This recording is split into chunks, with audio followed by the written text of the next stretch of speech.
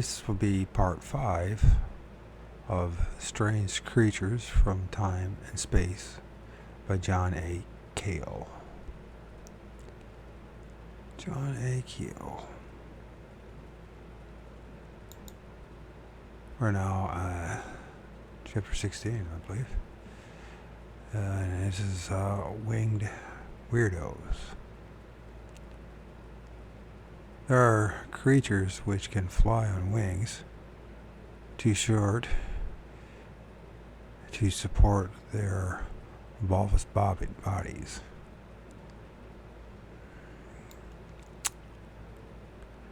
We call them bumblebees. Tiny hummingbirds can hover, shift into reverse, and execute other remarkable maneuvers patently impossible for such tiny creatures. You have seen pictures and movies about these foolish flyers, and you know they exist. Your old high school science teacher told you about spiders who spin a parachute-like strand and fly for miles with the breeze. And as we have already pointed out, there are also flying squirrels, flying snakes, flying fish, and even perhaps flying cats. Our skies seem to be inhabited by a variety of unbelievables, including a thing that looks like a man with wings. Since no type 2 or type B scientist has bothered to study our flying man, Homo avis, the Birdman, Mr. Homo avis is probably responsible for many of the angel stories of the past 2,000 years. Surprisingly, these winged men seem to have some tenuous relationship with flying saucers. Perhaps they, too, are part of the bewildering UFO phenomenon. Or maybe they attract UFOs for some reason, just as UFO activities seem to increase in areas where the hairy hominids appear. There are 2 known unbelievables that could offer an explanation for the Homo avis sightings.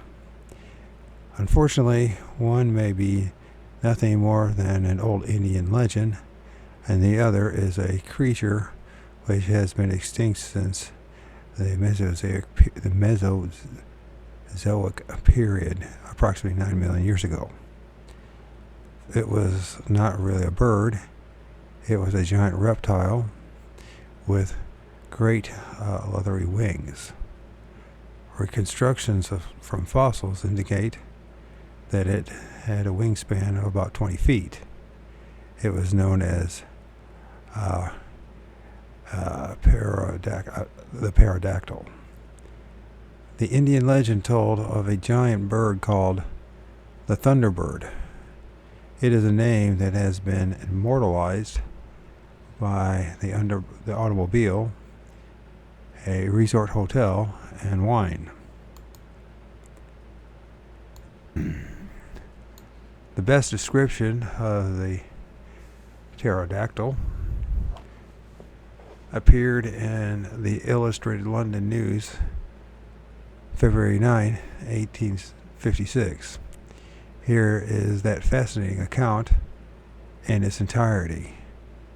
A discovery of giant scientific importance has just been made in Colmont, Haute-Marne. I guess it's our Marne. Haute-Marne. That's what it is. Some men explored a cutting of tunnel to unite the Saint Desire.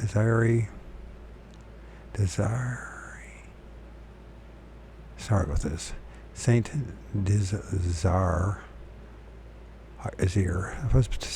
Desire and Nancy Railways. Sorry, man.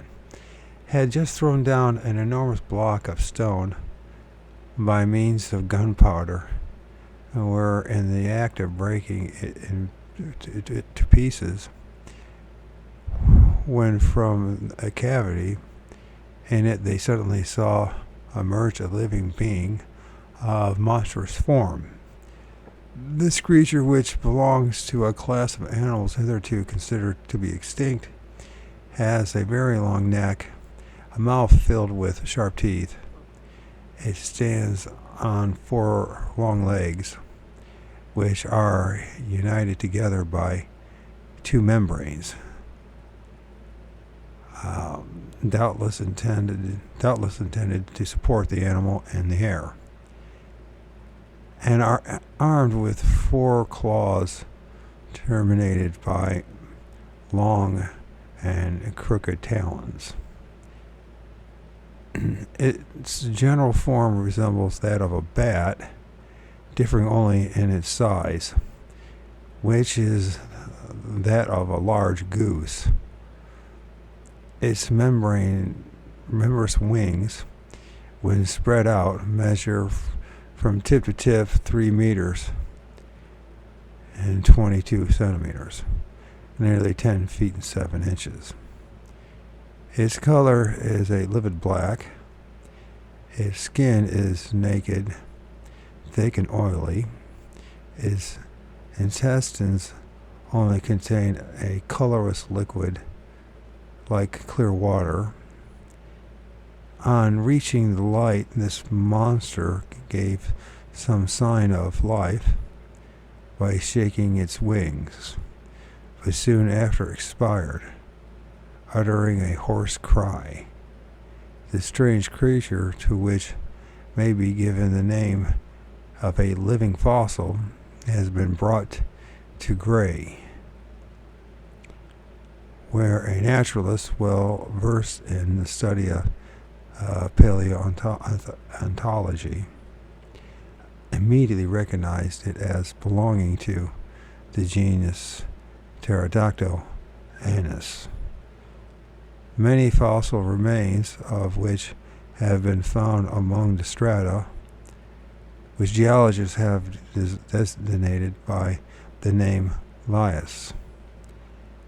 The rock in which this monster was discovered belongs precisely to that formation of deposit of which is so old that geologists date it more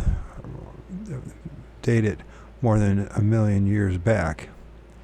The cavity in which the animal was lodged forms an exact hollow mold of its body, which indicates that it was completely enveloped with a sedimentary deposit. Did a pterodactyl the size of a goose actually stagger out of a tunnel in France, shake his wings, and die at the feet of astounded workmen? Charles Fort, Robert Ripley, and several other authors and collectors of trivia have repeatedly enthralled their readers with the story. It turns up every few years in magazines devoted to the strange and supernatural. One of our researchers supplied us with the photostat of the story from the original source, and we spent several days wading through musty books from the period, trying to find some other reference to it. A discovery of this kind should have elicited great excitement in the scientific journals of the period. The carcass of the beast should have been carefully stuffed and mounted in some museum for all the world to see. Instead, the scientific world greeted the news with stony silence. There are, of course, innumerable stories about frogs and other small animals found encased in stone and concrete for years, springing to life again upon liberation. Vampire bats have been found during hibernation hanging upside down in their caves and covered with ice from dripping water. But when the thaw comes, they revive, none the worse. Several years ago, scientists in the Museum of Cairo, Egypt, put some dry palms found in ancient tubes into a vat of water and were amazed when the water was soon alive with tiny insects that had apparently been in a dehydrated state of suspended animation for 3,000 years. And so, is it possible for some creatures, particularly cold-blooded reptiles like pterodactyl, to hibernate for long periods of time, but 9 million years? 5 years after the appearance of the illustrated London News story, the discovery of a fossilized feather in Germany set off a scientific uproar. Workmen at some quarry in Solnhofen unearthed some peculiar bird-like indentations in the bed of the chalky slate. Feathers and fossilized bone fragments stunned the paleontologists. That's what it is. For it had long been assumed that no feathered creatures had existed during that particular period. A gentleman by the name of A. Wagner decided to call the creature Gryphosaurus, after the legendary Greek myth of a griffin.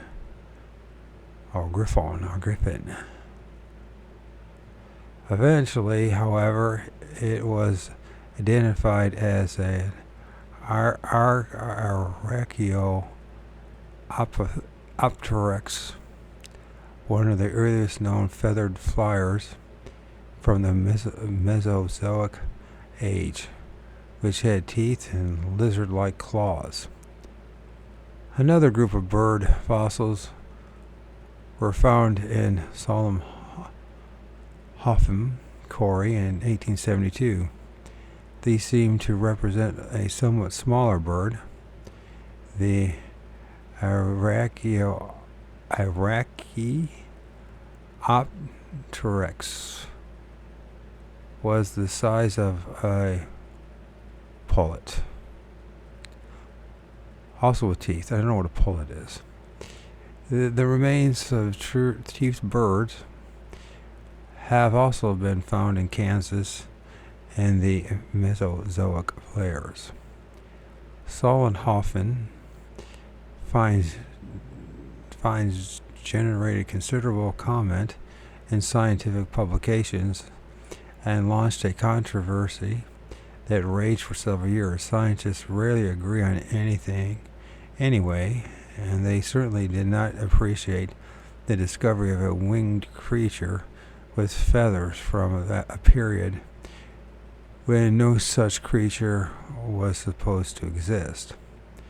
If a fossilized feather could cause such a stir, then we must ask why the alleged French pterodactylus anus was ignored. The answer may be some announcement of an earlier find came from Solnhofen, Germany.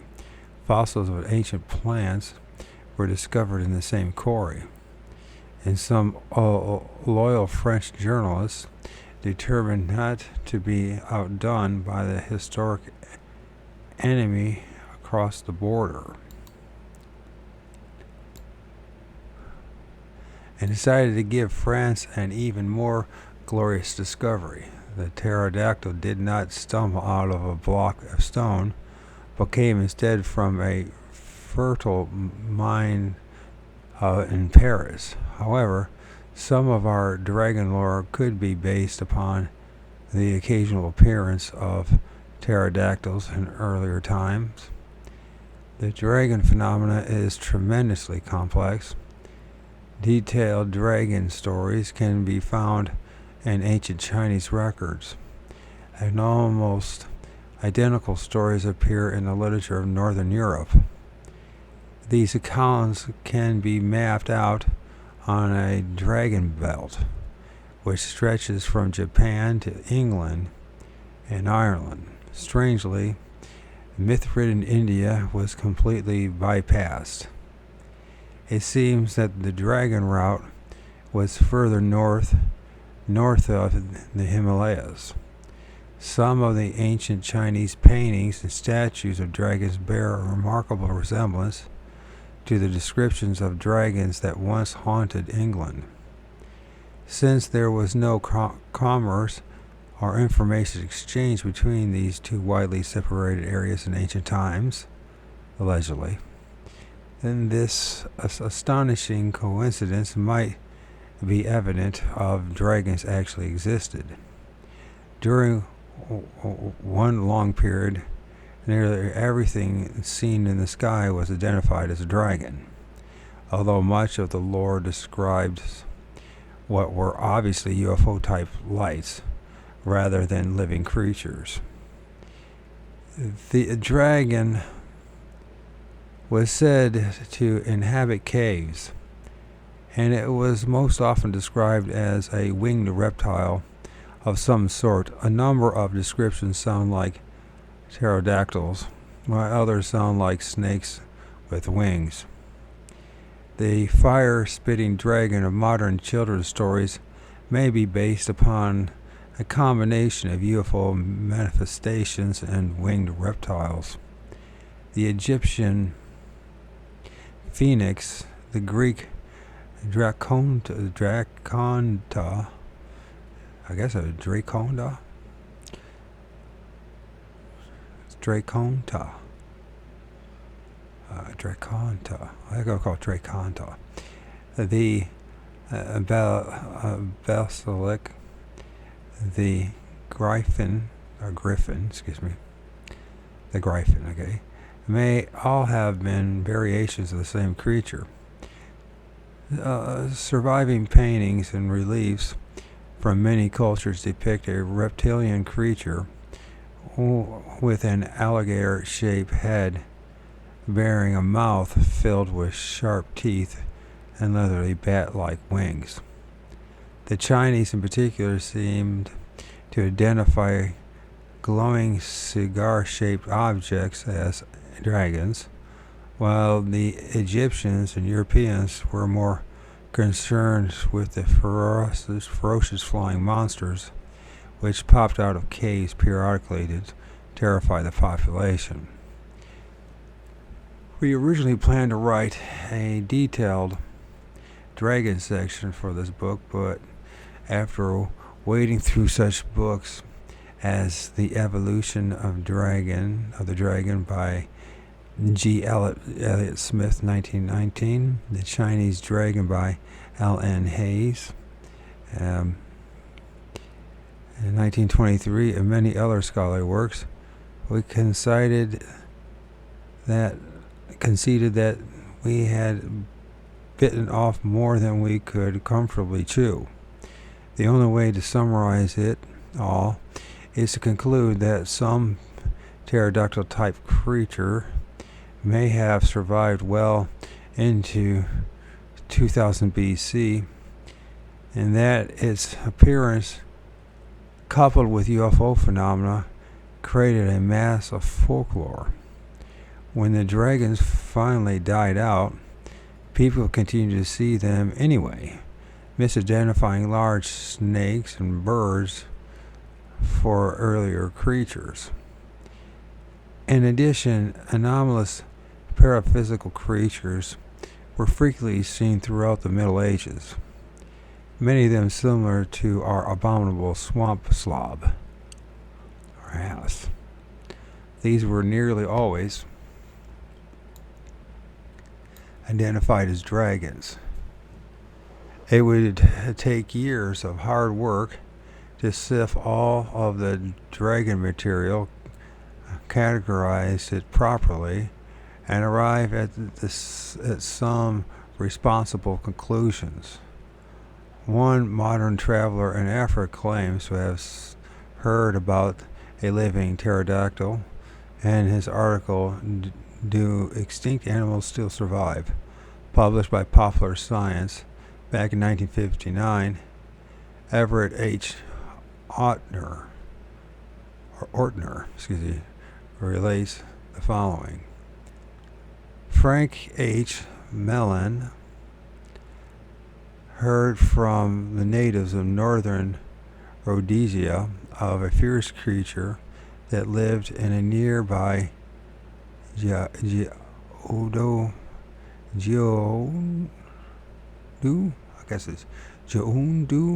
swamp. Like a bird, but not exactly a bird, more like a lizard with wings of skin like a bat's. Mellon noted this down, but only later did he realize its hair-raising implications. Then he renewed his questioning. The beast's wingspan, they said, was between 4 and 7 feet. It had no feathers at all. Its skin was bare and smooth. Its beak was full of teeth. Mellon was staggered. What he had was a complete description of a pterodactyl, a giant flesh-eating flying dragon known only to paleontologists and supposedly extinct for tens of millions of years. When Mellon showed the native pictures of a reconstruction of the pterodactyl, they nodded and muttered excitedly, Kana Mato.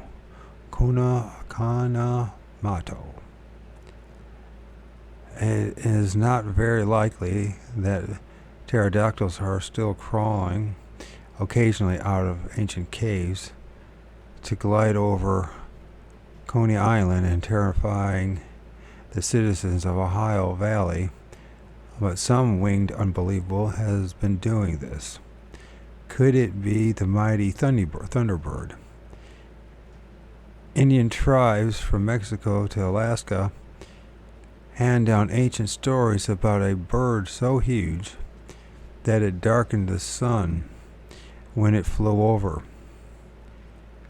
There have been a few scattered modern reports of some flying behemoth buzzing isolated ranches in southwestern United States, but these have been reported in fragments and very poorly investigated.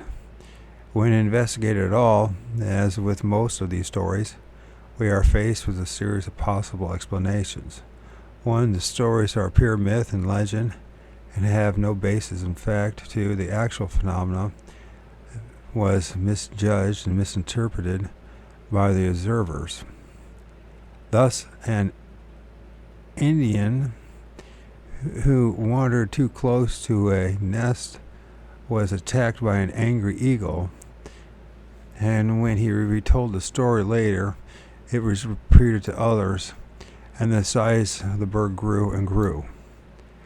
Some of these stories were based upon appearances of UFOs, and since the Indians could not conceive of ancient machine-like objects in the air, they interpreted it as being some kind of great bird.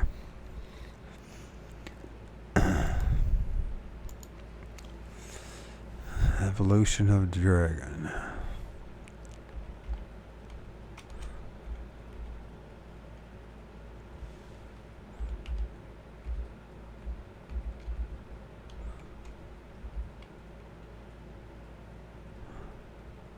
Evolution of the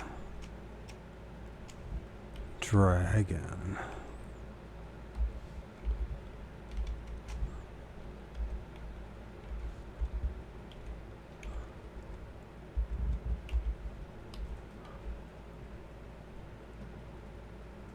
Wow.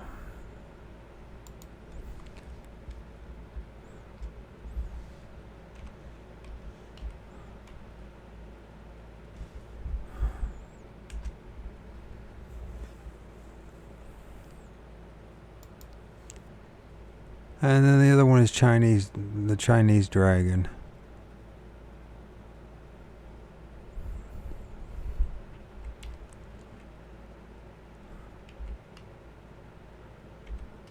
That'd probably be worth looking into, for me at least.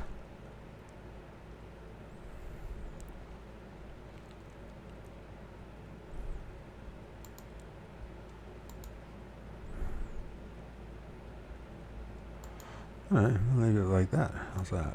We'll go like that.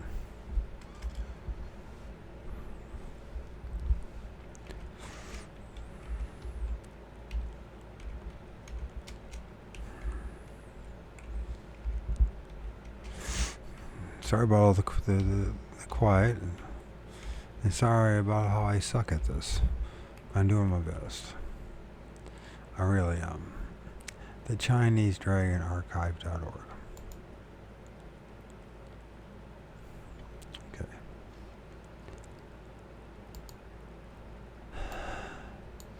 The Thunderbird is supposed to have had a wingspan of 20 to 30 feet and enjoyed dining on small children and old people who could not run fast enough to get away. As the name implies, the bird was often accompanied by thunderous noise, a factor which lends some credence to the explanation 3. The fourth possibility is that a dragon-like creature may have existed on North American continent in early times, and that the Thunderbird stories were based upon ancient encounters with dragons. In any case, the early settlers heard the Thunderbird stories and helped perpetuate them. Then, during a slack news period, the Tombstone, Arizona epithet, April 26, 1890, published a marvelous Thunderbird tale, which has become a classic and has delighted several generations of monster fans. It seems that two cowhands were out on the Arizona desert one day when they came upon a weird apparition floundering about in the sand. It had a long snake-like body mounted with unbelievably long wings. Two bony claws extended in front of the wings, and its head was like an alligator's with eyes the size of plates. It was ill and wounded or dragged around on the ground while the cowboys' horse snorted and tried to bolt. By the time the men got their horses under control, the thing had made a clumsy takeoff, flown about half a mile and collapsed against the sand. The cowboys pursued it and pumped their rifles into the quivering giant, finally killing it. Then they measured it by pacing it off. It was, they reported, 92 feet long and 52 inches in diameter. The wings had a span of 160 feet. A B-52 bomber has a wingspan of 185 feet. The head was 8 feet long. Its enormous jaws were lined with razor-sharp teeth. The wings were of thick, translucent membrane and had no feather, scales, or hair. The body itself was smooth. After making these scientific measures, the cowboys sliced off a tip of a wing and headed for Tombstone. The newspaper said that the plans were being made to go back out and skin the thing so the hide could be shipped off to a museum. That was the end of the story. All efforts to locate follow-ups, unearth additional information, possible surviving witnesses, and locate the ultimate fate of that wingtip have failed. We hesitate to call the learned editor of Epithet a liar, but there are just a few too many microscopic details in his narrative. We can only assume that the Thunderbird wingtip is in a glass cage in the same museum which harbors the stuffed French pterodactyl. Yes, indeed. Sorry about low energy. Chapter 17, A Man Bird. The man's birds. The man's birds. Ask yourself this basic question. If you saw something in the sky that looked like nothing more than an overlarge bird, would you bother to report it to anyone? Probably not. You would reason that it was an eagle, perhaps, and dismiss it from your mind. People simply do not report things that seem to have a plausible explanation. Just as nature harbors a vacuum, the average human mind harbors a mystery. When you do have an unusual experience, you usually begin to rationalize as time passes. You're overtired. You had too much to drink. Or there had to be a sensible, down-to-earth explanation for it. That is the way our mind works. However, on September 18, 1877, one W.H. Smith saw something unusual in the skies over Brooklyn, New York. It was something so odd that he felt compelled to sit down and write a letter to the New York Sun about it. He reported a winged human form. 3 years later, a marvelous apparition appeared over Coney Island, right next to Brooklyn. Many reputable persons saw it, according to the New York Times, September 12, 1880. And they all agreed that it was a man engaged in flying toward New Jersey. This thing was described as a man with bat wings and improved frog legs. It passed over Coney Island at an altitude of about 1,000 feet, making moves which closely resembled those of a frog in the act of swimming. A man's face was clearly seen attached to the monster, and it wore a cruel and determined expression. Various experimenters were toying with crude gliders in those days, but not over water or populated areas. They considered a flight a great success if they managed to glide downhill a few yards. Our next wingman was a headless angel. 4 young what is this? Snare vertices playing along the ridge in Portugal. Okay, I don't know what this is. A snefferd. This is what is a snefferd? This is sneffardis. That's something I don't know what it is. Let's find out what that is. Or is it a misspelling?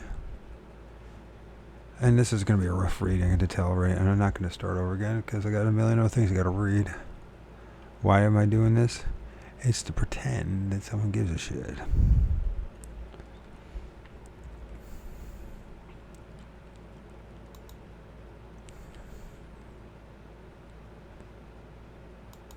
Shepherdess. Well, that's shepherdess. So that's what I was thinking is shepherdesses. That's got to be a snapper. No, it's got to be shepherd. It's just the H must be cut off. So let's try this again. The next winged man was a headless angel. You never know, man. You just never know. Angel, four young shepherdesses. But it should. That's just. It doesn't. Is there actually a word with it?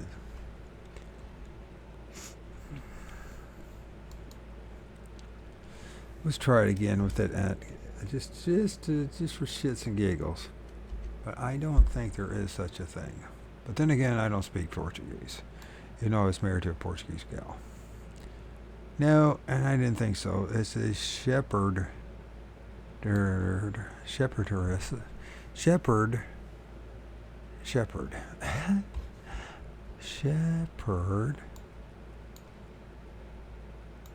Shepherdess. Shepherdess.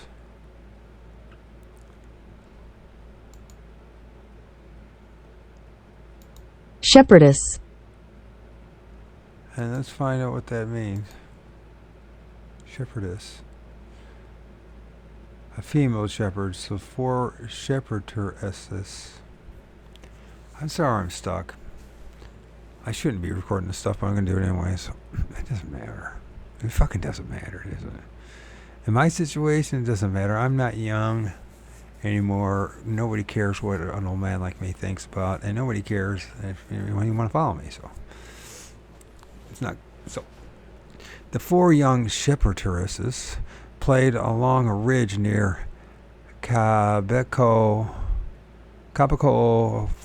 Portugal, in the summer of 1915. Reportedly saw a figure like a statue made of snow, which the rays of the sun had turned somewhat transparent, hovering in the air. One of the girls, Lucia, I don't know why there's a 6 there. What would be the next letter closest to a 6? Would it be a Y? Where you can't. And right, this is 50 years typing, so God knows how it was. We'll just say Abu Bora, or Abibora. So Lucia Abibora later became a central figure in the events at Fatima, Portugal in 1917. Really?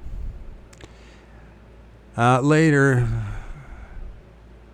when a larger luminous disk circled over the heads of 70,000 people gathered in a field. In his book on this famous miracle, William Thomas Wallace states, Senhora Maria de Freitas, a Portuguese writer and daughter of a famous editor of O Século, and I know I'm not saying right, told me in the summer of 1946 that long before she had heard anything about the apparitions at Fatima, a woman in the district repeated to her an apparently absurd tale brought home by her daughter, who said she and some others had seen a white man without any head floating in the air. Mr. Gray Barker, a prominent UFO researcher, uncovered a strange story in 1922 edition of the Lincoln, Nebraska Daily Star. The witness, who remained anonymous in the account, claimed that a large circular object landed near his home and an 8-foot-tall being stepped out. Gray relates the story. A deeply religious man and a witness was certain that this huge being must be none other than Santa himself. Remembering his Bible teachings, he muttered, "Get thee behind me, Satan," and turned his back on the creature. As he turned, he noticed another disc coming down the sky. It hovered above him as if to protect him from the landed creature. Next, the witness heard voices emanating from the airborne saucer, approximately quoting biblical texts. Not approximate, appropriately quoting biblical texts. I can't fucking read, God. The creature on the ground, which the witness definitely felt was hostile in intent, became discouraged, as if the voices had a deterring effect upon it. It took off on foot and rapidly disappearing. Witnesses tracked the devil to where the disc had landed. Further adding fire to the diabolical theory was the fact that the thing left tracks similar to hoof marks, and when they went through a barbed wire fence, which was left burning hot, severed as if it had burned through with a welding torch. We have quoted this quaint account from Gray Barker's book of saucers because Dr. Jacques Vallée found a remarkably similar report from Nebraska in the same year, 1922, in a letter and in the Air Force UFO files at Dayton, Ohio. The letter writer, William C. Lamb, was hunting near Hubbell, Nebraska, when at 5 a.m. on Wednesday, February 22, 1922, he heard a high-pitched sound and saw a large, dark object pass overhead, bolting out of the stars. He hid behind a tree, he said, and watched as the object landed. Next, he saw a magnificent flying creature which landed like an airplane and left tracks in the snow. It was at least 8 feet tall. It passed by the tree where Lamb was hiding, and he tried to follow its tracks, but never managed to catch up with it. This evidence is hardly very substantial. An old updated newspaper clipping and a yellowing letter in the Air Force files. Not much proof that marvelous winged beings 8 feet in height were riding around the Nebraskan skies in flying saucers in 1922. 2 or more types of winged incomprehensibles are involved here. One is a man-like creature equipped with either real wings or mechanical wings of some sort. The other is a beast, a latter-day pterodactyl, or maybe the 2 types from some kind of combination in the zone of fantasy and fantastic. Hark records of anonymous winged creatures yield very little between the years 1922 and 1946. Then in the summer of 1946, somebody left the door to the unknown open again. Northern Europe was engulfed in a new wave of inexplicable events and phenomena. Ghost rockets appeared over Scandinavia in great numbers. Over 2,000 reports were collected by the Swedish General Staff alone. Finland, Norway, and Denmark and the British Isles were also affected. The phantom objects were seen as far south as Greece. Strange glowing cylindrical objects weaved through the valleys of the Swiss Alps. Everybody blamed the Russians, and the Russians denied it. The newly founded Central Intelligence Group, a forerunner of the CIA, sent General Jimmy Doolittle to Stockholm to find out what the hell was going on. All of this was a full year before any Americans had even heard of flying saucers. The Swedes were not only seeing cylinders and saucers in their sky, they were also seeing enigmatic birds of some kind, huge winged creatures without heads. The ghost rockets cornered most of the headlines in the European press, and the strange headless birds were given only a passing mention. In June 1947, the first flying saucer scare struck the United States, with the earliest publicized sightings occurring in the state of Washington, home of the Sasquatch. On Tuesday, January 6, 1948, Mrs.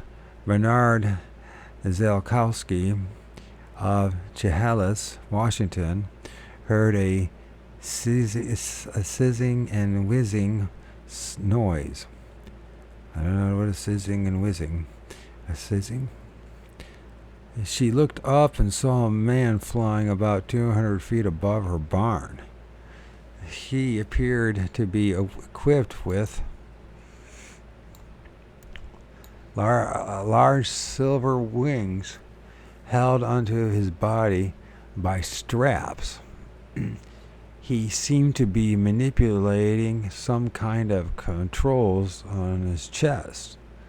After hovering and maneuvering for a few seconds, he shot upwards and his wings retracted close to his body as he rose, and they did not flap in flight. I know most people don't believe me, Mrs. Zakowski said later, but I have talked to some people in Chehalis who tell me they saw a man too, and that he flew south from Chehalis and apparently came in from the north or west. It was about 3 p.m. on a Tuesday after New Year's Day, and there were a lot of small children coming home from the school at the time. They saw a man too and asked if they could go into my backyard so they could watch him longer as he flew towards the south end of the city. A report in Portland, Oregon Journal, January 21, 1948, added Police Chief Tom Murray declined to investigate. An Army official at McCord Field commented that it sounded like one of those saucer deals. I just can't put any stock into all that. One-man helicopters and other conventional explanations were ruled out by the officials. In their account of the affair, the Portland, Oregon Oregonian noted Chehalis is not far from where the original flying saucers were reported about a year ago. 4 months later, on Friday, April 9, 1948, a trio of mysterious birdmen put in an appearance at Longview, Washington, which lies in a straight line about 40 miles due south from Chehalis. Mrs. Viola Johnson and Mr. James Pittman were outside the laundry where they both worked when 3 Buck Roger types flew past. They were not wearing wings, but seemed to be somehow flying without benefit of rotor blades, rockets, or propellers. They looked like 3 men in flying suits flying through the air, Mrs. Johnson recalled. They wore dark, drab flying suits. As far as I could judge, I am not very good at judging distance. They were about 250 feet high and circling the city. They were going at about the same speed as a freight train and had some kind of apparatus at their sides, which looked like guns, but I know it couldn't have been guns. I couldn't see any propellers or any motors tied to them, but I could hear motors which sounded about like airplane motors, only not so loud. When they first came into sight, I thought they looked like gulls, but as they got closer, I could make out that they weren't gulls. I knew they were men. I could see plainly that they were men. I couldn't make out their arms, but I could see their legs dangling down. And they kept moving their heads like they were looking around. I couldn't tell if they had goggles on, but their heads looked like they had helmets on. I couldn't see their faces. Mrs. Johnson and Mr. Pittman called for their co-workers to come out and take a look, but by the time the others reached the spot, the strange trio had flown off as usual. The next stop on the Birdman itinerary was Houston, Texas in 1953. 3 people were sitting on the front porch of an apartment house in East 3rd Street at 2:30 a.m. on Thursday, June 18, 1953. It was a hot night, too hot to sleep. We were just talking idly, Mrs. Haida Walker said. When I looked up and about 25 feet away, I saw a huge shadow across the lawn. I thought at first it was a magnificent reflection of a big moth caught in a nearby street light. Then the shadow seemed to bounce upward into a pecan tree. She pointed the shadow out to Howard Phillips and Judy Myers. Later they described it as being a figure of a man with wings like a bat. He was dressed in gray or black, tight-fitting clothes. He stood there for about 30 seconds, swaying on the branch of an old pecan tree. Suddenly, the light began to fade out slowly. Judy cried out as the figure melted away. Immediately afterwards, Mr. Walker continued.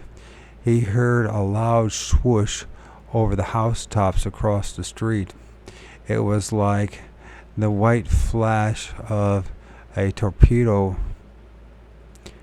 object. He was dressed in a uniform like a paratrooper wears.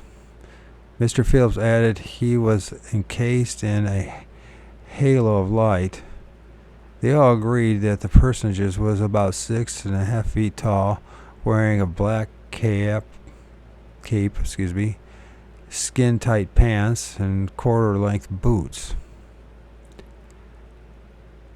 I could see him plainly and could see he had big wings folded at his shoulders. Mrs. Walker declared there was a dim gray light all around him.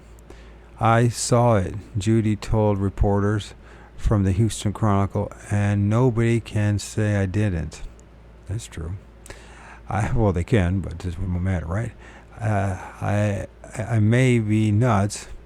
We all are, darling. But I saw it, whatever it was, Mr. Phillips concluded.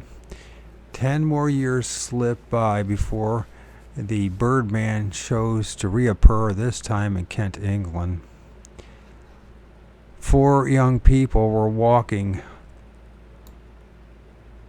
home from a dance along a quiet country road near Sandling Park, Hythe, Kent, on the evening of November 16, 1963.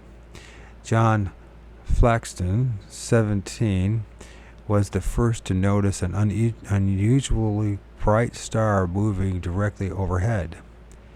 They watched it with growing alarm as it descended and glided closer and closer to them. It seemed to hover and then dropped out of sight behind some nearby trees. I felt cold all over, Floxton recalled. He and his friends had seen enough.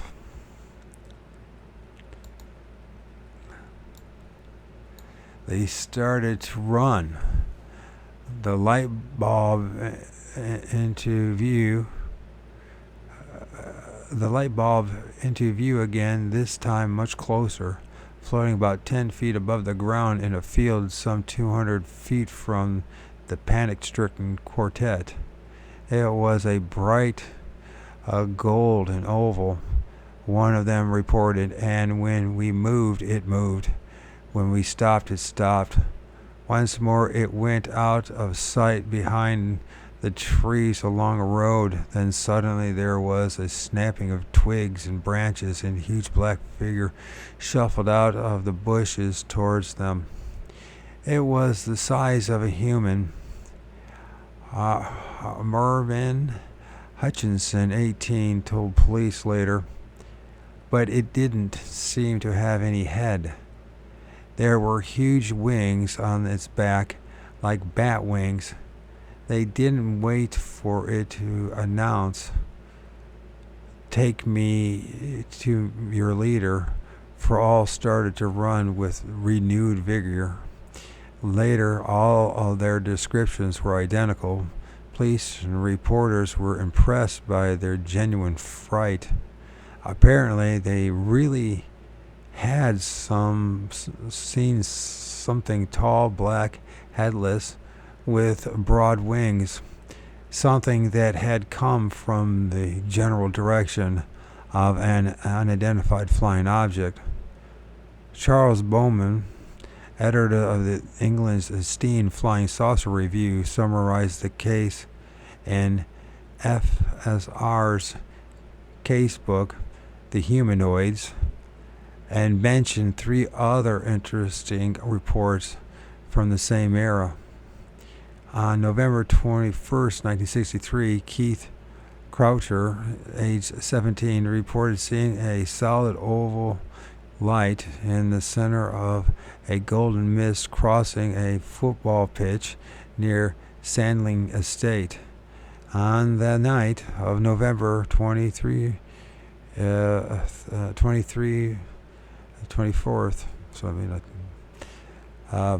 John McGoldrick and a friend went to Sandling Woods to investigate the previous reported sightings.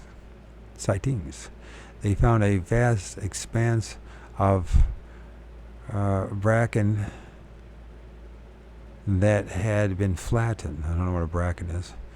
They also found 3 giant footprints, clearly defined, an inch deep and 2 feet long and 9 inches across.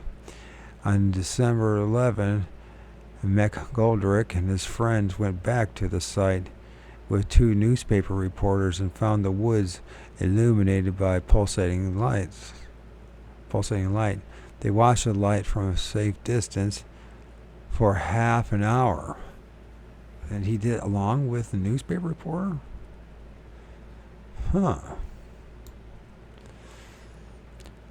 They watched the lights from a safe distance for half an hour. They were too scared to go closer. You will note that in the Nebraskan, Texas, Kent cases, our winged entities were accompanied by UFO manifestations. None of these events were well publicized outside of UFO research circles. The 3 incidences were widely separated by time and distance. It seems reasonably safe to conclude that all of these winged entities sightings, with the possible exception of Portugal's 1915 report, were directly related to the UFO phenomenon itself. just as the events we are about to recount in the next few pages definitely overlap into the UFO category. As you have now, as we have now stated repeatedly, we do not subscribe to the popular speculation that flying saucers are from outer space. Rather, it seems that they and their occupants are penetrating into our space and time continuum from some extra-dimensional universe beyond our range of our human perception and our instrumentation. Kent, England, is a window area, as is the Valley of Ohio River. Sometime in 1960 through 61, the witnesses no longer remembers the exact date. A lady in West Virginia who is most prominent in civic affairs and has requested anonymity. I never could say that. Anonymity. Was driving on Route 2 along the Ohio River on the West Virginia side with her elderly father. As they passed through a sector on the edge of the park known as the Chief Cornstalk Hunting Grounds, a tall man-like figure suddenly appeared on the road in front of them. I slowed down, she said years later. As we got closer, we could see that it was much larger than a man. A big gray figure had stood in the middle of the road. Then a pair of wings unfolded from its back, and they practically filled the whole road. It almost looked like a small airplane. And then it took off straight up, disappearing out of sight in seconds. We were both terrified. I stepped on the gas and raced out of there. We talked it over and decided not to tell anybody about it. Who would believe us anyway? The Ohio winds down to Cairo, Illinois, where it joins the Mississippi River. About 2 p.m. on the afternoon of Thursday, September 1st, 1966, Mr. James Eckard of Scott, Mississippi, I think it's probably pronounced his name, Eckard? Or Eichart? Maybe that's what it is. I'm not sure. It doesn't really matter.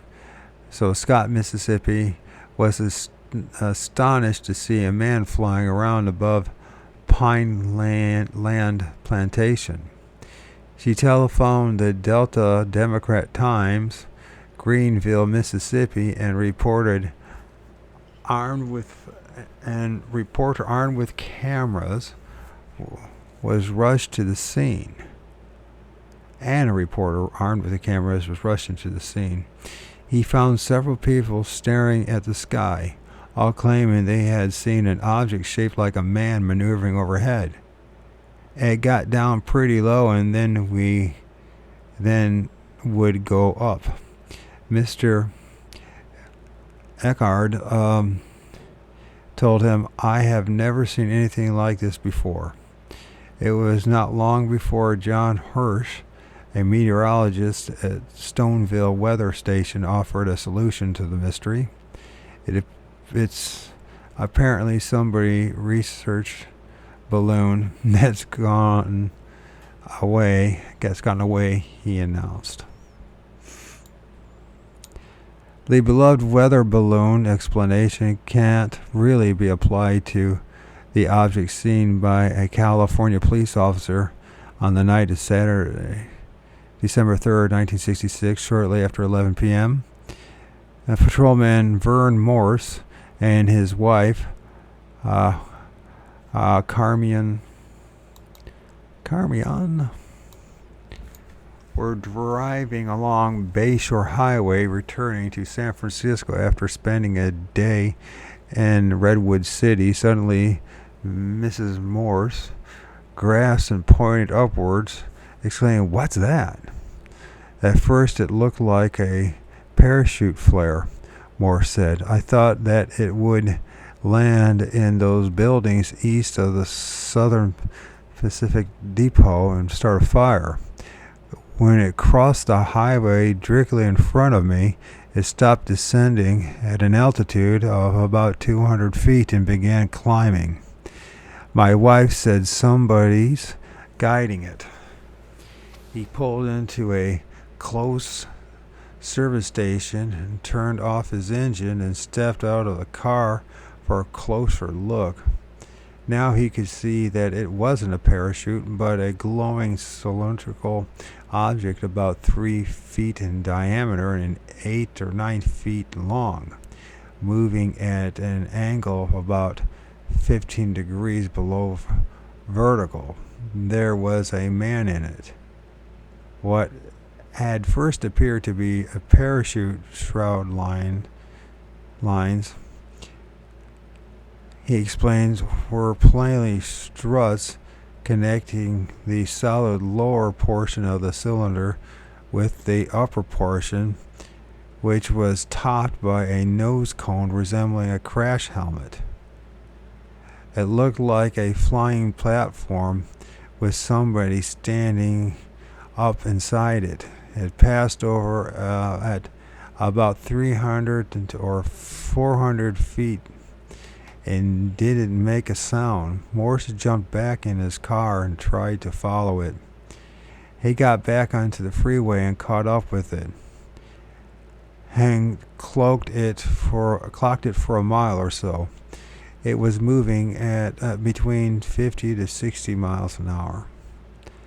A cream-colored Mustang passed him, pulled over to the shoulder and stopped. Morse stopped behind it and ran up to the driver, a young man in a dark blue suit. He was excited as I was. He said, "Did you see that?" We agreed that we had both seen the same thing. They watched the flying birdcage continue northward until it was about over Bay Meadows racetrack, when the light on it went out, just as if somebody had turned a switch. Around the same time, Mr. Donald Bennett, a Federal Aviation air traffic controller at San Francisco Airport, was relaxing at his home in nearby San Mateo. My daughter and son-in-law had just returned from a movie, Bennett said, and they called me outdoors. Heading west directly overhead were 3 red-orange glows in the sky. I got my binoculars and studied them, and they were at an altitude of about 2,000 feet, moving at a speed of about 200 to 500 miles per hour. That's awfully damn fast. I couldn't make out any shape, but they were definitely not aircraft. I took a ribbing from the troops, Officer Morse admitted later after the story appeared in the papers. They were sailing paper planes around and saying, "Hey, Vern, there goes another one." I even had a message to call Alcoholics Anonymous. Funny part is, I don't drink at all. Morse had been a police officer for 20 years. Our studied conclusion from all these reports is that somebody has been flying around Brooklyn, Texas, California, and many other places since 1877 with a minimum of gear and a maximum of moxie. Who they are and why they do not share their wonderful flying apparatus with us earthbound creatures will probably never be fully known. It is easier to call them weather balloons and forget about them.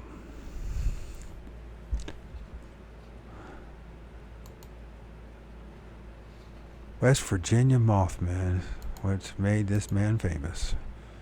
That will be next. Chapter 18 of, once again, Strange Creatures from Time and Space by John A. Keel. The past John A. Keel, who knew a lot about what was going on, and no one paid much attention to him. I guess it's too sensational, I guess. Chapter 18, West Virginia's Mothmen. 5 men were digging a grave in a cemetery near Clendenin, West Virginia on November 12, 1966. A lot of things happened in that year, didn't it? When something that looked like a brown human being fluttered from some nearby trees and maneuvered low over their heads. It was gliding through the trees, witness Kenneth Duncan of Blue Creek said, and was in sight for about a minute. The men were baffled. It did not look like any kind of bird, but seemed to be a man with wings. They discussed it with a few friends and would have forgotten about it if others in West Virginia had not also started seeing the enigmatic flyer. About a year earlier, a woman living on the Ohio River, some miles from Clendenin, was amused when her 7-year-old son ran into the house one day and excitedly told her that he had seen an angel, a man with wings. She assumed it was just his imagination and thought no more about it. You know, it's interesting. Was it 2018 or 19? I filmed the same thing. I didn't film it. I saw it. Dark, shadowy, wing-like beings popping out of the clouds one morning.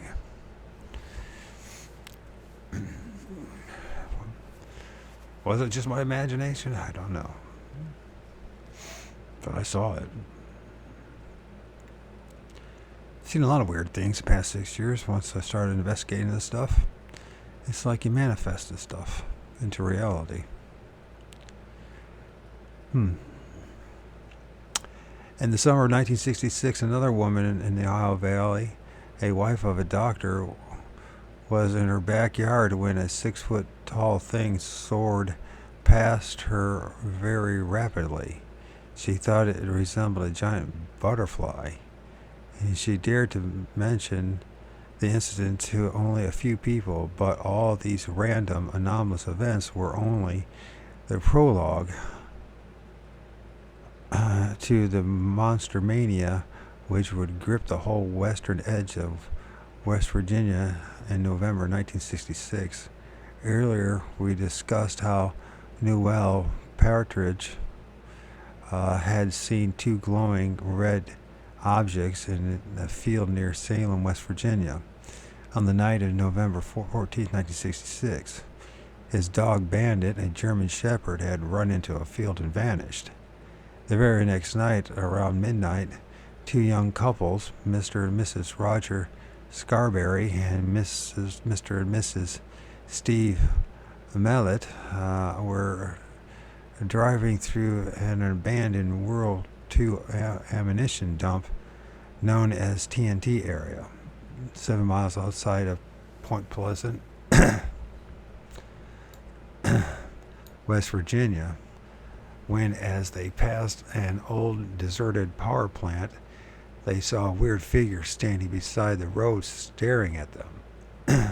It was shaped like a man, but bigger.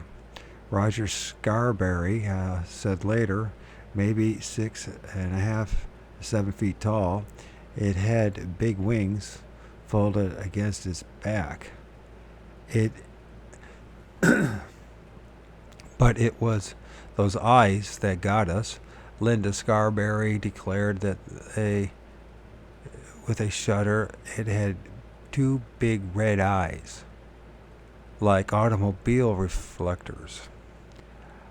For a minute, we could only stare at it. Roger continued, then it just turned and sort of shuffled towards an open door of an old power plant. We didn't wait around. Roger stepped on the gas pedal of his souped-up jalopy and headed out of TNT area for Route 62, which leads into Point Pleasant. As they shot down the highway, we were doing better than 100 miles per hour, and Roger claimed his wife cried out, "It's following us." All four swore that the bird was low overhead, its wings spread out about 10 feet. It seemed to keep up with the car effortlessly, even though its wings were not flapping. I could hear it making a sound, Mrs. Mallet, an attractive 18-year-old brunette stated. It squeaked like a big moose. It followed us right to the city limits. Roger went on, "Funny thing is, we noticed a dead dog by the side of the road there, but when we came back a few minutes later, the dog was gone."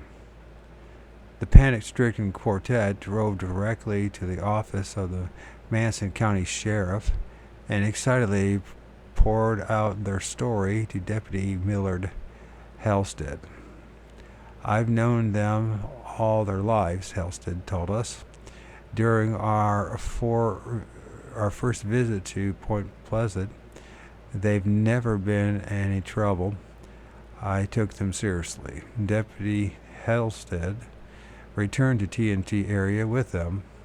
As he parked outside the abandoned power plant, the police radio in his car suddenly emitted a strange sound like a speed-up phonograph record. He shut the radio off, and the bird, however, was nowhere to be found. The next day, a press conference was held in the county courthouse, and the four young people repeated their story. One of the reporters there was Mrs. May Heyer, Point Pleasant correspondent for Athens, Ohio Messenger, and local stringer for the Associated Press. Later told us, "I've heard them repeat their story 100 times now to reporters from all over, and none of them have ever changed or added a word." The news of the Scarberry Millet sighting was flashed around the world. It even appeared in the Pacific edition of Stars and Stripes.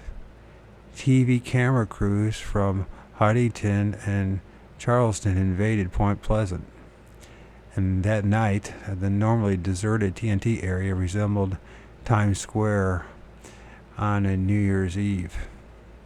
I've been there, by the way. But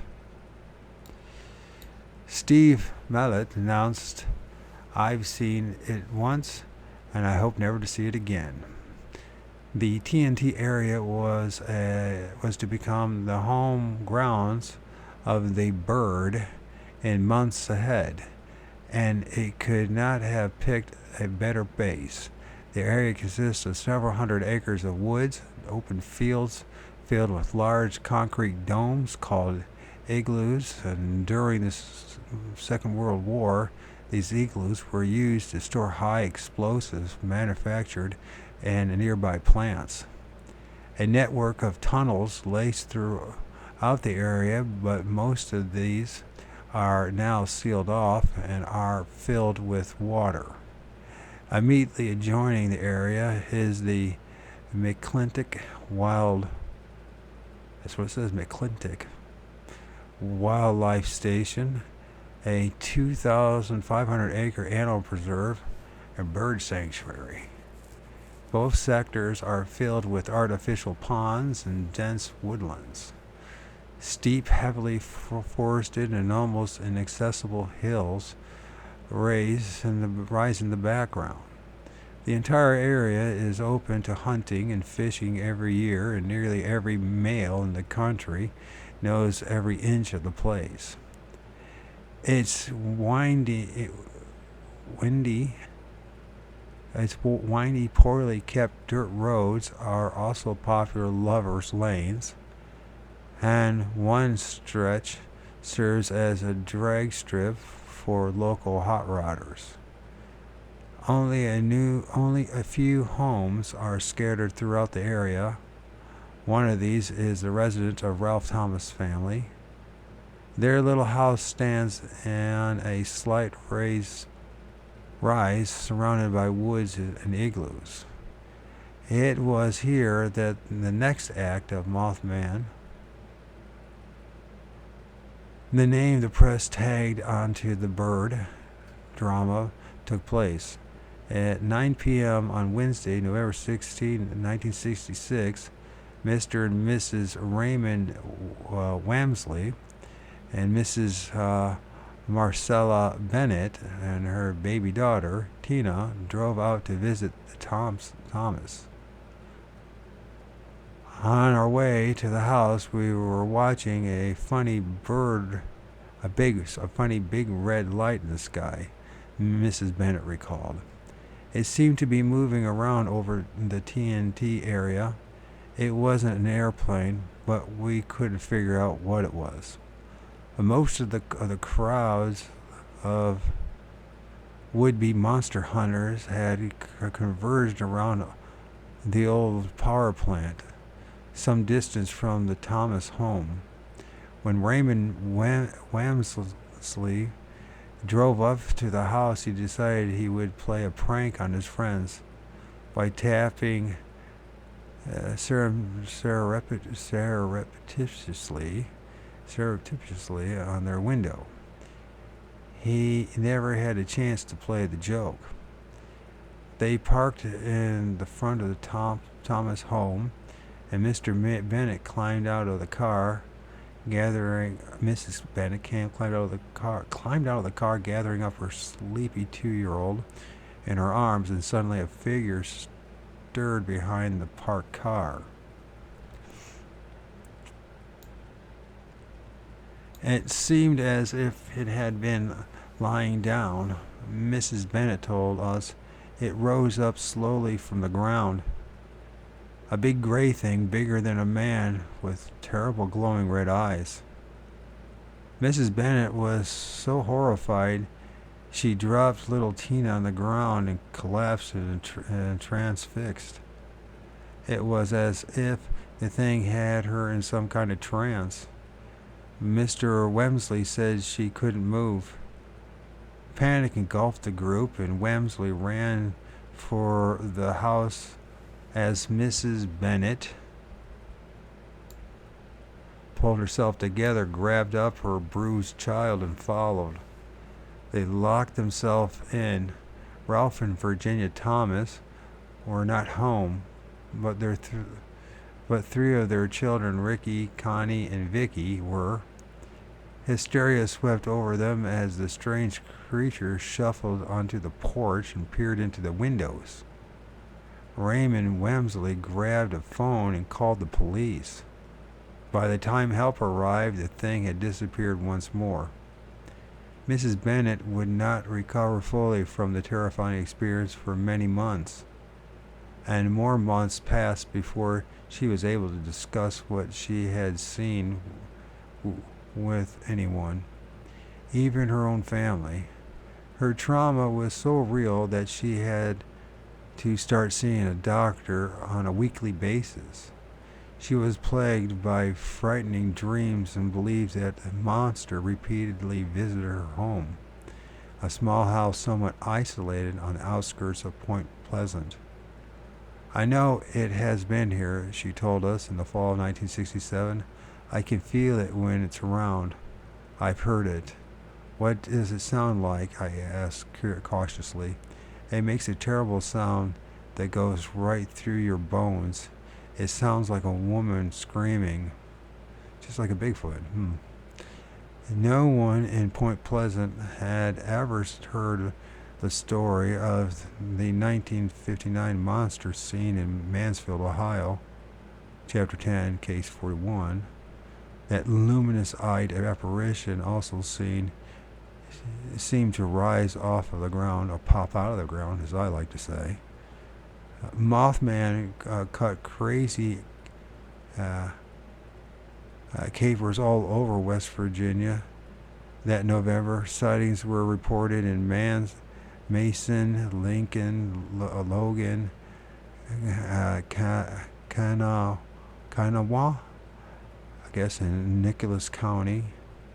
Most of the population remained skeptical, but the near hysteria of the rapidly multiplying witnesses was real, very real. Police in the city of Charleston, West Virginia, received an excited phone call from one Richard West at 10:15 p.m. Monday, November 21.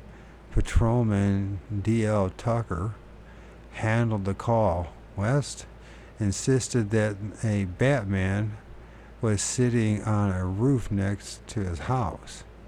It looks like a man. It's about 6 feet tall, has wings spread of 6 to 8 feet. West reported excitingly, it has great big eyes. Did it fly? Tucker asked. Straight up, just like a helicopter, West answered. In St. Albans, West Virginia, just outside of Charleston, Mrs. Ruth Foster claimed the Mothman appeared on her front lawn on the evening of November 26. It was standing on the lawn beside the porch, she told reporters. It was tall, with big red eyes that popped out of its face. My husband is 6'1", and the bird looked about the same height or a little shorter maybe. It had a funny little face.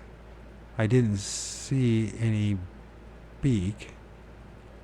All I saw were those big red poppy eyes.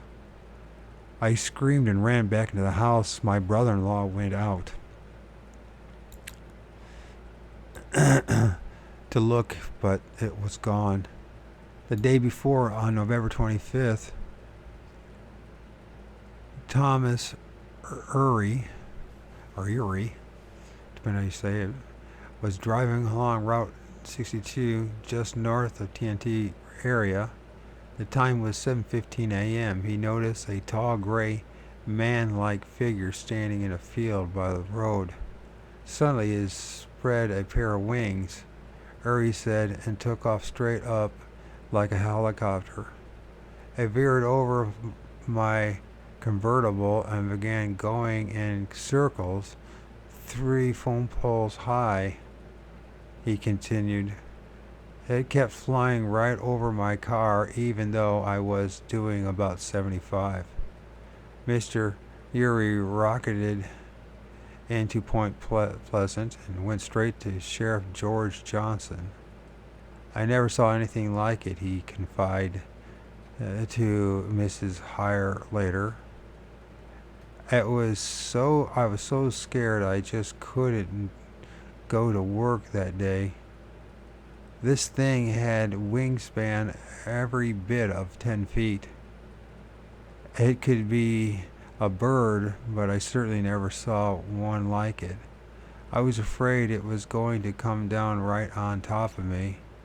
Mrs. Connie Carpenter, a shy, studious girl of 18 from New Haven, West Virginia, had an identical encounter at 10:30 a.m. Sunday, November 27. She was driving home from church when she saw what she thought at first was a large man in gray standing on the deserted links on Manson County Golf Course outside of Manson, West Virginia, on Route 62. Those 10-foot wings suddenly unfolded. The thing took off straight up and headed for her car. Those eyes, they were very red, and once they were fixed on me, I couldn't take my own eyes off them. She declared, it's a wonder I didn't have a wreck. She said the creature flew directly at her windshield, then veered off and disappeared. Connie stepped on the gas and raced home in hysteria. She was so upset that she was unable to go to school for several days and required medical attention. She was the only Mothman witness to suffer from a common UFO ailment, Clegg conjunctivitis, or eye burn. A Klieg, is that how to pronounce it? Conjunctivitis, or eye burn. Her eyes were red, swollen, and itchy for 2 weeks afterwards. Many witnesses to low-flying UFOs suffer the same thing, apparently caused by actinic ultraviolet rays. Actinic ultraviolet rays. Actinic. Mrs. Carpenter was also one of the few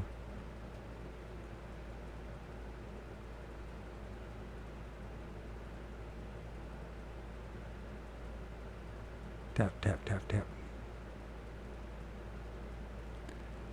So what? Who gives a shit? Tap, tap. So Mrs. Carpenter was also one of the few to claim a close look at Mothman's face. It was horrible, like something out of a science fiction movie, like our abominable swamp slobs.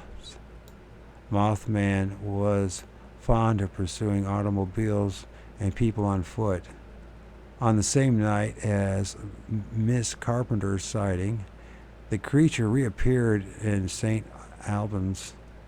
Sheila Kane, 13, and her sister were walking home from the store that evening when they saw an enormous something standing next to a local junkyard. It was gray and white with big red eyes. Sheila said, and it must have been 7 feet tall, taller than a man. I screamed and we ran home. The creature was supposed to have taken wing and flown low over the running girls. Shortly after the first Mothman story hit the local papers, a wide variety of explanations were expressed by assorted experts. Dr. Robert Smith of West Virginia University Biology Department declared that everyone was obviously seeing a rare sandhill crane, a bird whose long neck and long legs can give it the height of 6 feet. No, 6 feet, okay. And it has red patches around the eyes. Yet no hunter in the area has reported seeing such a crane, and members of the Zoology Department of Ohio University pointed out that the crane inhabits the plains of Canada and has never been seen in the West Virginia or Ohio region. That's not true. They fly over our place. And there's a famous place just about an hour and 10 minutes north of where I'm at where you can go see them in the fall. So, as they migrate. So they do see in Ohio and in Canada, but there's specific locations where you see them and their migration from going to the winter grounds and back to the summer grounds. So. Actually, this time of year is actually a good time to see red-hooded cranes in my area, northwest Ohio. In fact, I've seen several sightings of alleged UFO clusters of UFOs that actually were red-hooded whooping cranes.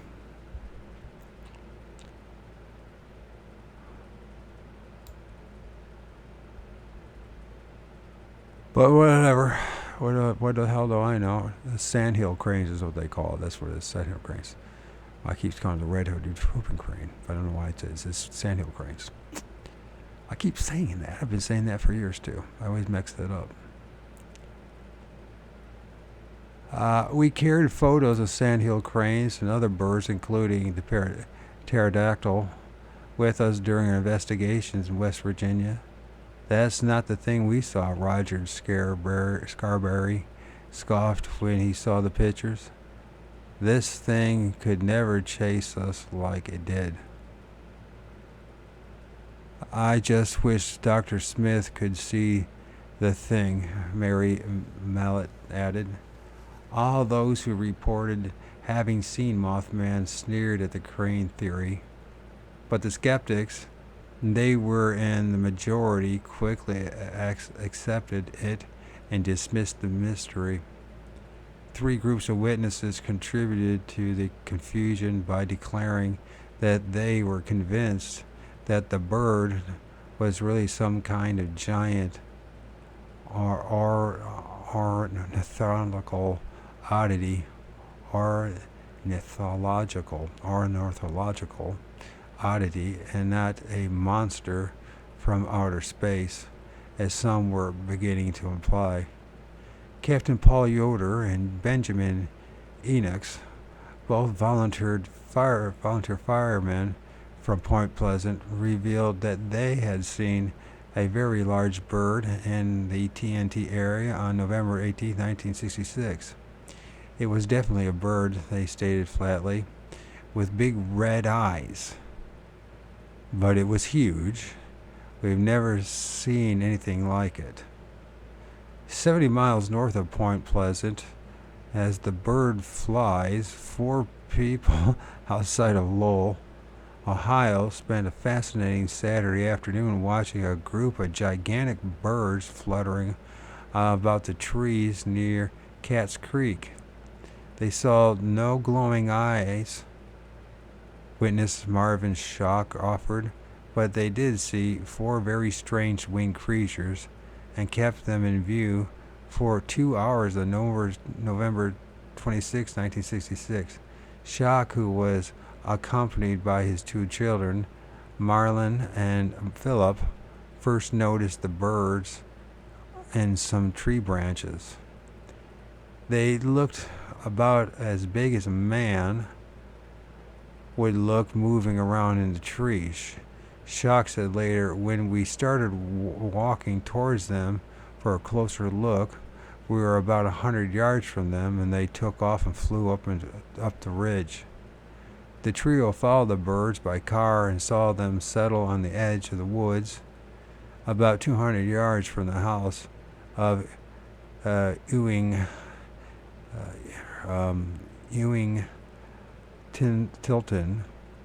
Tilton joined them from the home of Ewing Tilton. Tilton joined them. Both men agreed that the birds stood from 4 to 5 feet tall and had wingspan at least 10 feet. They had dark brown backs with some light flecks. Tilton observed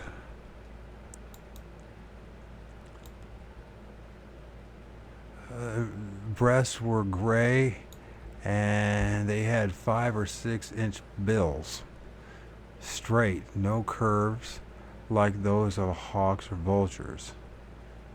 Schock thought there was a reddish cast on their heads.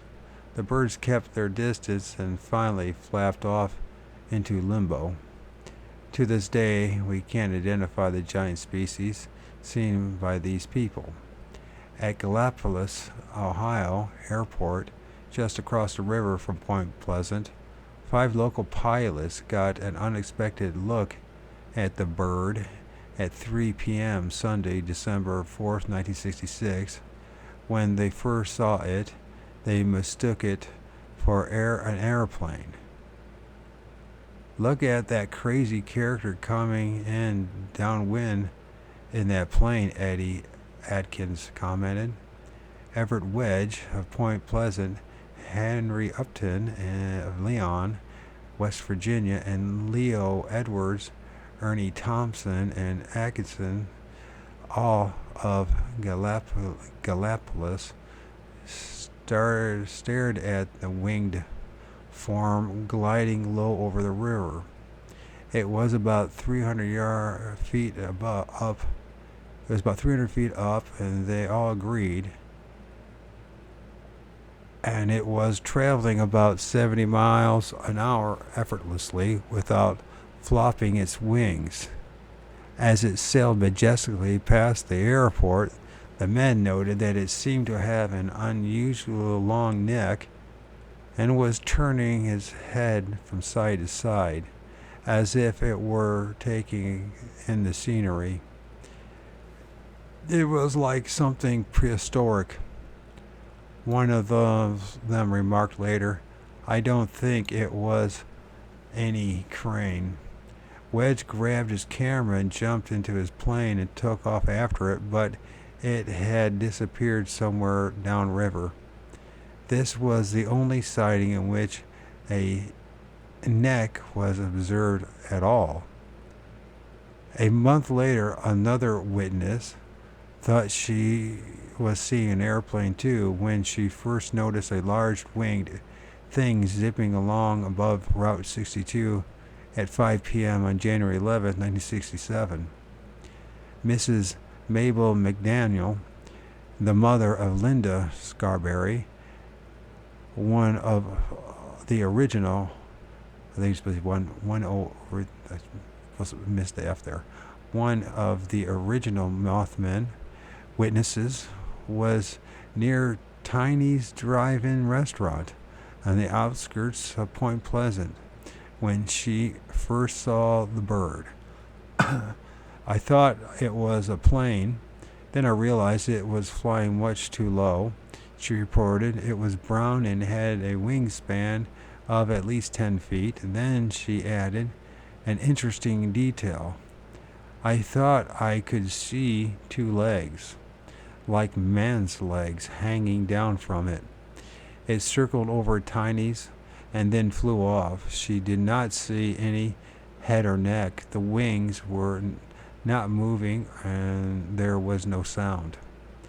The McDaniel family had been living in the Twilight Zone ever since their daughter and the others had first glimpsed Mothman.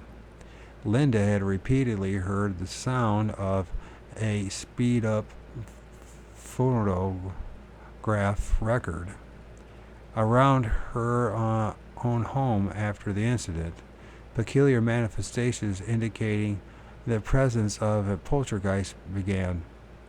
Finally, she and Roger moved into the basement apartment in the McDaniel's home. The poltergeist followed them. Strange lights appeared in the house. Objects moved by themselves, and the heavy odor of cigar smoke was frequently noted. No one in the family smokes. The smell of cigar smoke is commonly reported in many poltergeist cases throughout the world. One morning, Linda woke up and distinctly saw the shadowy form of a large man in the room. The house was searched. All the doors were still locked. There was no sign of a prowler. Meanwhile, Connie Carpenter was having some peculiar problems. Early in February 1967, she married Mr. Keith Gordon, and they moved across the river to a 2-family house in Middleport, Ohio. They did not get a telephone. They did not get a telephone immediately. At 8:15 a.m., February 22, Connie left the house to go to school. As she started to walk down the street, a large black car pulled up alongside her. She later identified it as a 1949 Buick. The occupant of the house opened the door and beckoned her to her. Thinking that he was seeking directions, she approached him. He was a young, clean-cut man of about 25, wearing a colorful mod shirt and no jacket. It was bitter cold. Had neatly combed hair and appeared to be suntanned. There was a very interesting detail, she said. The car appeared to be brand new inside and out, even though it was a vintage model. This detail has cropped up many times in our Men in Black cases. Some of these cars even smell new inside, according to various witnesses. When she reached the automobile, the driver suddenly lunged and grabbed her arm, ordering her to get in with him. She fought back, and there was a brief struggle before she finally broke away. She ran back to the house and locked herself in, completely terrified. Connie remained indoors. The following day, February 23rd, at 3 p.m., she heard someone on the porch, and there was a loud knock at the door. She went to it cautiously and found a note had been slipped under it. It was written in pencil and block letters and on a piece of ordinary notebook paper. "Be careful, girl," it read. "I can get you yet."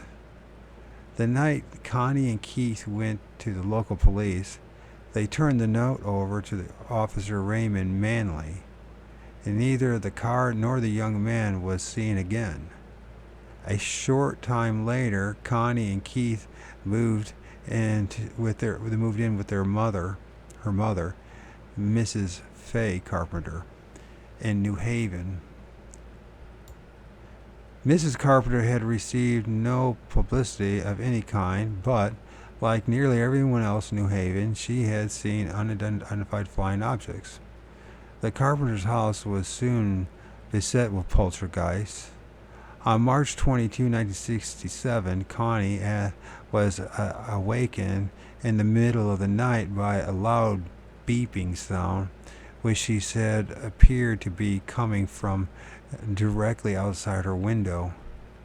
Back in Point Pleasant, both Mary Mallet and Linda Scarberry were visited by a mysterious couple who claimed to represent a firm which would take free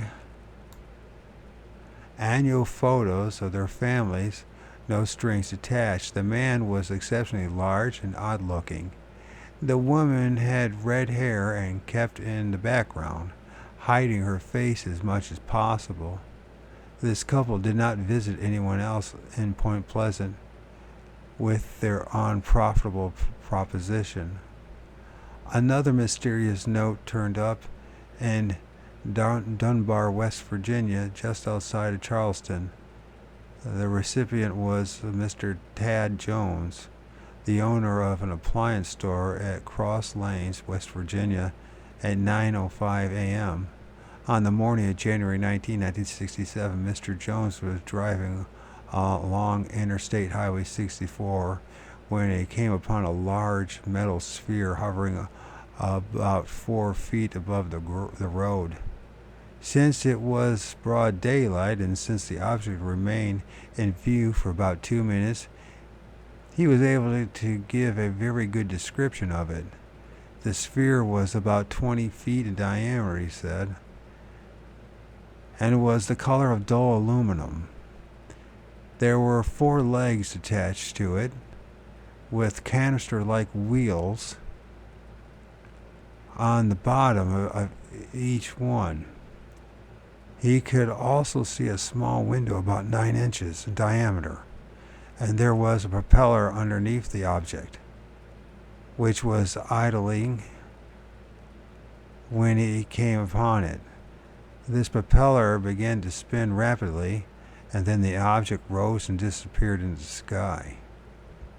Mr. Jones is an impressive witness, a teetotaler with a fine reputation. He reported his sighting after thinking it over very carefully, and the local news media carried his story. The next day, a note was slipped under the door of his home in Dunbar. It was written in block letters and was signed around the edges. It read, "We know what you have seen, and we know that you have talked. You'd better keep your mouth shut. You want sick. Be warned again. You want? Be sick. You want? Be warned again. It's supposed to be won't, but it says want. Okay. He considered the note a prank. Dunbar is about 60 miles southeast of Middleport, Ohio.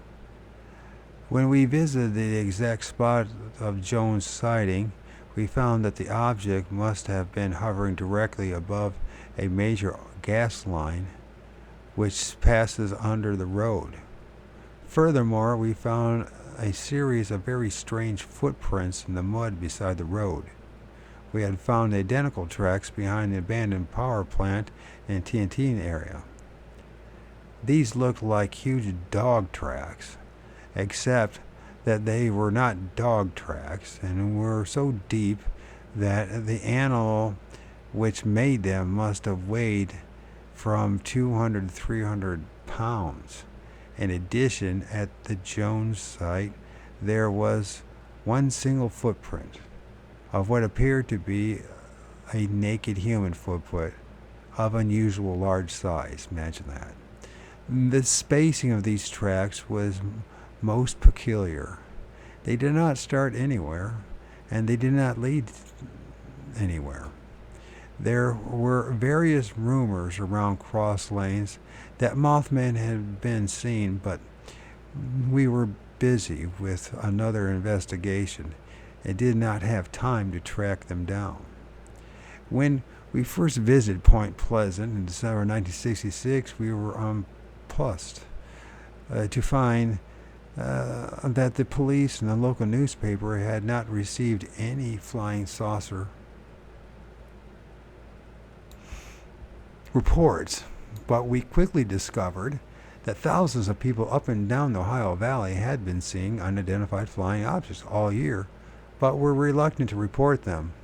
One group of witnesses, including the wife of a police officer, had seen a circular object hovering directly above Tiny's restaurant in the summer of 1966. Another woman claimed that she had seen a large metallic disc hovering over the Point Pleasant High School in March 1966. She had not told anyone because she knew no one would believe her. She not only saw the object, she said, but a door was open in it and a man was fully visible. He was wearing a tight silvery suit and had long flowing hair. Most of the people have distorted impressions. Impression of West Virginia Point Place is part of a highly industrialized Ohio Valley and is on the edge of the Bible Belt. Its 6,000 inhabitants support 22 churches. There are no bars in the town itself. Most of the witnesses there are very devout, well-educated, and own late model cars and color TV sets. Their religious convictions make them exceptionally honest witnesses.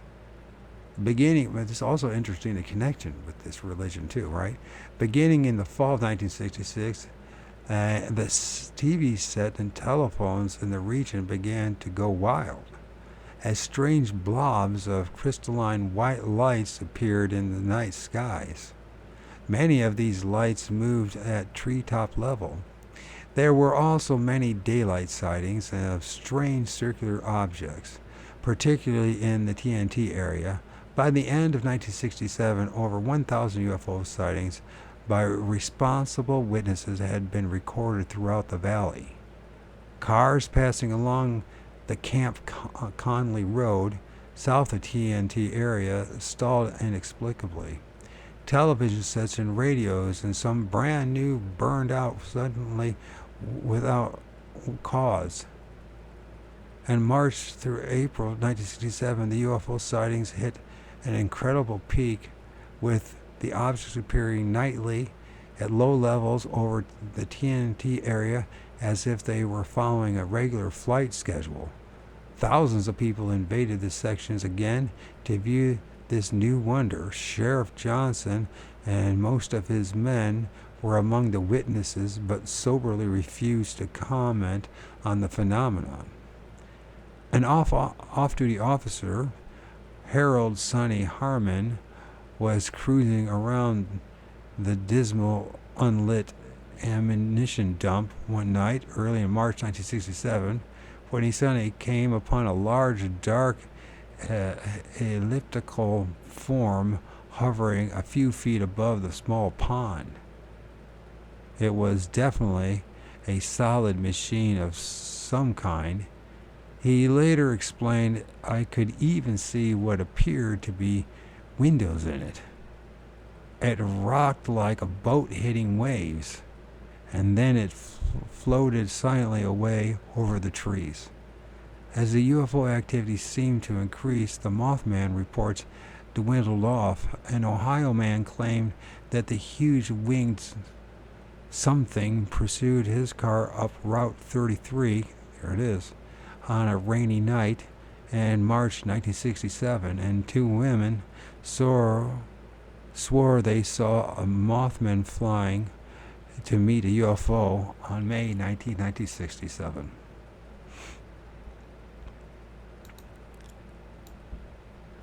We were driving past the TNT area on Route 62 around 10:30 p.m. Brenda Stone said, "When we saw two bright red lights on a shadowy form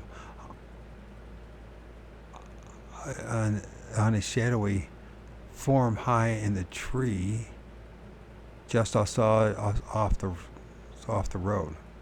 There's the trees.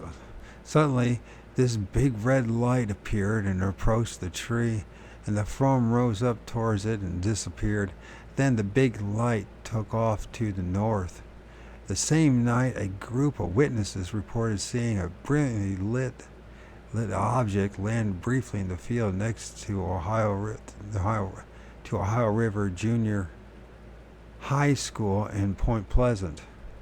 After Mrs. Heyer began publishing some of these reports in the Athens, Ohio Messenger, she was swamped with calls from other witnesses. She received as many as 500 calls and reports on a single flat weekend. Obviously, she could only publish a very small percentage of them. By the end of 1967, she had given up trying to keep up with the reports at all and rarely published those she received. Nevertheless, the reports continued to pour in. Shortly after noon on November 2nd, 1967, Mrs. Ralph Thomas heard a sound like a squeaking fan belt outside her home in the TNT area. She stepped onto her porch and saw what she later described as a tall gray figure bigger than a man moving swiftly among the neighboring igloos. It didn't appear to be walking, she said. Rather, it was sliding or gliding along the ground. There you go. She was positive it was not a man or a bear. Since it was the hunting season and no man in his right mind would wear gray there, she noted, but would wear a red hunting jacket. During our frequent visits to the Ohio Valley, we uncovered several poltergeist cases, particularly in homes on the higher hills in the region. Locked doors would open and close by themselves. Strange thumps would be heard against the walls and roofs of isolated homes late at night. Some people heard the sound of baby crying inside their houses and could not locate the source. James Lilly family of Camp Conley Road, south of TNT area, discussed in Chapter 14, experienced so much poltergeist activity throughout 1967 through 68 that they finally sold their home and moved to another neighborhood. Mrs. Heyer received a long line of very strange visitors after her UFO and Mothman stories began to appear in the press. Early in January 1967, she was working late in her office across from the county courthouse when a little man entered. He was about 4 feet 6 inches tall. She said later, and had very strange eyes covered with thick lens glasses. His black hair was long and cut squarely like a bowl haircut. Although it was about 20 degrees Fahrenheit outside, he was wearing a short-sleeved blue shirt and blue trousers of thin material. He kept his right hand in his pocket at all times. Speaking in a low and halting voice, he asked her for directions to West Virginia. She thought at first he had some kind of speech impediment. I have that one. and for some reason, he terrified her. He kept getting closer and closer, she said, his funny eyes staring at me almost hypnotically. Alarmed, she ran into the back room where the newspaper circulation manager was working on a telephone campaign. He joined her and they spoke together to the little man. He seemed to know more about West Virginia than we did, she declared. At one point the telephone rang, and while she was speaking on it, the little man picked up a ballpoint pen from her desk and looked at it in amazement, as if he had never seen a pen before. She gave him a pen and said he laughed in a loud, strange way as he took it. Then he ran out into the night and disappeared around the corner. Being a good newspaper woman, Mrs. Heyer checked with the police to find out if there was any mentally deficient person on the loose who fitted the little man's description. There wasn't. Several weeks later, Mrs. Heyer was crossing the street near her office when she again saw this very same man. He appeared startled when he noticed her watching him, turned abruptly and ran for a large black car which suddenly rounded the corner. It was driven by a very large man. The little man sprang into it and it sped away. At 5:05 p.m. in the evening of December 15, 1967, the 700-span linking Point Pleasant with Ohio suddenly collapsed, laden with rush hour traffic carrying 46 vehicles into the dark waters of Ohio River.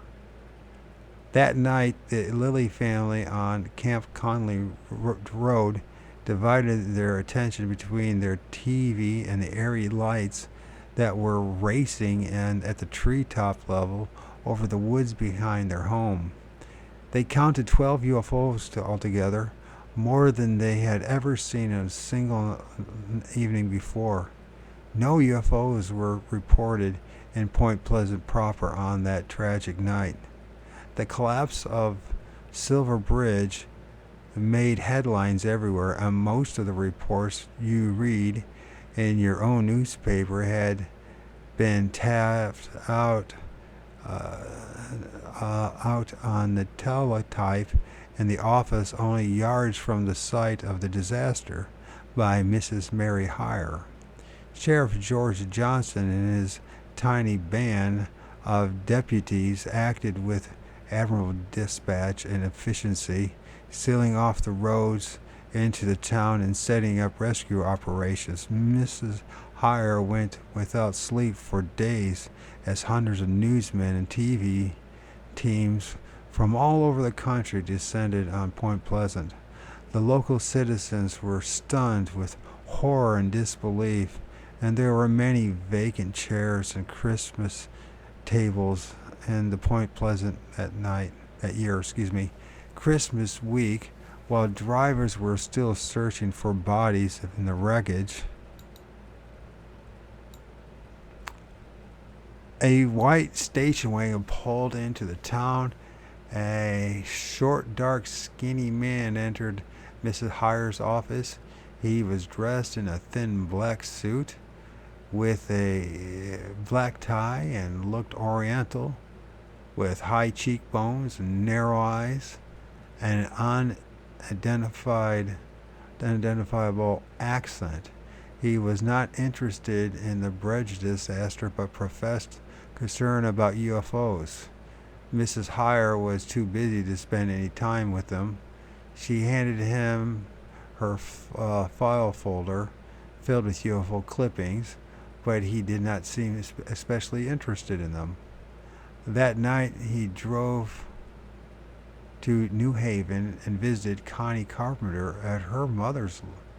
Later he invaded the Daniel home. All the people who met him felt very uneasy about him. When we interviewed the witnesses separately, they all described him in exactly the same way. All mentioned that one of his most striking features were his excessively long fingers. So long that they seemed freakish. He identified himself as Jack Brown from Cambridge, Ohio. But when a reporter from Columbus, Ohio stopped by the McDaniels while he was there, it became apparent that Mr. Brown did not even know where Columbus or Cambridge was. They are only a few miles apart. It was also became quickly apparent that all the witnesses that he was not at all interested in UFOs or Mothmen, but confined most of his questions to activities and whereabouts of the author of this book. Really, they're just interested about you, Mr. Keel. Okay. Your soul rest in peace. Mr. Brown promised to return to Point Pleasant in about 2 weeks, but he was never seen again. Who and what was Mr. Brown? Some UFO buffs might conclude that he was really a spy from the CIA playing pointless games with honest American taxpayers, but from the general description of his features, his erratic behavior, he sounded more like one of those mischievous idiots who pop out of flying saucers. Mr. Brown expressed some rage over various magazine articles we had written. They, UFOs, are not hostile, he had grumbled repeatedly. During our 5 lengthy visits to the Point Pleasant, we interviewed over 100 monster witnesses, plus scores of UFO sighters. We began to suspect that Mothman was represented in only a small percentage of the incidences. It seemed that an abominable swamp slob was also loose in the area.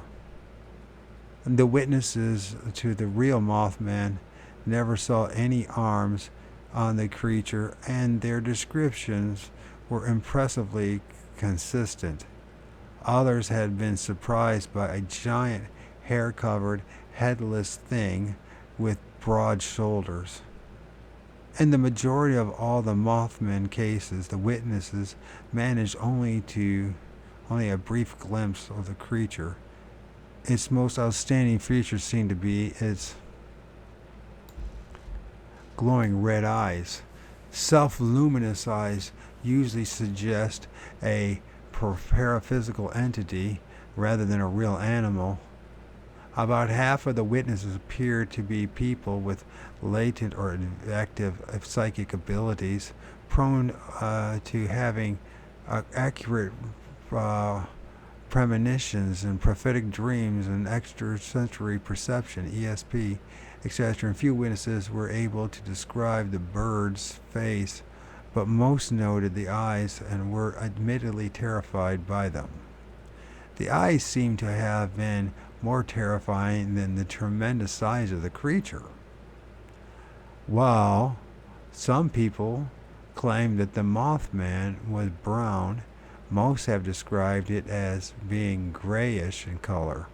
All witnesses agreed that the wings did not flap in flight, making its incredible speed all the more unaccountable. Those who saw it walk said it shuffled or waddled penguin-like, and those who claimed that they had seen it take off said it rose straight up like a helicopter. Considering its reported size, 10-foot wingspan, does not make sense. A normal-sized man would require wings 20 to 30 feet wide in order to glide and support his height. Most large birds must make a running start to get airborne. Table 1 is a complete description of this unbelievable. The following composite description of West Virginia's Mothman has been compiled from more than 100 eyewitness accounts. 1. Height, between 5 to 7 feet tall, usually described as taller than a good-sized man. 2. Breadth, broad at the top with slight taper downward, always described as very broad, much broader than a man. 3. Covering, witnesses have been unable to determine if it is clothed or covered with skin, generally described as being gray, though some thought it was brown. One witness thought it was covered with gray fur. Daylight sightings of others do not substantiate this. 4. Head, seen from the back, it appears to have no neck.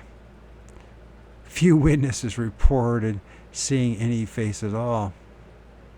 5. Eyes, self-luminous red, bright red, approximately 2 to 3 inches in diameter, set wide apart. Witnesses say the eyes are set in the near top of the shoulders. 6. Legs, man-like. No witness has ever been able to describe the feet. Yeah. Arms, none. No witness has ever reported seeing arms. 8. Wings, fold against the back when not in use. Wingspan, everyone agrees, was about 10 feet, bat-like, and do not flap in flight. 9. Carriage. The family walked erect like a man, does not stoop like a bear or an ape, moves its legs in a shuffling manner. Some said it waddled. 10. Sound, loud squeaks like a mouse. One witness said it sounded like a squeaking fan belt. 2 witnesses testified they heard a mechanical humming sound as the creature flew overhead. 11. Speed. It is said that it had kept pace with the automobiles moving 70 to 100 miles per hour. Few birds can achieve this in level flight. Pilot witnesses estimated it was traveling at least 70 miles and level flight without flapping its wings. The anomalous bird hypothesis is strongly supported by the Lowell, Ohio sighting and by the report of the 5 pilots in Galapagos. However, if the Mothman was the Ohio bird, then its behavior would have been different. It would not have been so elusive, since the Ohio creatures did not seem to be particularly disturbed by the presence of the witnesses. Moreover, something that looked like nothing more than a giant bird would be more apt to evoke curiosity instead of terror. It is also puzzling that no one else in Ohio or West Virginia even glimpsed such a bird. But it is possible that the grave diggers in Clendenden may have done so.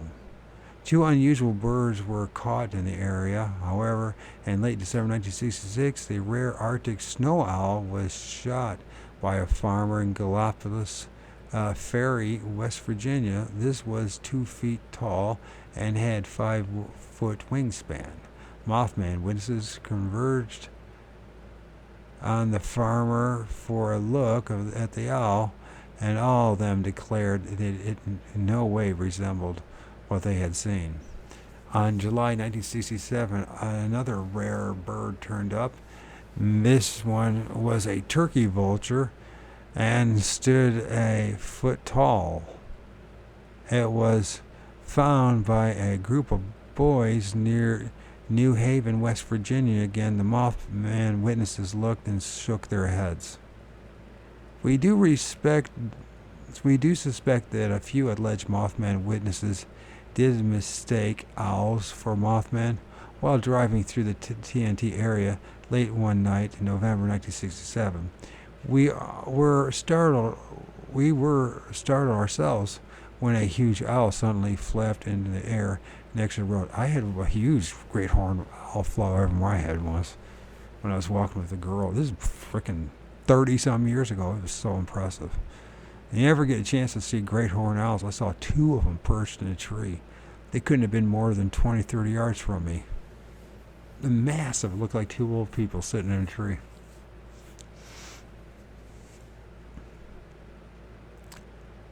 Yep. It was so big that it was carrying a full-grown rabbit in his talons.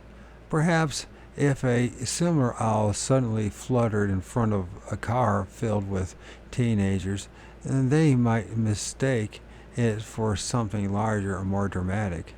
In Table 18.1, we have outlined 26 of the most responsible Mothman sightings, full details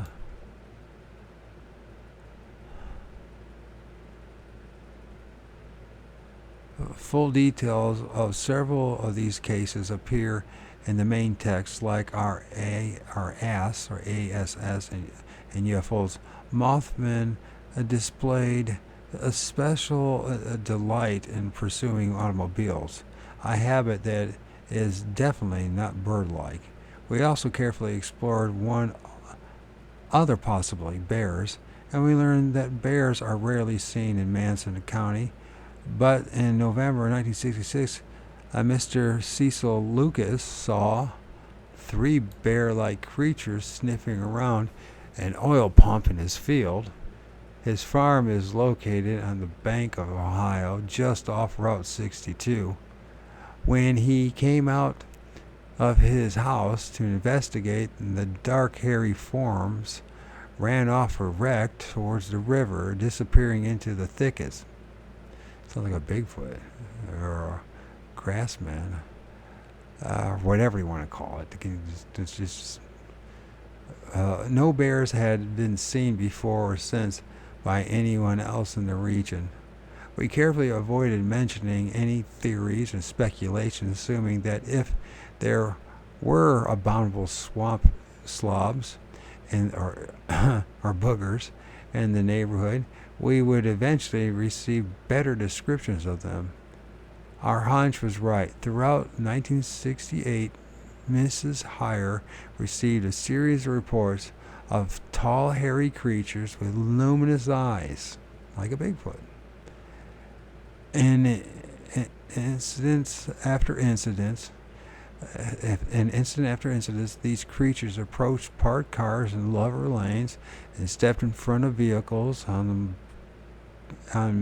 back roads. They stood erect, 6 or 7 feet tall, and were usually reported as holding out their arms and pointing their arms upward.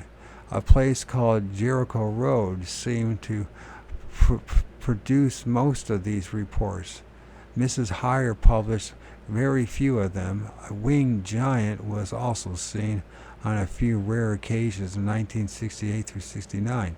In September 1968, there was a massive but little publicized UFO flap throughout the northeast United States. Across the border in Canada, there were several UFO landings, and little men reports beginning in September 15. All hell broke loose in Point Pleasant that night. The sheriff's office was inundated with phone calls, and Mrs.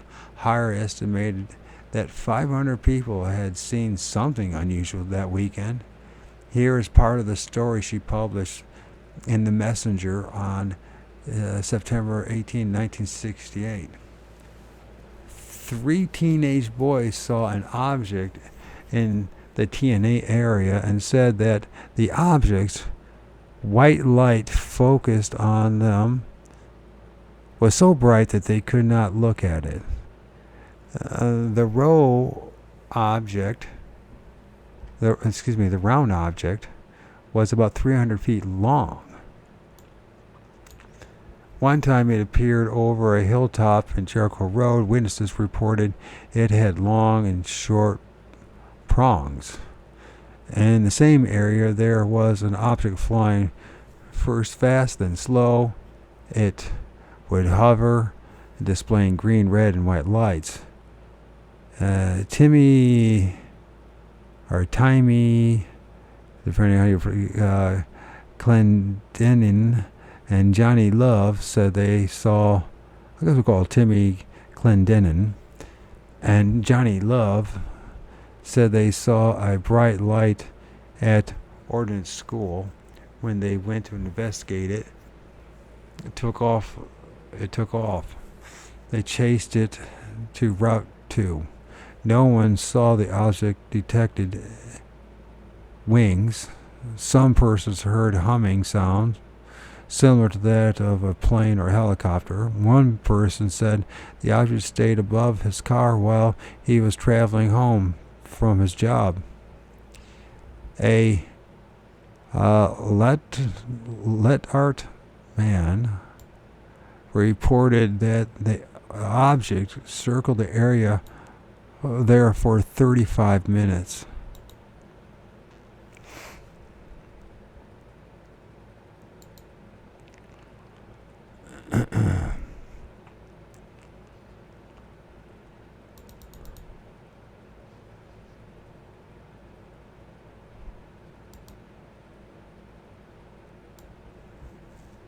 People on Thomas Ridge said it stayed for 30 minutes or more in the area and was circling the area using an extremely bright searchlight on the ground.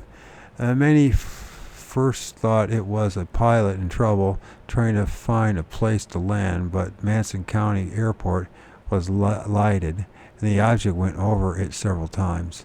It says here, Table 18-1, 26 Mothman sightings in West Virginia, 1966 to 67. And I don't know if we're really necessarily have to read any of this because we read most of it. And it's just kind of small lettering too. We'll just move on. Yeah, I'll just keep it there if anybody wants. If everyone ever sees this, we need to take a snapshot of it, a snipping of it, and if they want to look more into it. But we're reading most of what we're.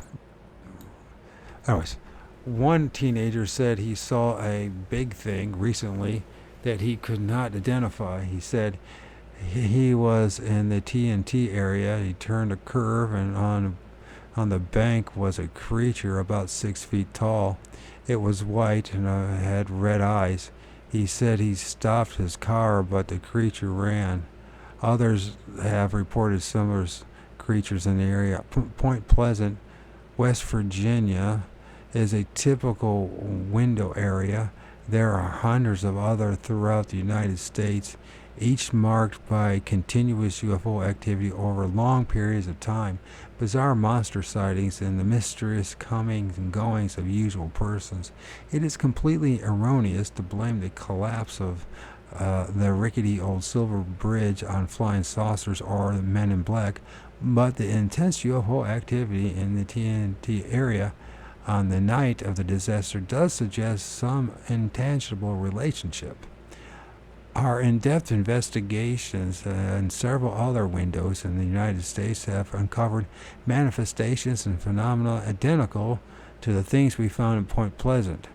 When the flying saucers arrive, they bring with them strange invisible forces. frightening scares in the night, and luminous phantoms, just like the angels in the Bible. The winged Mothman never left behind any footprints, dropping or other physical evidence. The only trace of any kind that were found were those giant dog tracks, similar to tracks that have been found at other monster sites around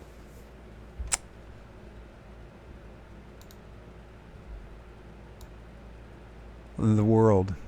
People in Point Pleasant continue to see monsters and UFOs throughout the 1969, but Mrs. Heyer published very few of their reports. One more in April 1969, Mr. Ernest Atkins stepped from his house on a farm near New Haven, West Virginia, and found his 11-week-old beagle puppy dead in his yard. There was no evidence that the dog died in a fight. Atkinson said, but there was a large, very neat hole in its side, and the animal's heart was lying outside the body. It looked as if something chewed it out. There were no other marks on the body. No known animal would or could tear the heart out of a dog without leaving other marks on the carcass. That any animal that might attempt such a thing would certainly have eaten the heart of or some part of the dog. We investigated the situation in Point Pleasant as thoroughly and as carefully as it was humanly possible. But after all our interviews, all our experiences, we were still left with the basic disturbing question: what is really on the loose in West Virginia?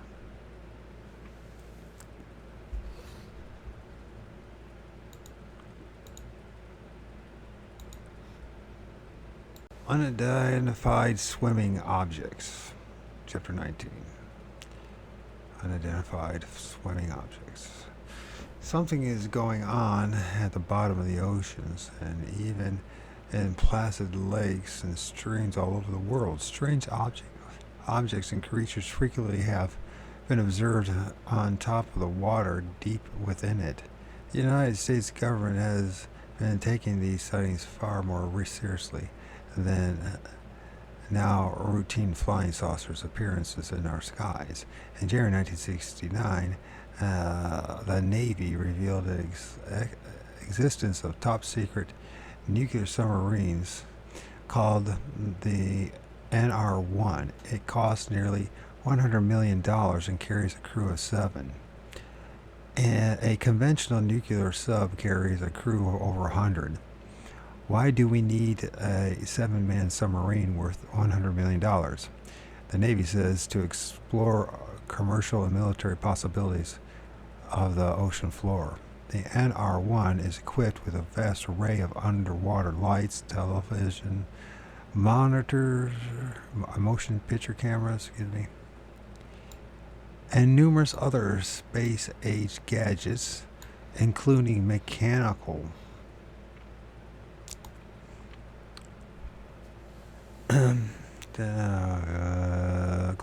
arms. The sub can operate at depths down to 2,000 feet. Originally, it was supposed to cost a mere $30 million, but it turned out that the sub itself finally cost $67.7 million to build.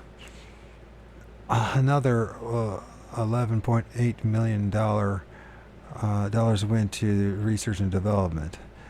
And those TV cameras and mechanical arms ran to $19.9 million. And then the whole project was classified top secret, and we can only assume that the 7 men are riding around in it somewhere out there, probing the ocean bottom and photographing the strange creatures which live there.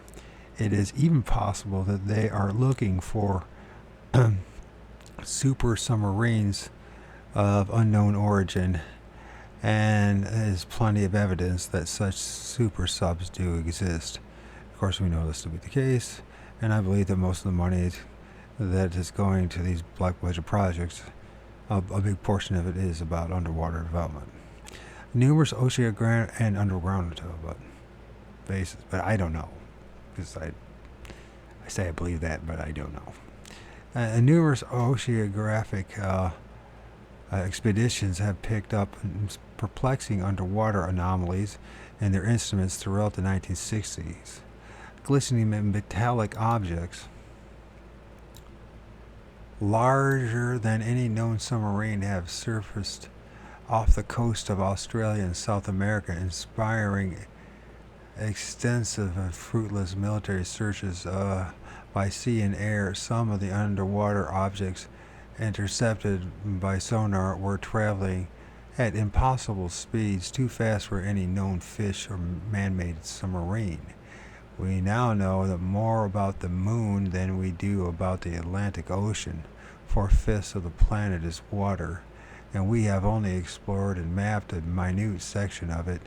For all we know, the ocean could be filled with enormously complex living organisms of the size and nature which would dwarf the imagination of our science fiction writers. There is even one small UFO cult who actually believes that survivors of the lost Atlantis are living in splendid cities on the ocean bottom. The existence of Atlantis will remain debatable, but we do know that there are strange mechanical objects in animal forms in the ocean depths. Scientists about the oceanographic ship El Tantan sent a special camera to the bottom of the series of expeditions in 1964 west of Cape Horn, and at the depth of about 13,000 feet. They photographed a bizarre size piece of technology which remains unexplained to this day. It was a complicated looking machine with rods and antennas jutting out from it. It wasn't like I wouldn't like say that the thing was man-made. Dr. Thomas Hopkins, one of the discoverers, said the thing is because this brings up the problem of how it would get there.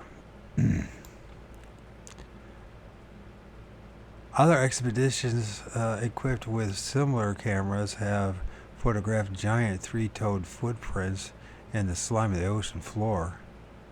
Something huge and unknown seems to stroll about there almost completely unnoticed.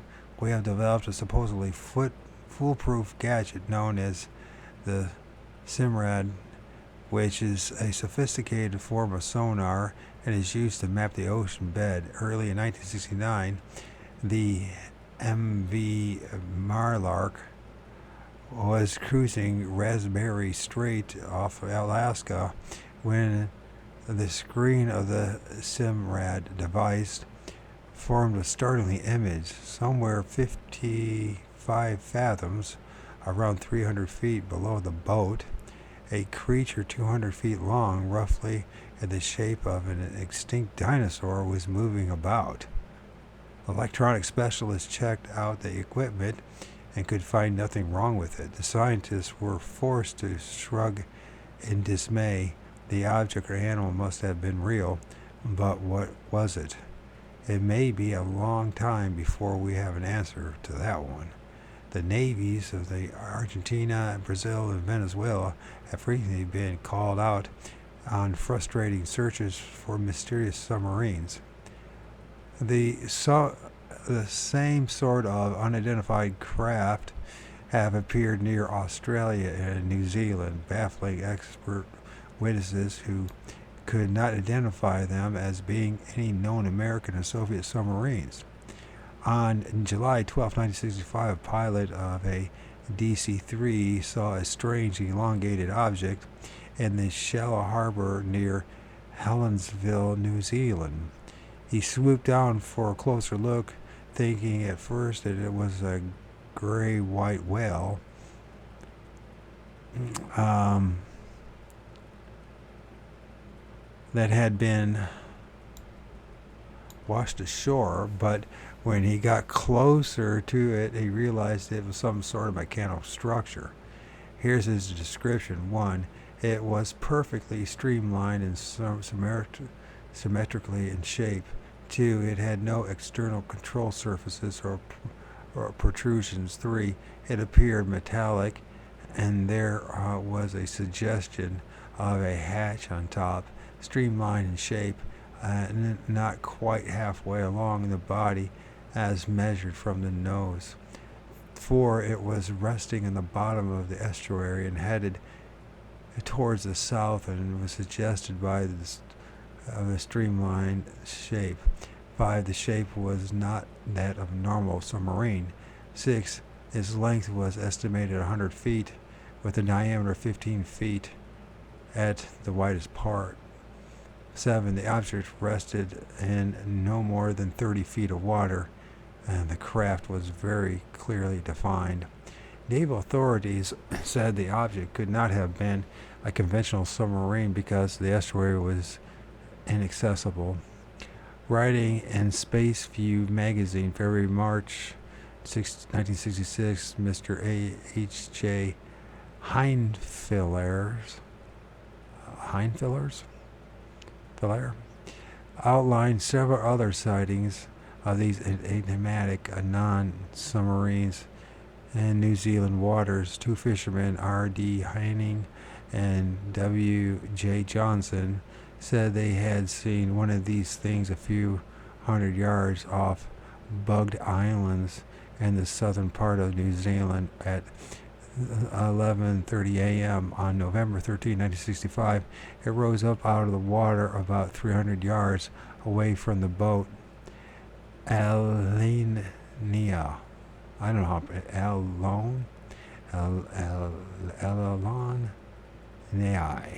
Alonii. I guess that's how I pronounce it. It and its tapered structure lifted about 15 feet above the water. No periscope, railing, or other conventional configurations was visible. After a few seconds, the water started to churn and the thing disappeared. Witnesses dutifully reported this event to the naval authorities. The deputy chief of naval staff later said that it was most unlikely that the object, whatever it might have been, was a submarine because it would have been operating in an area where there are rocks, a definite submarine hazard. Besides, there was no logical reason for any submarine to be in that area. Soviet United States submarines carefully obey international law.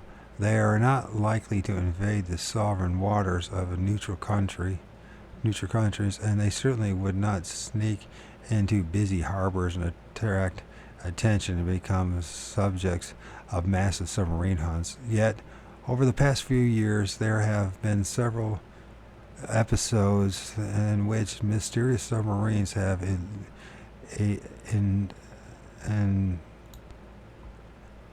indulged in such daring maneuvers and have been haunted by the whole navies of South American countries.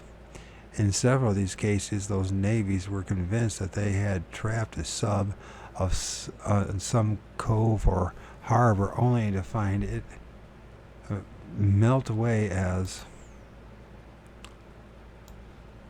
mysteriously as it had appeared. Early in September 1969, according to Reuters, the Swedish Navy was called out to hunt a mysterious submarine sighted in a prohibited area of Stockholm's archipelago. Destroyers and Coast Guard vessels sealed off the area, convinced that they had something completely trapped.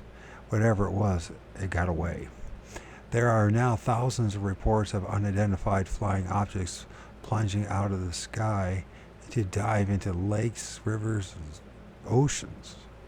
Many of these incidents have set off massive searches for crashed airplanes, but without exception, no trace of submerged objects was ever found. In a typical case, the witness would see a large, brightly illuminated object suddenly hurled into the water, often without even a splash. And in innumerable instances, the large crowds of people have observed this phenomena. Even stranger, the phenomenon has a habit of repeating itself at the very same spot. Meteors and other natural objects would not and could not be so selective.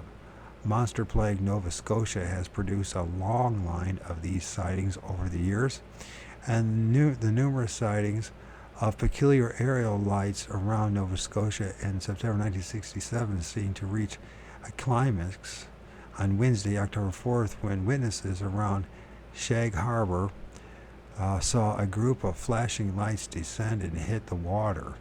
A crowd gathered along the beach to watch one of the lights bob in the black waters. Members of the Royal Canadian Mounted Police arrived on the scene and saw the lights themselves. After it hit the water, we were called to the sea. Constable Ron O'Brien told a reporter from the Halifax Mail Star, I saw a light floating on the water about a half a mile offshore. Boats were sent out supposedly to do some rescuing, but all they found was a patch of bubbling water and foams about 8 feet wide. Captain Bradford Shan said it was yellowish in color and we had never before seen anything like it. Other witnesses came forth telling corroborating stories of seeing a dark 60-foot-long object bearing a series of lights strike the surface of the water, float for a few minutes, then sink out of sight. Divers were brought into the area and a thorough search was held. Nothing was found. Fort Farish and many other rescuers have uncovered reports of water entering UFOs going back to the 19th century and even earlier, but like most of the other aspects of UFO phenomena, the data has never been properly collected, cataloged, and indexed and placed in the proper perspective. Cultists of religious orientation use the Bible and turn to Revelation 8 verses 10 through 11 for their explanation. And there fell a great star from heaven, burning as it were a lamp, and it fell upon the third of part of the water and upon the fountains of the water. And the name of the star is called Wormwood, and the third part of the waters became wormwood, and many men died in the water because they were made bitter. And of course this has something to do with 70 AD and has nothing to do with the UFOs offered in the water. So on May 23, 1969, according to the two police on Nuns Island, 3 eyewitnesses saw a round, shiny object with flashing red lights plunge from the sky and disappear into the waters of St. Lawrence River. A superficial search was held, and as usual, nothing was found at the site. Down in South America, many rumors were flying around Cusco, Peru, always a busy UFO window. Vague reports stated that over 30 UFOs had been seen plunging into the lake near Cusco. It may be coincidental that famed oceanographer Jacques Cousteau arrived in the area in 1969, complete with his tiny submarine. He spent several weeks diving in the mountain lake to take a look at local fish, but his presence excited a new wave of UFO rumors. Some enthusiasts claimed that the government had hired Cousteau to look for sunken saucers. Apparently, he did not find any. This book is necessarily more concerned with unusual creatures than with unusual objects. We will find many other references to interesting water cases in the vast mass of UFO literature now available. There are many solid reports describing how huge objects, particularly cigarette-shaped objects, were seen to rise up out of the water where they had been apparently submerged. Circle a ship filled with amazing witnesses and then fly off into the stars. There was an interesting wave of such events in the 1930s, semi-concentrated in the northern latitudes. All this indicates that solid metallic objects of unknown origin and purpose are openly operating in all our oceans, perhaps even hiding out there. At least they appear to be solid metallic objects. In recent years, the United States has instrumented several elaborate and expensive oceanographic expeditions, some of them sending astronauts off on missions to the bottom of the ocean. Ding, ding, ding. That's where they've really been going the whole time. These projects will certainly expand our knowledge of the Earth's bodies of water and might even eventually provide us with some unexpected answers to these other mysteries. Scoliophis atlanticus. Scoliophis atlanticus. Chapter 20. A large group of students from Hong Kong University were on the beach late one night in March 1969 when they heard a crying noise. Benjamin Chia said, "I looked out to the sea, and about 20 yards from us, a big black creature was rising from the water. I yelled out, 'Kaya, Koaya, sea devil,' and all the others saw it too. Whatever it was black, 20 to 30 feet long, and had big green eyes. It wailed something like a baby cry and sank again into the water after about 30 seconds. It was fantastic," Lulu Chow said. "It had a big head and it wasn't a fish. That's all I can say."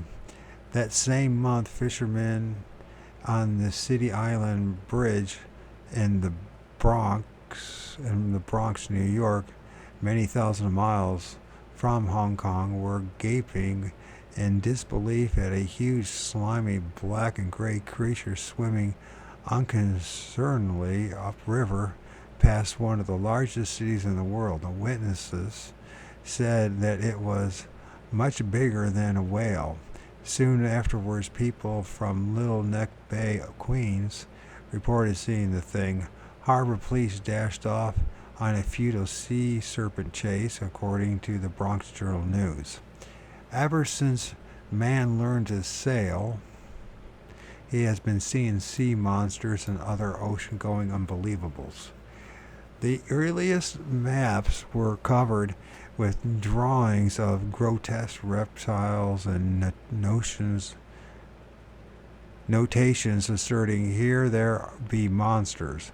Well, whole crews of ships have seen creatures, and marine journals go back 200 years are filled with carefully recorded reports giving full descriptions of the beast, the exact latitude and longitude they were sighted, and other pertinent details. 5 or 10 new sea serpent sightings turn up in the daily press every year. Well, I don't know if that's true or not. I don't pay attention to it. Anybody else on my little world? Still, science treats sea serpents as humorous myths, and when the carcass of one washes up on a beach, and many have, the type B, scientists soberly offer explanations that border on insanity. UFOs are meteors. Abominable snowmen are fugitives from a zoo, and sea serpents are elephants, according to our learned men of science. Dr. Bernard Havelsmans one of the few scientists to make a serious study of sea serpents, has speculated that there may actually exist at least several different types of unclassified sea monsters. With his usual wry British style, Ivan T. Sanderson has labeled one group of beach behemoths globsters. They are indeed grotesque globs of something. Some of the early sea serpent sightings could very well have disappointing explanations. Giant squid could supply the answer to a few cases. These enormous multi-tentacle creatures have been known to attack small boats from time to time. In the 1920s, some filmmakers operating in a diving bell off the coast of Bermuda were attacked by one of these things. It was so big that it actually picked up the heavy diving bell and shook it until the cameramen inside were knocked unconscious. Science regarded the giant squid as a legend of the sea until around 1880, but drawings of the creature can be found in ancient Greek urns and old Japanese woodcuts. The squid has a huge cigar-shaped body with eyes as big as saucers. This is something to think about what he just said there when it comes to the rest stuff that we see in the air. A beak like a parrot and 10 tentacles lined with suction cups, 2 of the arms being somewhat larger than others. It would be very unpleasant to meet one while taking a moonlight dip. Those tentacles can grow as long as 50 feet, and if a submerged squid chose to flutter 1 or 2 above the surface, you might think you were seeing a serpent of some kind. One of these squids apparently attacked a ship captained by Jean Mangus Dens. So Jean Mangus Dens back in 1730s. In his report, Captain Dens said the monster was horrible as to defy description, grabbed 3 of his men and its frightening tentacles, and the crew fought it off with harpoons, and it finally released the victims and dropped back to the sea. Sea serpents became a vogue in the 19th century, and many spurious reports were widely published, and others were seemingly very legitimate. One of the classics is the sighting made by the crew of the HMS De Dallas, a 19-gun corvette commanded by Captain Peter McCuhay, maybe. While in the South Atlantic, something 60 foot or longer appeared 300 feet from the ship, rapidly swimming in the other direction. It had resembled that of a snake, jutting about 4 feet out of the water. On December 4, 1893, the steamer Umfuli encountered and chased a sea serpent. It was claimed Sunday. It was calm sunny day. It was a calm sunny day, and the Umfuli was sailing about 30 miles off the coast of West Africa when the thing surfaced suddenly 400 yards to the starboard. 3 massive humps were visible in the water, and the creature's head and neck were about 15 feet above the surface. Captain Kringle ordered his helmsman to turn and try to follow the creature. He chased it for 20 minutes at a speed of 14 knots and the thing outran him. Kringle filed a detailed report, and the press had a field day with it. Years later, 1929, Captain Kringle told Captain Rupert Gould, a pioneer monster hunter, "I've been so ridiculed about the thing that I've many times wished someone else had seen the sea monster rather than me.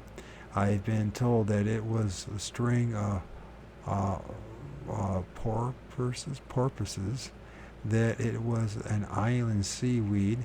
I don't know what else besides, but if an island can travel at the rate of 14 knots, or if a string of porpoises can stand 15 feet out of water, then I give in."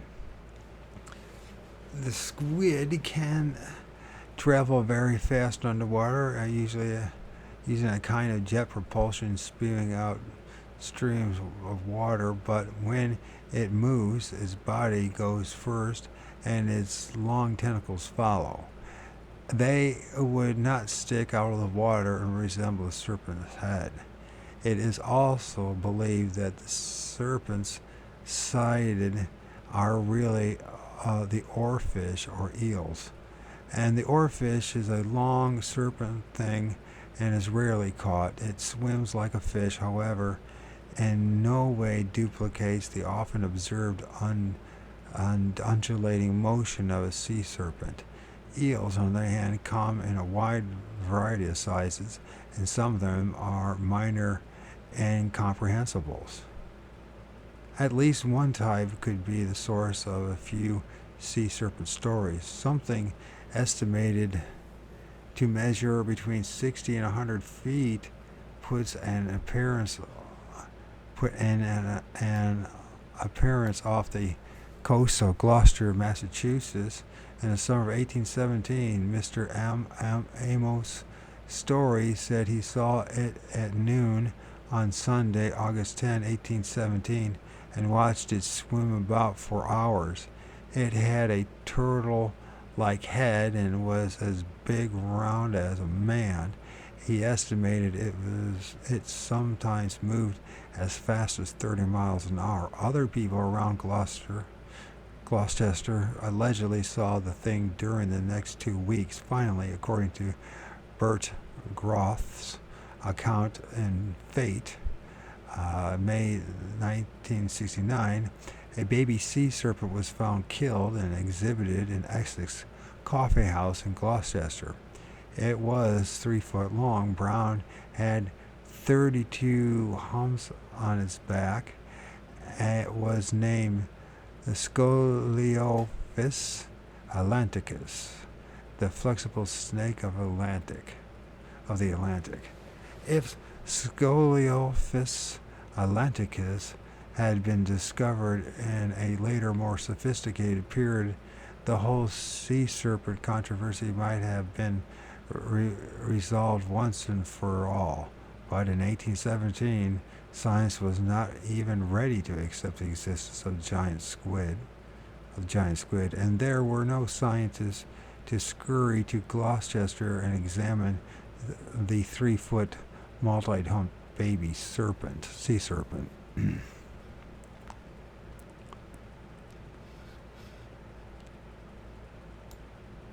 In 1930, the nets about the research ship Dana revealed another incomprehensible.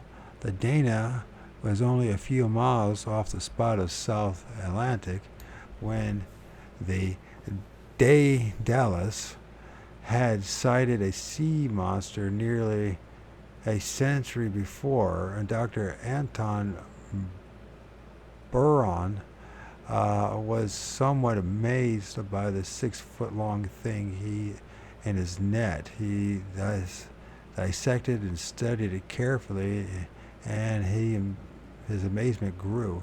The thing was a larva.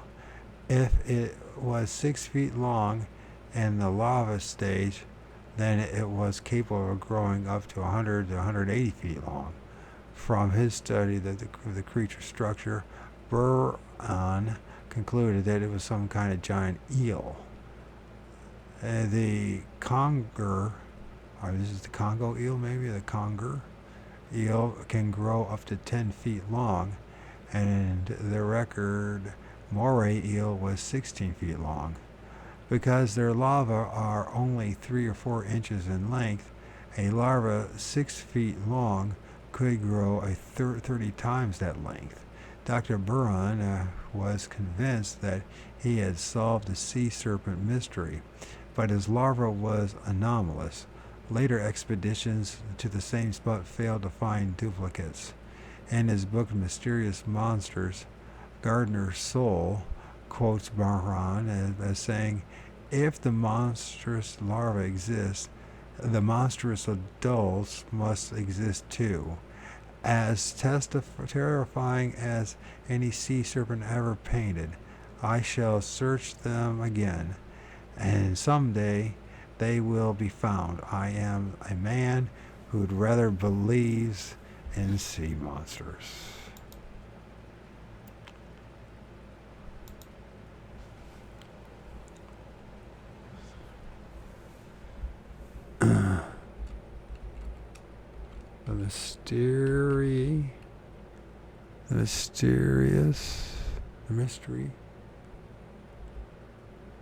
The mystery monsters.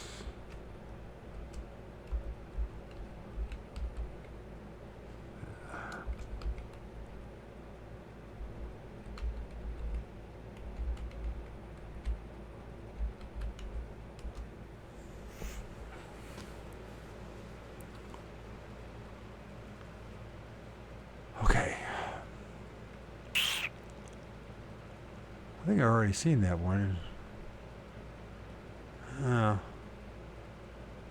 You already got that one?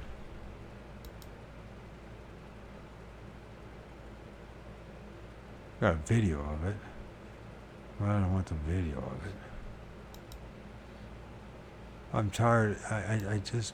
I'm repulsed by the movie,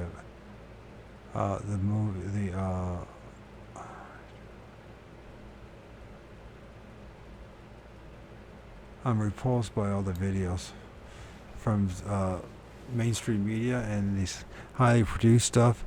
It's just you spend an hour and you learned, like, you could literally read in 1 minute what you learned in an hour. Well, maybe 10 minutes and you'd be done. And just a bunch of suggestive messages and imagery instead of actually anything else. So, in other words, a lot of brainwashing going on. Gosh darn it. Okay. On June 11, 1930, Dr. William Beebe was 500 feet down in the Atlantic in his famous bathysphere when he also saw some kind of giant larva, a big leptocephalus undulated past. He wrote later, a pale ribbon of transparent gelatin with only 2 iridescent eyes to indicate its arrival. As it moved, I could see the outline faintly, 10 inches long at least, and as it passed close, even the parted jaws were visible. This was the larva of some giant sea eel. In July 1963, a transparent submersible had the gall to appear directly off the east coast of the United States, just south of New York City. It had further effrontery to swim past the research ship Challenger loaded down with scientists. One of them, Dr.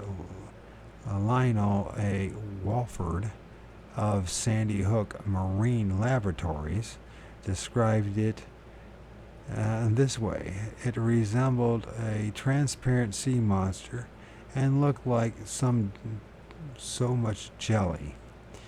I could see no bones, no eyes, nose, mouth, but there it was, undulating along, looking as if it were almost made of fluid glass.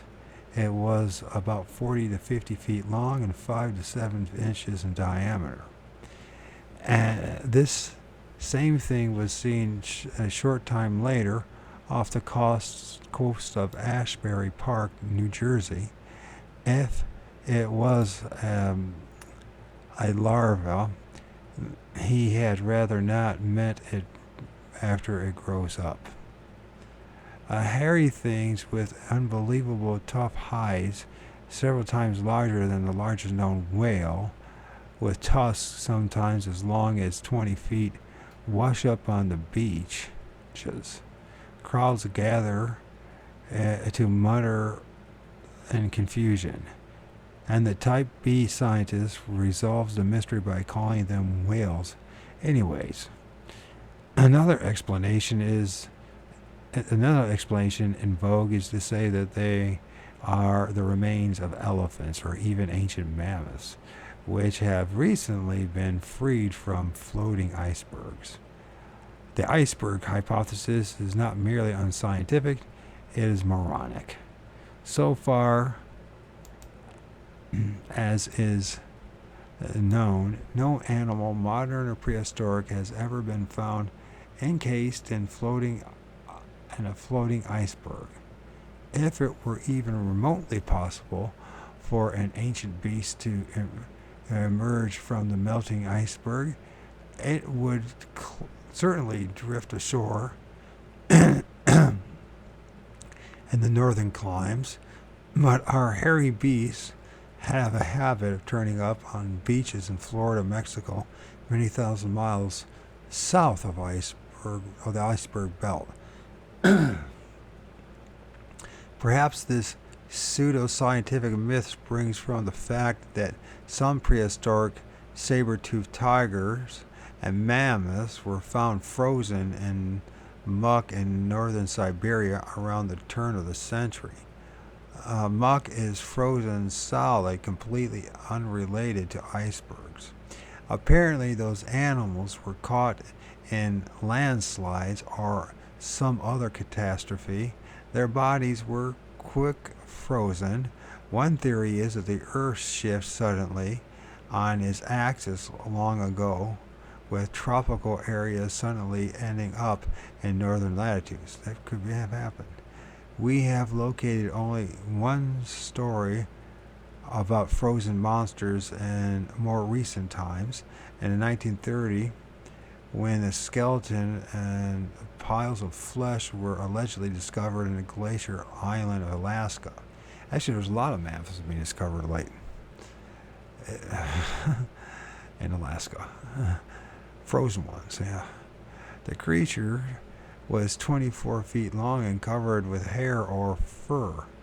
Its head was 59 inches long and it had a 39-inch snout. And no long snouted 4 foot furry incomprehensible is known to paleontologists. Paleontology,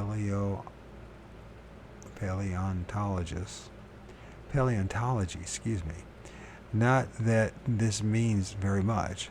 There are several types of bed bugs that have never been classified and cataloged either. In September 1808, something with 6 arms and paws and wings washed up on the beach of Orkney Islands.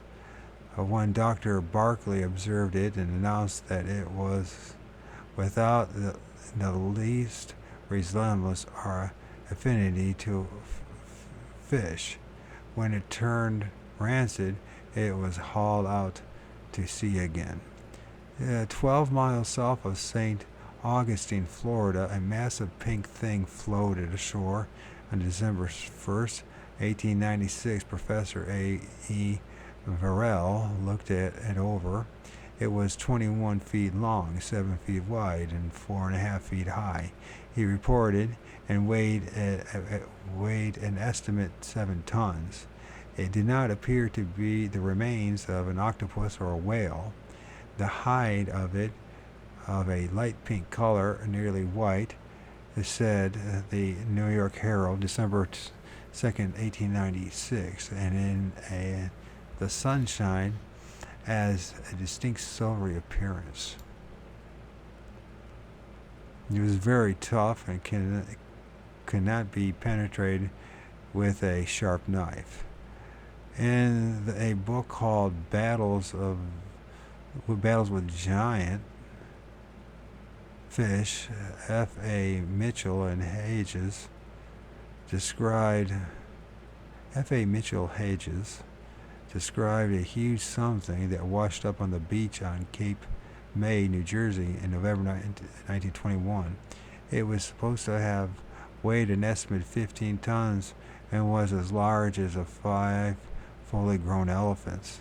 The late Charles Fort took an interest in this one and tried to collect more information. He did manage to locate some photographs of the thing.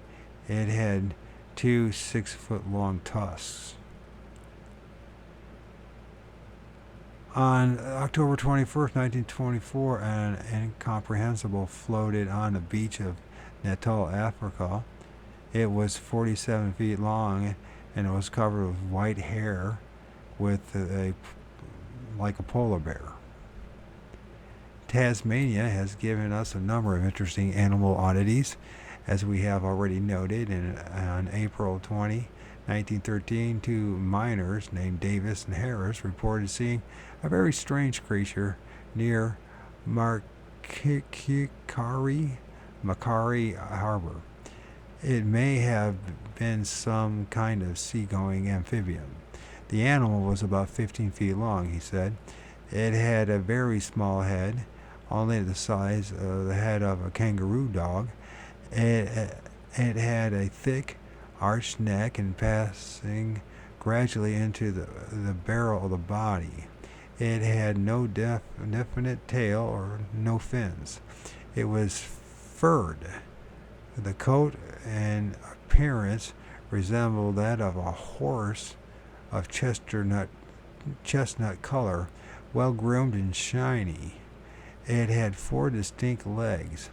It traveled by bounding, i.e. by arching its back and gathering up its body so that the footprints of the forefeet were level with those of the hind feet.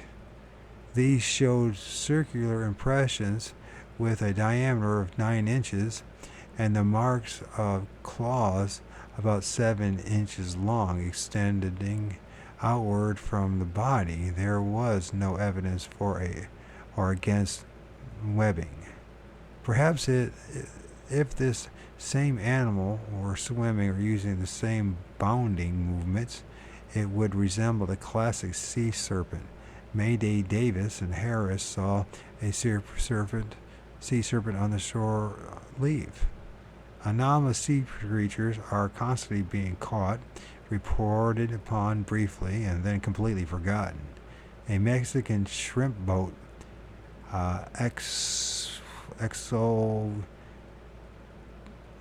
Chilt Elena, I don't know if I said that right.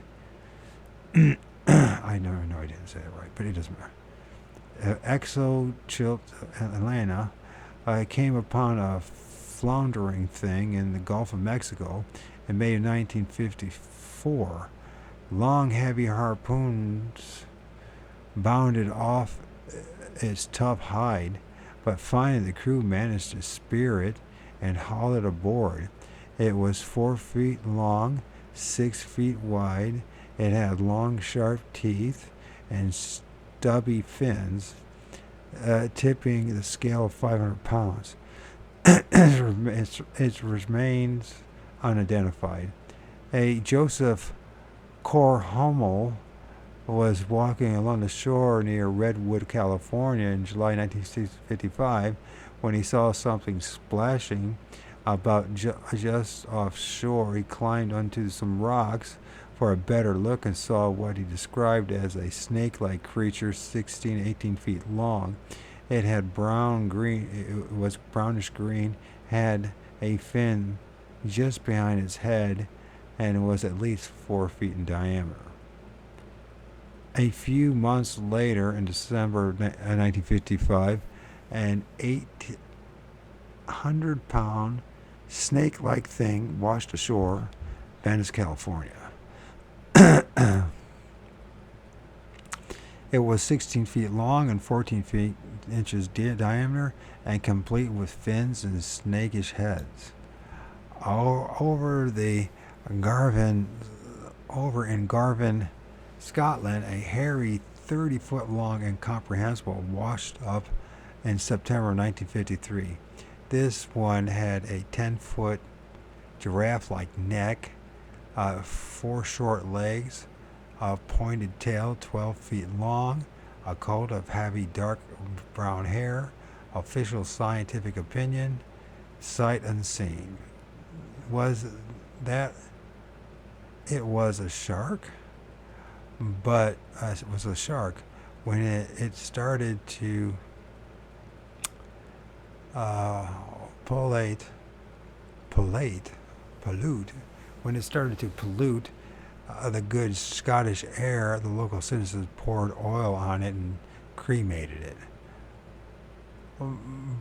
Bournoux, France, is that pronounced it? I don't know. Became an unwilling host to another smelly carcass in January 1968. I said it wrong, 1960. And it was 13 feet long, 10 feet wide, with a flat head about 3 feet in diameter. It had a huge 6-foot flippers and was covered with thick black hair about 4 inches long. No one ever found out what it was. It was stinking up Cape Ferret Beach, so it was hauled out to sea unceremoniously and dumped. In summer of 1960, a storm regurgitated an immense hairy-covered globster onto an obscure beach in Tasmania. 3 men, Ben Fenton, Jack Boots, and Ray Anthony, were rounding up cattle in the area that August when they stumbled across it. They said it was circular and was covered with short, soft fur. That they left it there. Nearly 2 years passed before rumors of this find reached Hobart, the capital of Tasmania, and a naturalist named G.C. Cramp took an interest. In March 1962, he chartered a plane, located the beach, and found the decaying remains half buried in the sand. In the weeks that followed, various teams of scientists visited the spot and inspected the creature, if it was a creature. The mass was 8 feet long, 3 feet wide, and 10 inches thick. It contained no bone, spine, and other hard substance, but was made of a tough fibrous material. The scientists were puzzled and tossed around all the classic theories. It was a whale bladder. It was the remains of a squid. It was unidentifiable. It was the carcass of a prehistoric animal recently freed from an Arctic iceberg. The press in Tasmania and Australia headlined the story blatantly in 1962, and the government lowered a rather peculiar curtain of secrecy over the whole affair. All kinds of idiotic explanations were mouthed by type B scientists and politicians. Ivan Saunderson collected all the clippings and corresponded with some of the men involved. The first 10 pages of his book, Things, are devoted to the case.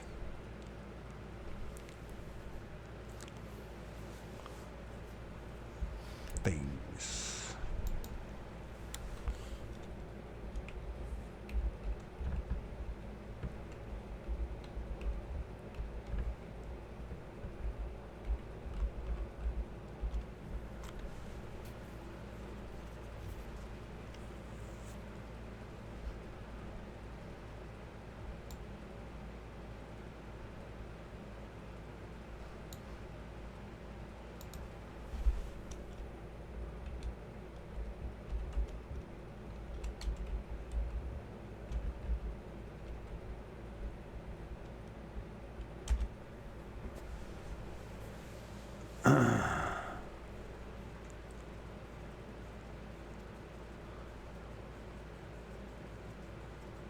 Anyways, things. Where am I at with all this? I always okay.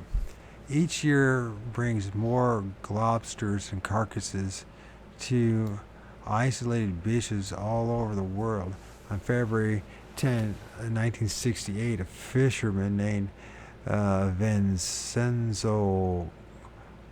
Corsi, something like that, Corsi, I don't know, was walking along a beach near Campobello, Sicily, when he noticed some bones sticking out of the sand.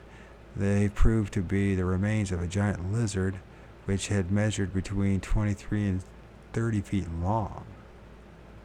Some pieces of flesh still clung to the bones, and the spinal column was intact, indicating that the creature had been alive only a short time before.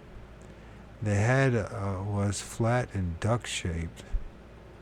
Thousands of tourists descended on Campobello to take a look at this thing before it was finally carted off to a museum. Assorted scientists soberly informed the world that it was not a whale, tuna, dolphin, or shark, but no one could say what it was. It really could not have been a 30-foot lizard, you see, because there was no such animal. There is now. In July 1968, the Associated Press revealed that Japanese fishermen had hauled up another incomprehensible in the Pacific. It was 6 feet long, weighed 200 pounds, had two side fins and sharp as hatchets, and there were 9 thorns scattered on its head and back.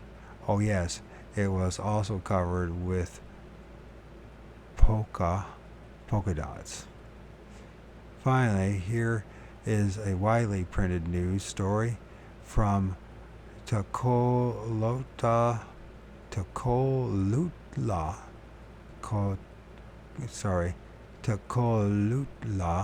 Mexico, March 6, 1969. Villagers have found a 35-ton sea creature which has washed up on the beach here. The carcass of the creature was described as about 30 feet long and 18 feet wide, with a serpent-like body covered with hard armor joined so that it would swim. It was also reported to have 10-foot tusks. The creature washed up in February 28th, and marine biologists are studying it in an effort to determine if it belongs to the age of dinosaurs. Mexican authorities on prehistoric sea life say that the sea monster could be 50,000 years old. Dr. Bernardo Villa of the National University of Mexico said the creature may have been trapped or preserved in the Arctic iceberg and discovered when the iceberg finally melted. Superstitious fishermen recovered a fin, 2 tusks, and large portions of the hide before scientists arrived, but authorities have recovered most of the pieces cut from the animals and turned them over to the scientists. The fishermen who sighted the animal insisted the animal was alive when they first saw it, only died later. Scientists say the body has not become too decomposed because it is in salt water. The body has not become too decomposed? Okay. This story certainly has a ring of authenticity. The creature weighed 35 tons. How did they ever weigh it? It was 50,000 years old, but still alive when it was first seen. It came out of a melt iceberg thousands of miles north of Mexico. Members of the Society from the Investigation of Unexplained, the situ, zeroed in on the case and quickly smelled whale blubber.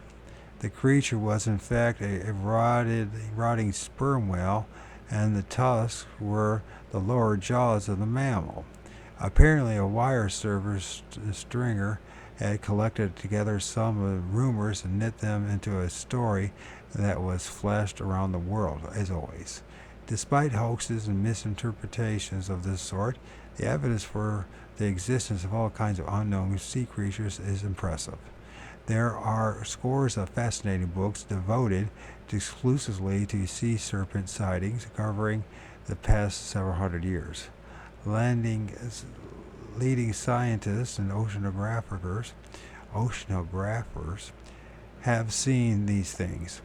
We know that giant squids and eels are unbelievable size, lurk in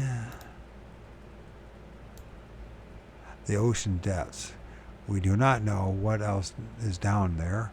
Occasionally, their monstrous sea creatures do wiggle to the surface from time to time. They drift ashore and rot on the beaches of Sicily to Tasmania and vast deep water lakes all over the world. Chapter 21, Great Sea Serpent of Silver Lake, New York. Boys, that thing is moving. That thing is moving.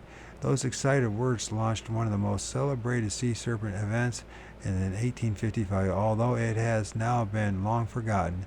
At 9 p.m. on the evening of Friday, July 13th,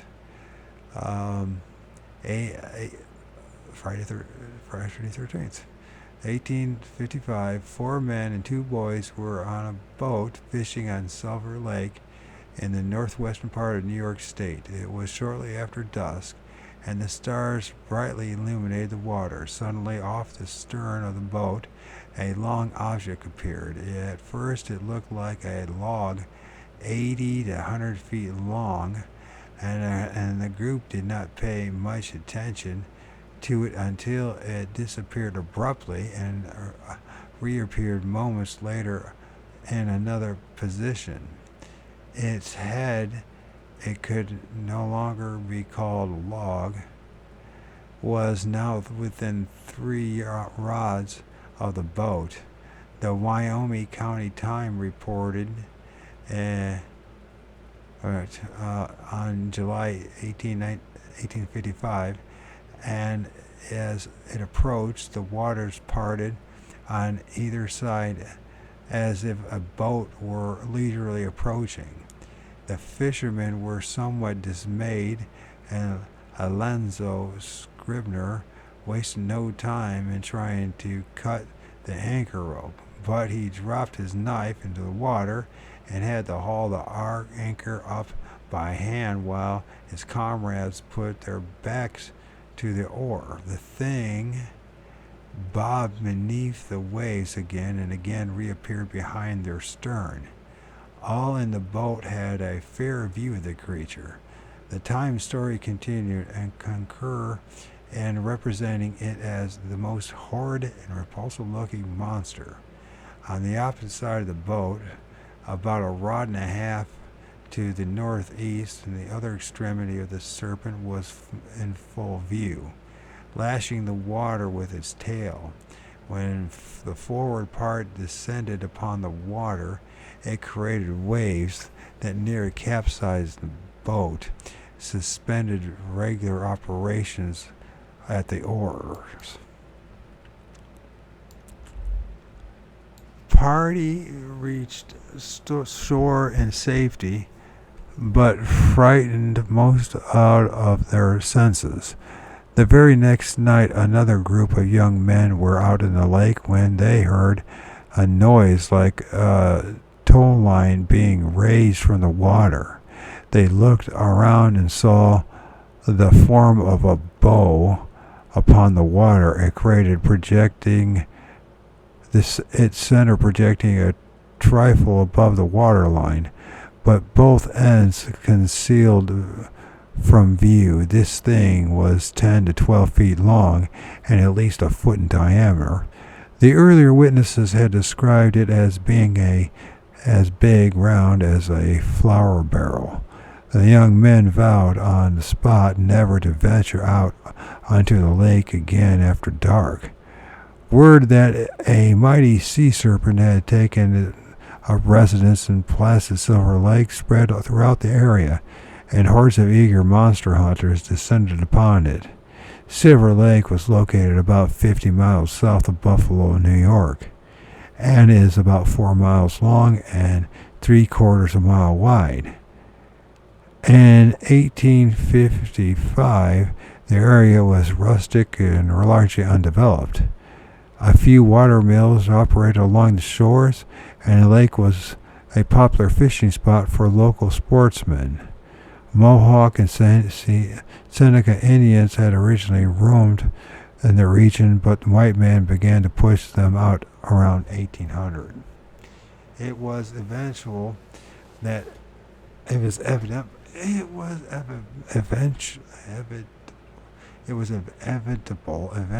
inevitable. I can't say. It was inevitable that followers of the monster mania should turn to the Indians for an explanation. The Wyoming County Times reported on July 25th, 1855, that the Reverend gentleman, well known in the community, had interviewed a 50-year-old Indian named John John.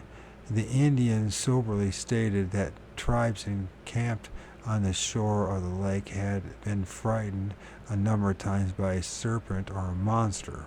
As a result, the Indians avoided the place and would not fish or bathe there. The monster was as big as a flour barrel, John John said. A vigilance society was quickly formed in the nearby town of Perry, New York. What am I doing here? A mile or so from the lake, and armed men began to prowl the shores day and night, hoping to bag the biggest game of all. The serpent wisely laid low for a few days, then, unlike lightning,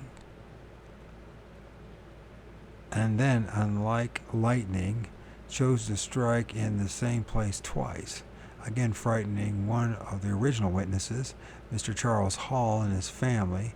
They were out on the lake on Friday, July 27th, when the thing popped up near their boat. According to the sworn affidavit later signed by the witnesses, they all sat quietly in the boat and looked at it.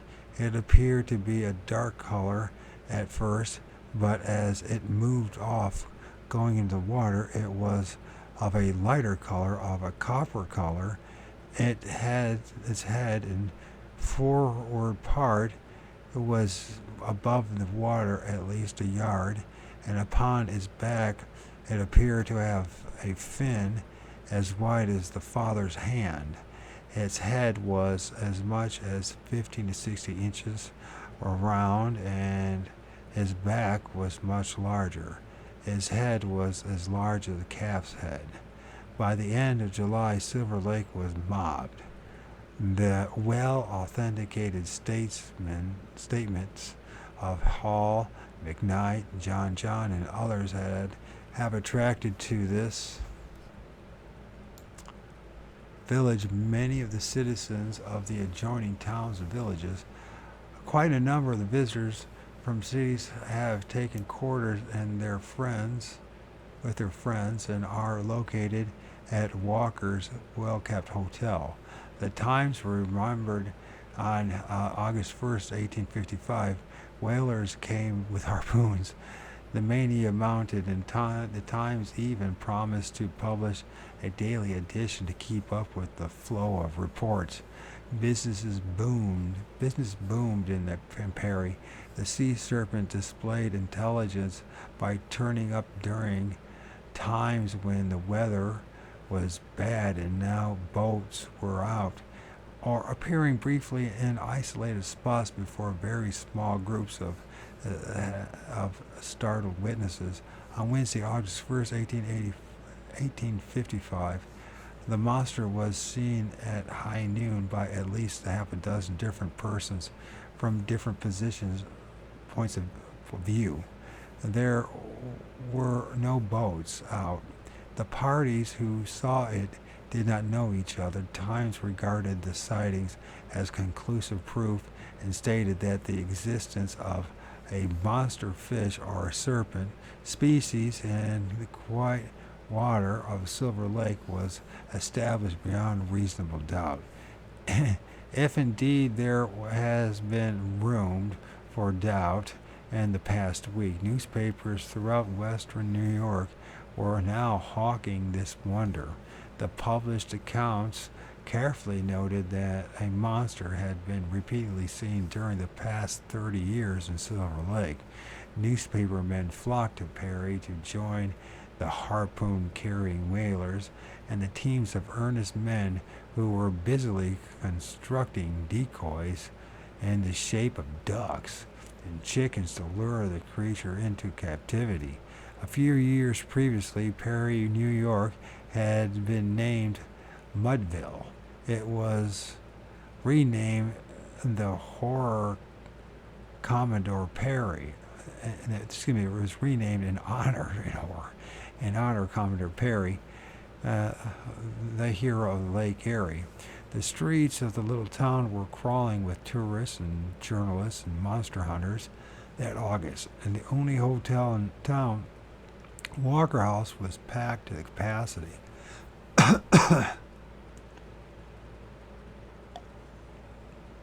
In the 1840s, Mr. A.B. Walker had managed a stagecoach route between Perry and Batavia, New York. But the development of the railroad wrecked the stagecoach business. For a time, Walker managed the National Hotel in Perry. Then he purchased the property for Walker House and established what was apparently a fine hostelry. A surviving photo of Mr. Walker shows a white-bearded man with twinkling eyes. The history of the period suggests that Mr. Walker had suffered various business setbacks in his younger days, but the monster mania of 1855 promised to make his fortune. And on Wednesday, August 15, 1855, Edwin Fanning was strung along Captain Champagne's landing on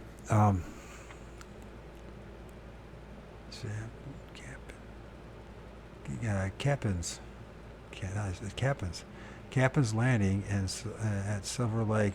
When the sea serpent surfaced again, Fanning signed the usual sworn affidavit giving this studied description.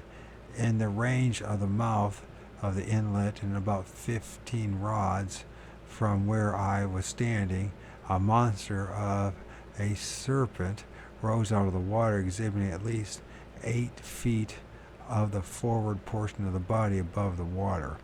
In a few seconds, it disappeared. In about 3 minutes afterwards, he again came to the surface, about the same length, being exposed as before. He remained on the surface of the water at least 3 minutes, making revolutions similar to those of a snake. His body was as large as a large barrel. His head was about a foot in diameter at the largest point. He spouted water from his mouth at least 4 feet high.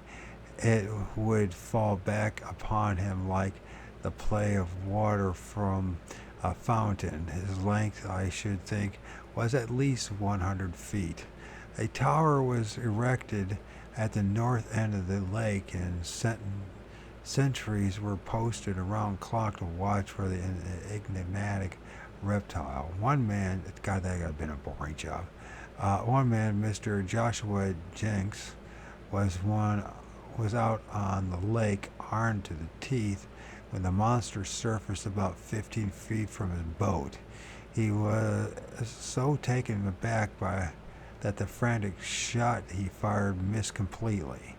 In September A group of local businessmen organized a company. Somebody should write a movie about this, make a movie about this if they haven't already. Uh, Local businessmen organized a company to catch the creature and raised $1,000 capital. A lot of money in 1855. They called themselves the Experiment Company.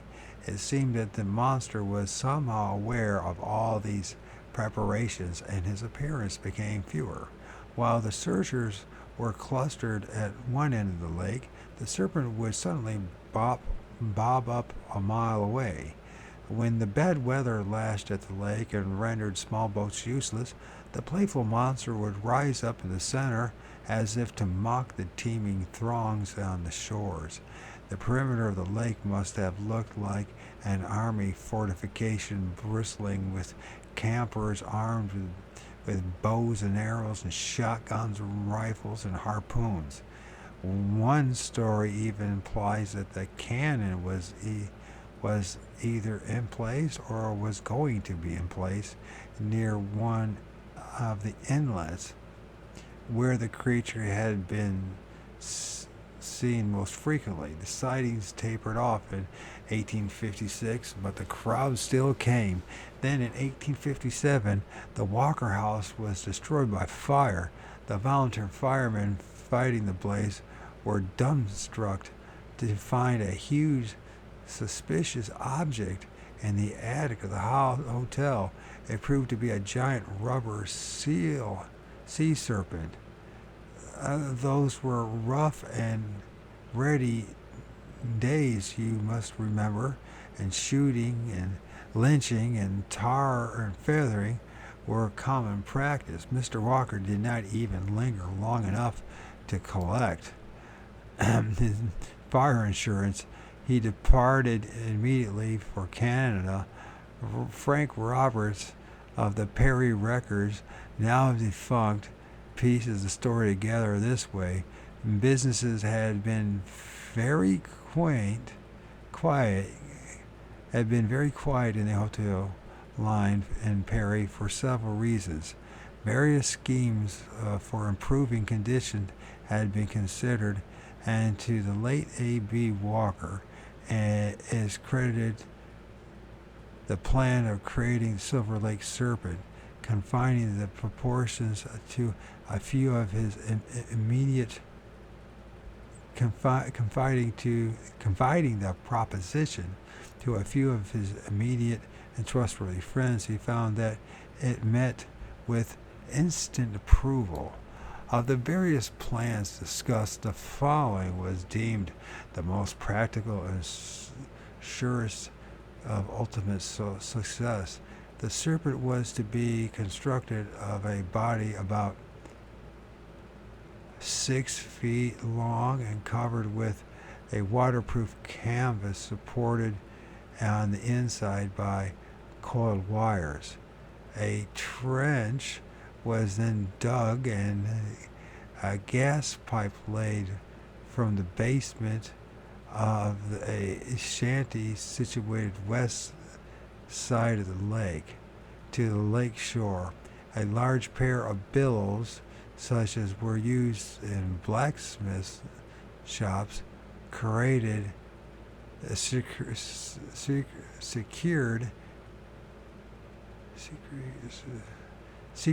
in the basement. Secreted in the basement of the shanty, connected to the end of the pipe. A small, light rubber hose from the lake end to the serpent. The body was to be painted a deep green color with bright yellow spots added to give it a more hideous appearance. Eyes and mouth were to be colored bright red. The plan of manipulating the serpent was simple. It was to be taken out and sunk in the lake, and then when everything was ready, the billows were to be operated, air forced into the serpent, which naturally caused it to rise to the surface. Weights were to be attached to the different portions of the body to ensure its sinking as the air was allowed to escape.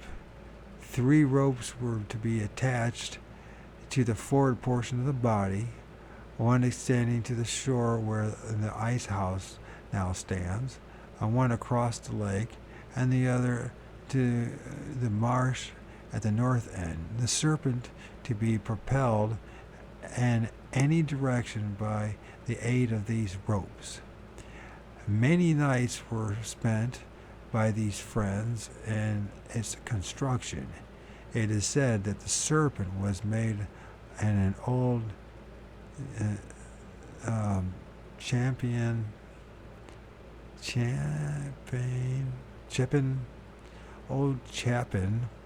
I guess is what it means, Chapin Tannery, which it will be remembered was situated in the outlet ravine. At least it was completed and taken at night to the lake and sunk in about 20 feet of water. One of the men went across to the shanty to operate the bellows, and the others remained near the spot where the Serpent was sunk to note the results of their labors. They did not have long to wait, for suddenly the head of the Serpent appeared and rose gracefully and to a height of about 8 feet above the water. Other portions of the monster became visible, and the entire structure was so lifelike that it sent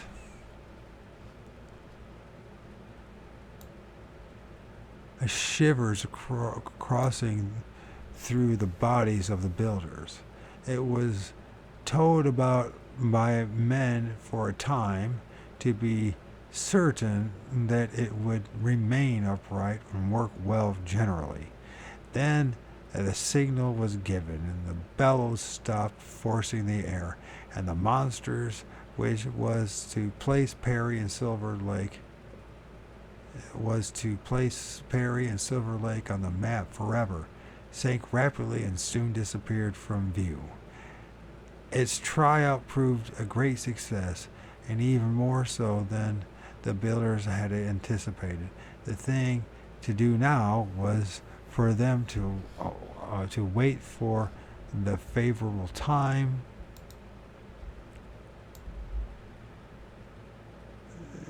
to spring it upon people.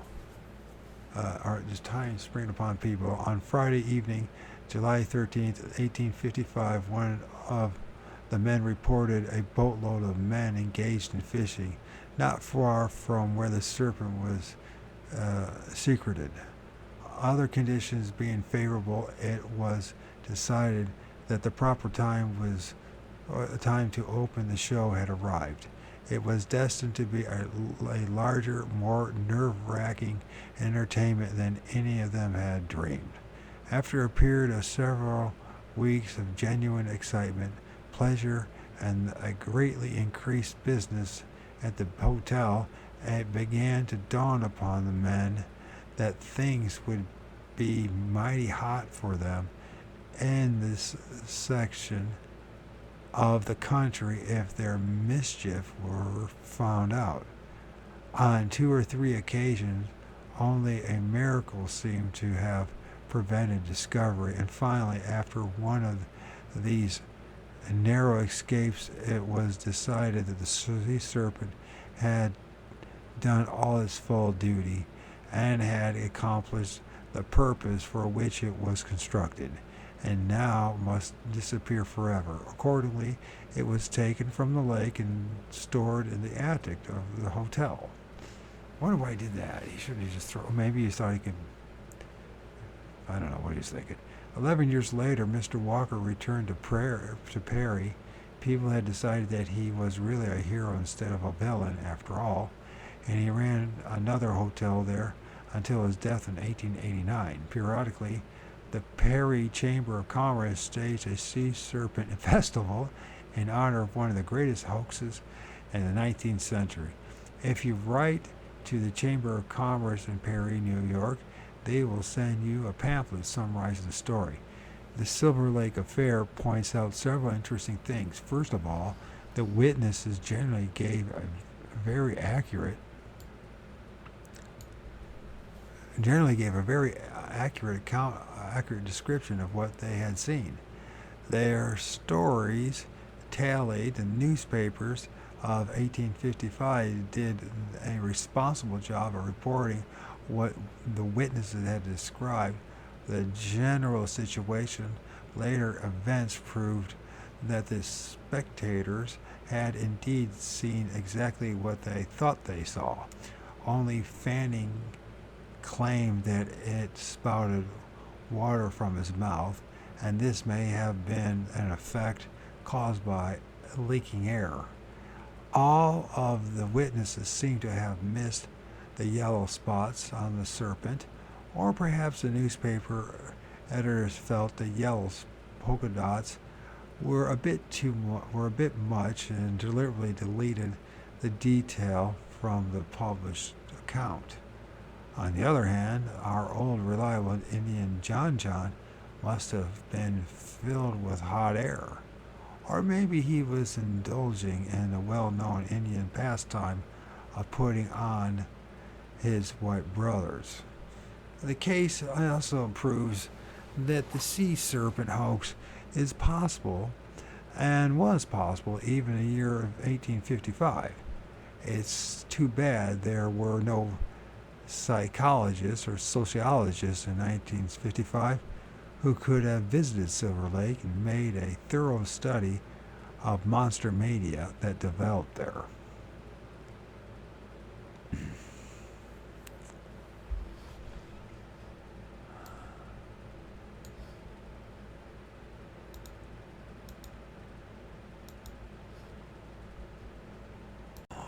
Chapter 22, The Yellow Submarine Caper. In early 1969, a good citizen residing around Lake Catemaco in Mexico began to see their pet monster again. Fishermen described it as being a huge black serpent with two horns jutting out from its ugly forehead.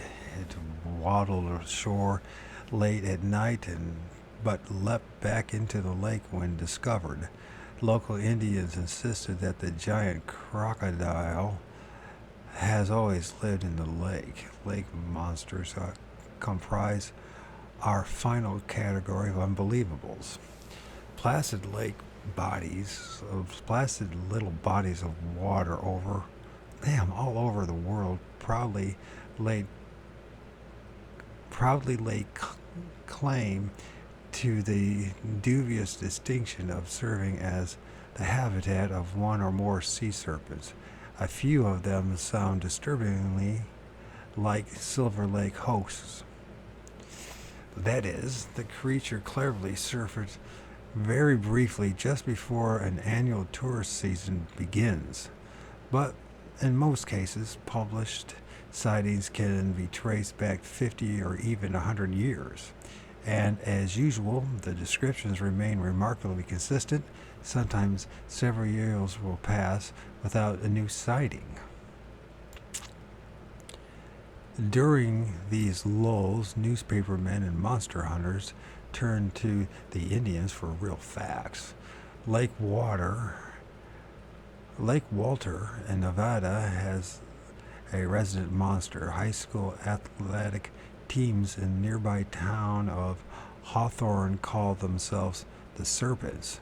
On February 3rd, 1965, the Mineral County, Nevada Independent News revealed that early Indian settlers around the lake became annoyed because the monster occasionally dined on members of the tribe. They decided to launch a major effort to trap and kill the creature.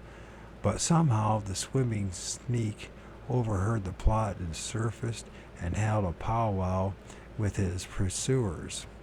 And a bargain was struck, and if the Indians promised not to kill him, in turn his hide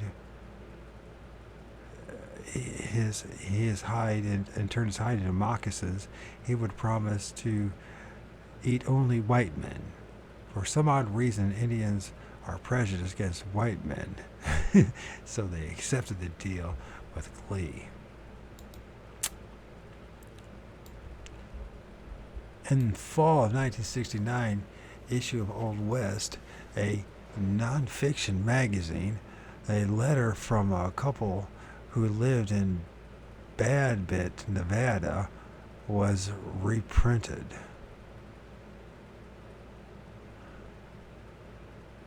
This couple claims to have seen the Lake Walter monster late in April 1956.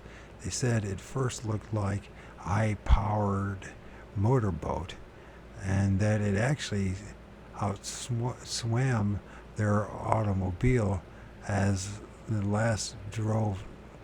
they drove along the edge of the lake at 35 miles per hour. It started straight from us at a great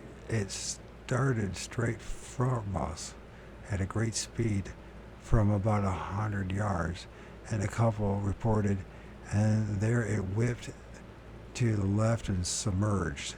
We watched this happen 3 times. Then it disappeared around the point into deeper water. We are sure we watched it for all of 10 or 15 minutes. It must have been 45 to 50 feet long. Its back stuck above the water at least 4 to 5 feet when it was swimming fast. We think in our own minds that it was feeding on the mud hens, which were plentiful in the lake at the time. When we embarked upon our scholarly safari into the never land of monsters, we planned to collect and catalog all the known lake monsters in the United States. It quickly became clear, however, that many of these cases were really Sasquatch-type sightings. Others were paraphysical, one-time only appearance of an abominable swamp slobs and their enigmatic luminous brethren.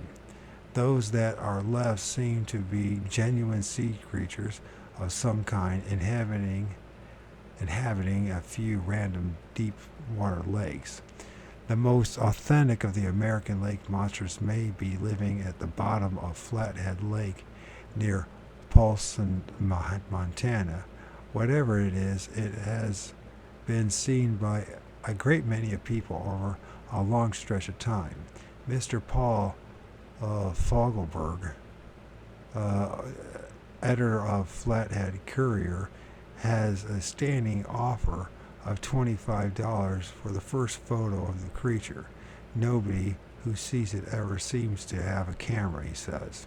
The Flathead mystery has been solved several times by Type B scientists. One says it's a homemade submarine. Others have defined it as an overweight skin diver. A local real estate broker has offered to pay $100 a foot to the fisherman that catches the thing. This could cost him a pretty penny if it is also as big as some of the witnesses have believed it to be. Back in the 1920s, the fishermen of Flathead Lake complained of some gigantic unidentified swimming object was tearing their nets to shreds, even nets designed to withstand 40-pound bull trout. In September 1960, Mrs. Gilbert Zingler heard waves crashing against the shore and saw water splashing high over the end of a pier. Moving up for a closer look, Mrs. Zingler and her husband were amazed to see a huge black something rubbing against the pier, like an animal scratching his back. It was a horrible-looking thing, Mrs. Zingler recalled, with a head about the size of a horse, and about a foot of neck showed. Mr. Zingler ran back to his house for his rifle, but by the time he returned, the creature was swimming nonchalantly out of range. There was A rash of sightings in 1963. A dozen persons reportedly saw the Flathead monster on a single afternoon. On June 15 that year, two high school teachers, Mrs. Heather McLeod and Mrs. Genevieve Parrott, said they saw it at 11:30 a.m. On September 8, 1963. It was a dark gray object with three humps, about 10 feet long. It undulated, submerged, and surfaced again. The left and left a boat-like wake. Most of the close-up sightings describe it as moving very fast, too fast for a giant sturgeon. One of the most popular explanations, and it creates waves 2 or 3 feet high. If you're like most folks, Paul Fogelberg wrote a few years ago, you'll listen to reports of superfish sightings with tongue in cheek and one eye winking at your partner. But after the third or fourth go around, you'll suddenly realize that these folks aren't just flapping their gums and trying to amuse a tourist with a tall tale. By golly, they've seen something that really does defy description and explanation in the shimmering blue flat lake. Lake Waterton, also in Montana, has produced a stream of monster reports over the years too. At least two of the witnesses, A.G. Baalam, and what a name, Baalam, like Baal, Balaam, Captain Ron Boyce, have described the Waterton critter as being 35 to 40 feet and having two horns on its head. Then there's the Payot. Is it Payot? The Payot Lake in Idaho, the Pate River in Michigan, Lake Champlain on the border between New York and Vermont, all of which have been focal points for reports of elongated, ugly-headed, undulating swimming things. Lake Champlain, of course, runs up to the Canadian border and is linked to the St. Lawrence River. There have been sea serpent sightings in St. Lawrence, too. Pittsburgh, New York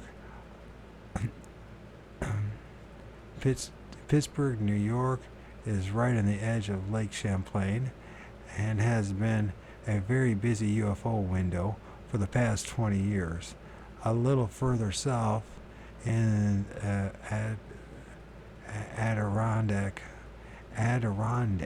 Mountains,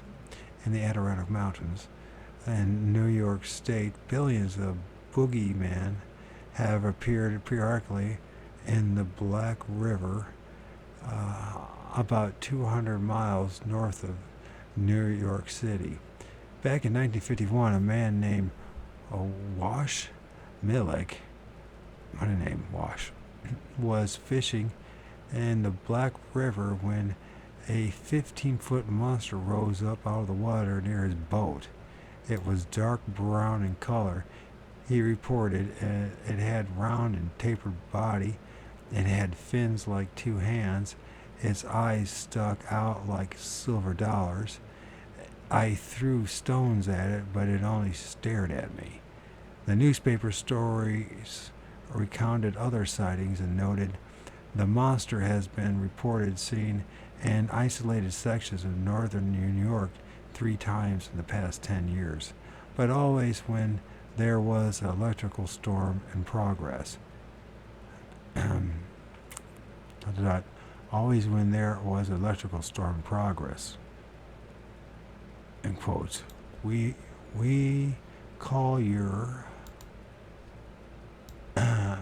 attention to Chapter 3 and the various monster events which seem to occur during electrical storms. It has been suggested that some of our paraphysical monsters can materialize only during electrical storms, and that they somehow draw upon the energy in the air during such storms.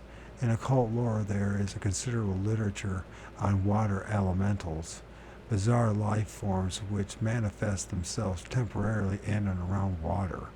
The story of water elementals are endless, and the theories to explain them are weird and complex, but we cannot exclude the possibility that some of our swamp slobs and lake creatures might be temporary psychic projections, mindless manifestations of energy. Such projections could take almost any form when viewed by limited human perception. They could appear as little men, as in flying saucer lore, or gruesome beasts, as in the 1965 episode around Sister Lake in Michigan. The reflective factor discussed in Chapter 15 could even play a part, and the entity might construct itself from images in the witnesses' minds. Thus, when the proper witness, precipitant, is in the right place, window, at the right time, flat period, almost anything could take place. If this is the case, then the precipitant actually sees what he later describes. It was very real to him, but it did not really exist at all, and all the bloodhounds, helicopters, and sheriff's posses in the world would not be able to find the creature. However, we still have plenty of apparently real monsters to worry about, and there are other lakes and other sea serpents, not to be outdone by the capitalistic propaganda generated around American lakes. The Soviet Union claims to have several lake monsters of its own. Naturally, theirs are bigger, better, and more fierce than ours. One lives in Lake Vorota in Siberia. So Vorota, I guess that's what it is. Vorota in Siberia. He is at least 25 feet long and has a broad, flat head and makes a loud roaring sound. A team of divers equipped with sonar instruments explored the bottom of Lake Vorota in May of 1966, but all they found was mud. 3 other Siberian lakes, an isolated Oymyakon Plateau, I don't know if I pronounced that right, Oymyakon Plateau, are said to be inhabited by our silly submersibles. Other teams of scientists laden down with fancy gadgets have plunged in the depths of Okanagan Lake in British Columbia, Canada. So Okanagan, searching for the legendary monster known as Ogopogo. The Ogopogo has been surprising and alarming Indians and hunters for nearly a century. Apparently, it is a cross between a dragon and a serpent, an alligator and an abominable swamp thing, and that is some combination. Ogopogo seems to have a lot of company up in Canada. Several other bodies of water, such as Lake Sushwap, Kowickan, and Bohegamok, have generated a torrent of monster reports. Dr. Vlad,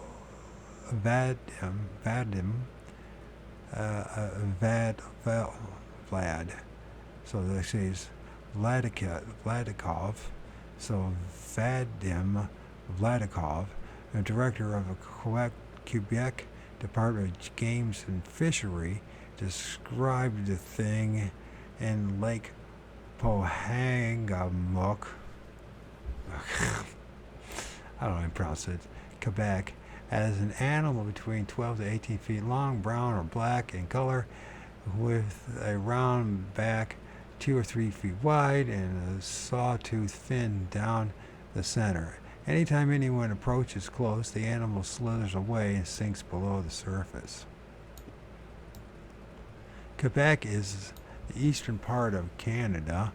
Over in the western part of British Columbia, home of the Sasquatch, folks have been seeing unidentified swimming objects for years. On December 28, 1962, Mr. Robert Guy and Mrs. K.B. Holland reported seeing a large hump that which came out of the water, followed by a creature's head and neck near New Westminster, British Columbia. So New Westminster, British Columbia. It was the size of a horse, they said.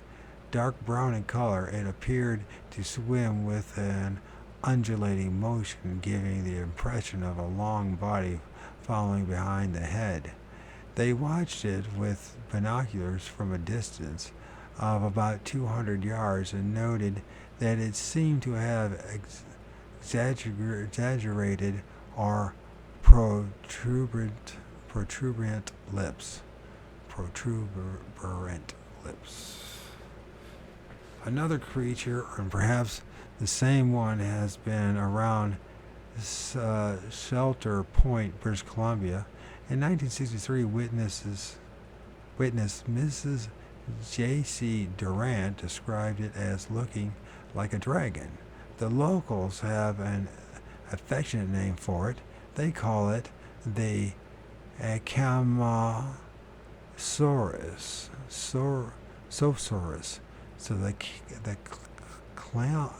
the llama or clama, I'm not sure how they, Lamasaurus? Is that how you pronounce it? I don't know.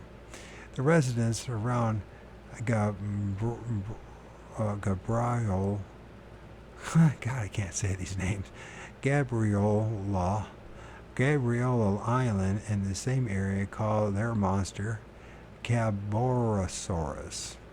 Mrs. R.A. Stewart is among the many who have seen it.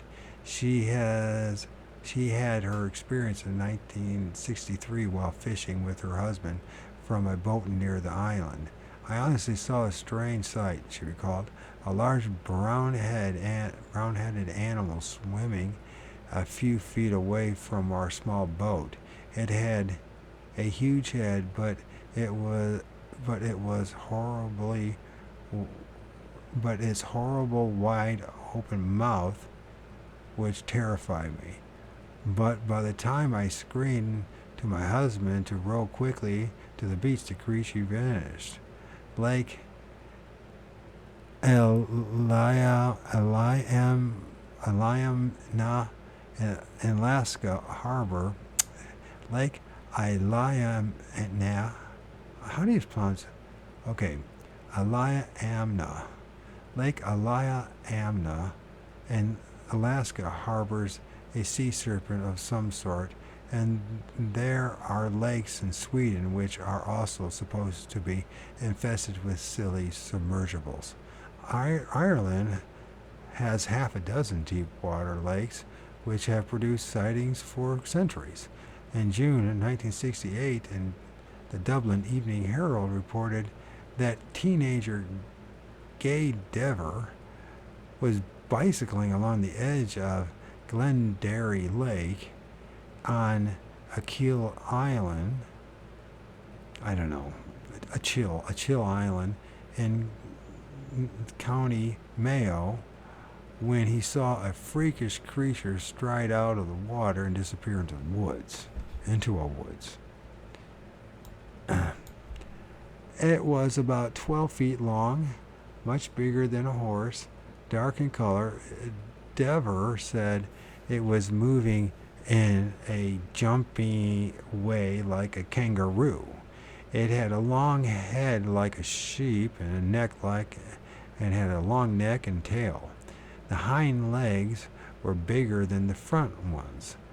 A 13-year-old resident of the island, John Cooney, depending on how you pronounce it, also claimed to a sighting of a strange amphibian that June. My friend Michael McNulty gave me a lift, and as we came around a bend, we saw it just in the middle of the road. Cooney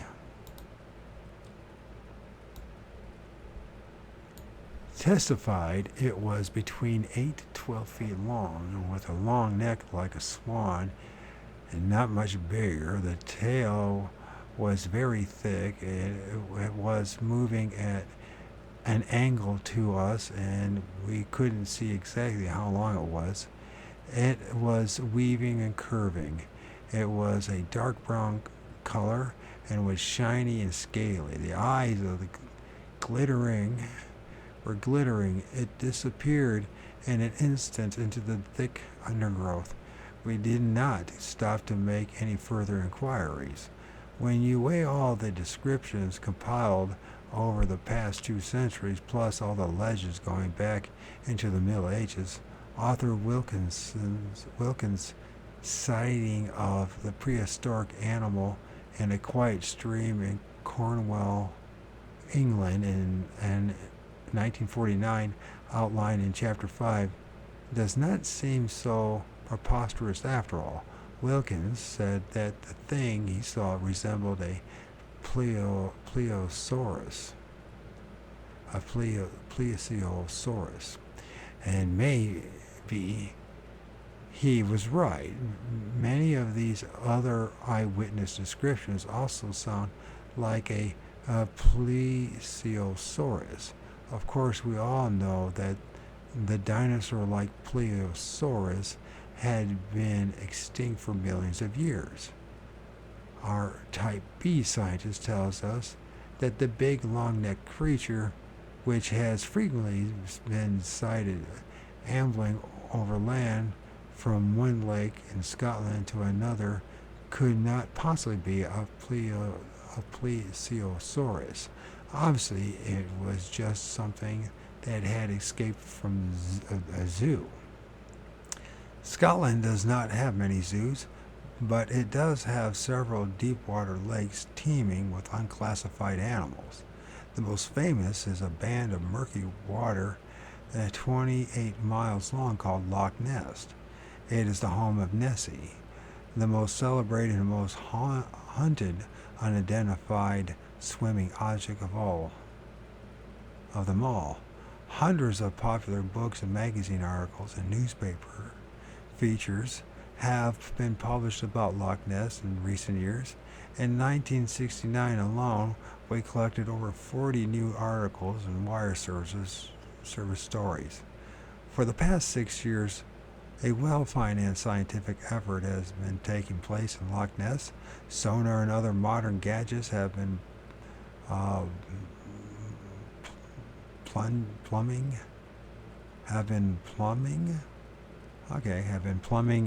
the depths, and anxious cameramen have been posted around the lake, eagerly awaiting Nessie's next appearance.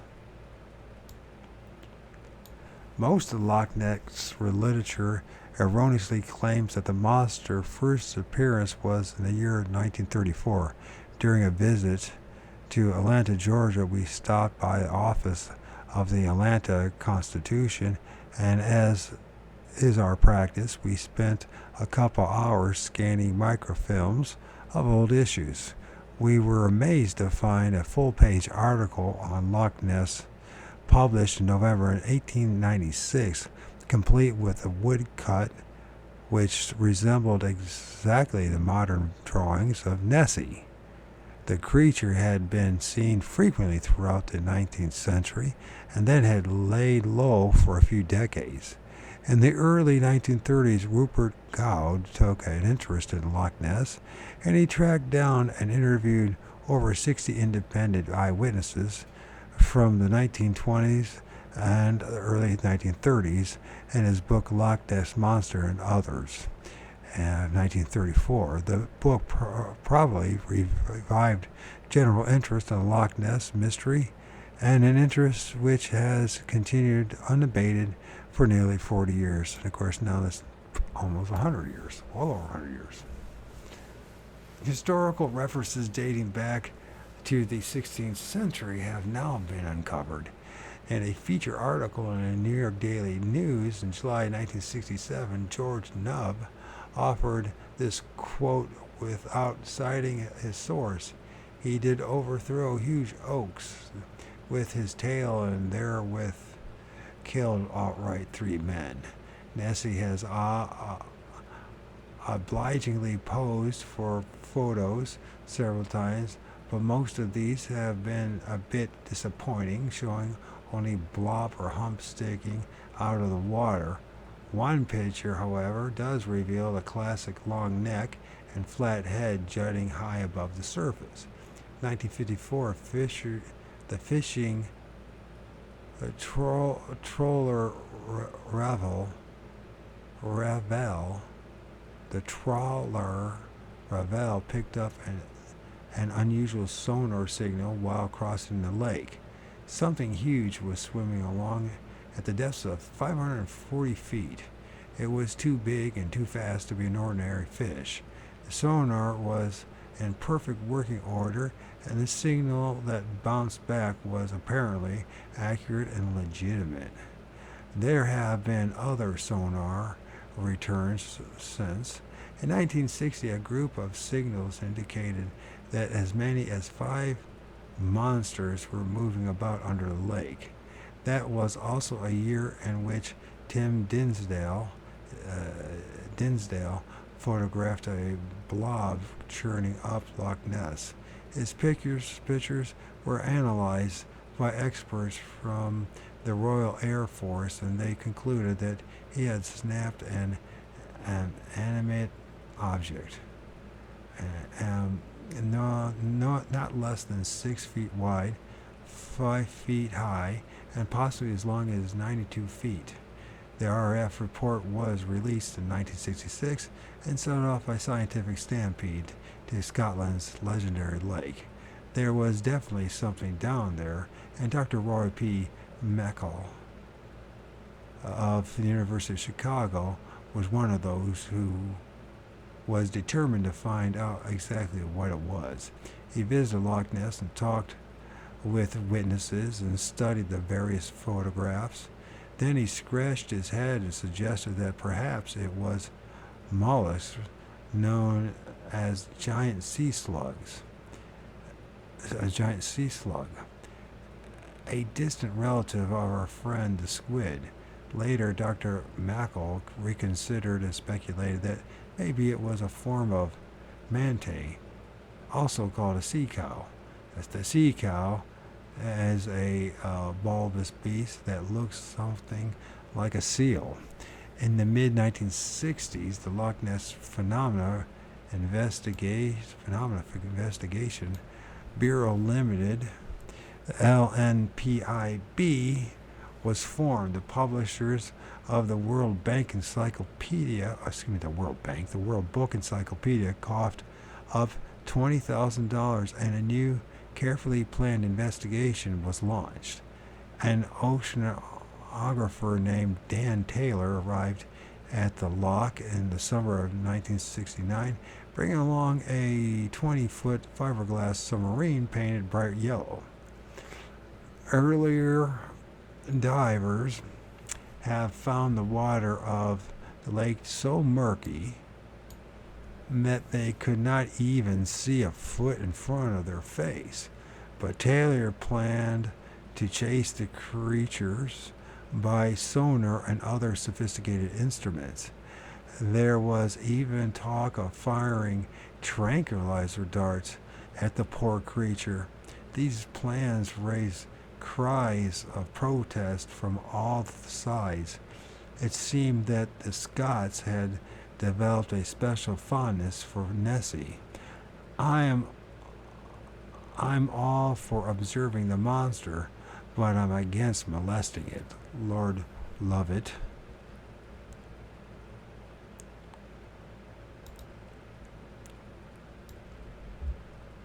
The head of Scottish clan declared, "I think it's just damnable to bully the creature." I should hate to think of Nessie being captured and perhaps taken to some zoo or to America like a liner Queen Mary, like the liner Queen Mary. It should be made a punishable offense to do that. As it turned out, Nessie had nothing to fear from the Yellow Submarine. As soon as the viper fish, which is what it is called, was launched onto the lake, it displayed a puzzling reluctance to submerge, a rather embarrassing trait for a submarine to have. Then, when it was towed to a pier, it suddenly sprang a leak and sank altogether. While Mr. Taylor was desperately trying to make his submarine lake-worthy, others were out viewing the monster. In July of 1969, two men working for a movie company on the lake were in another midget submarine when their sonar picked up something 40 feet long, traveling at a depth of about 500 feet. It moved too fast for them to pursue it.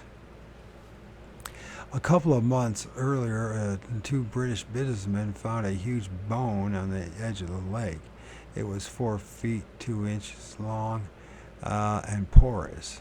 At first, they thought it was a log, but when they realized they might have discovered the remains of a monster, they turned it over to the LNPIB. The summer ended with a weary monster chaser gathering around in the bar of Glenurquhart Lodge in Drumnab, Rochet, Scotland.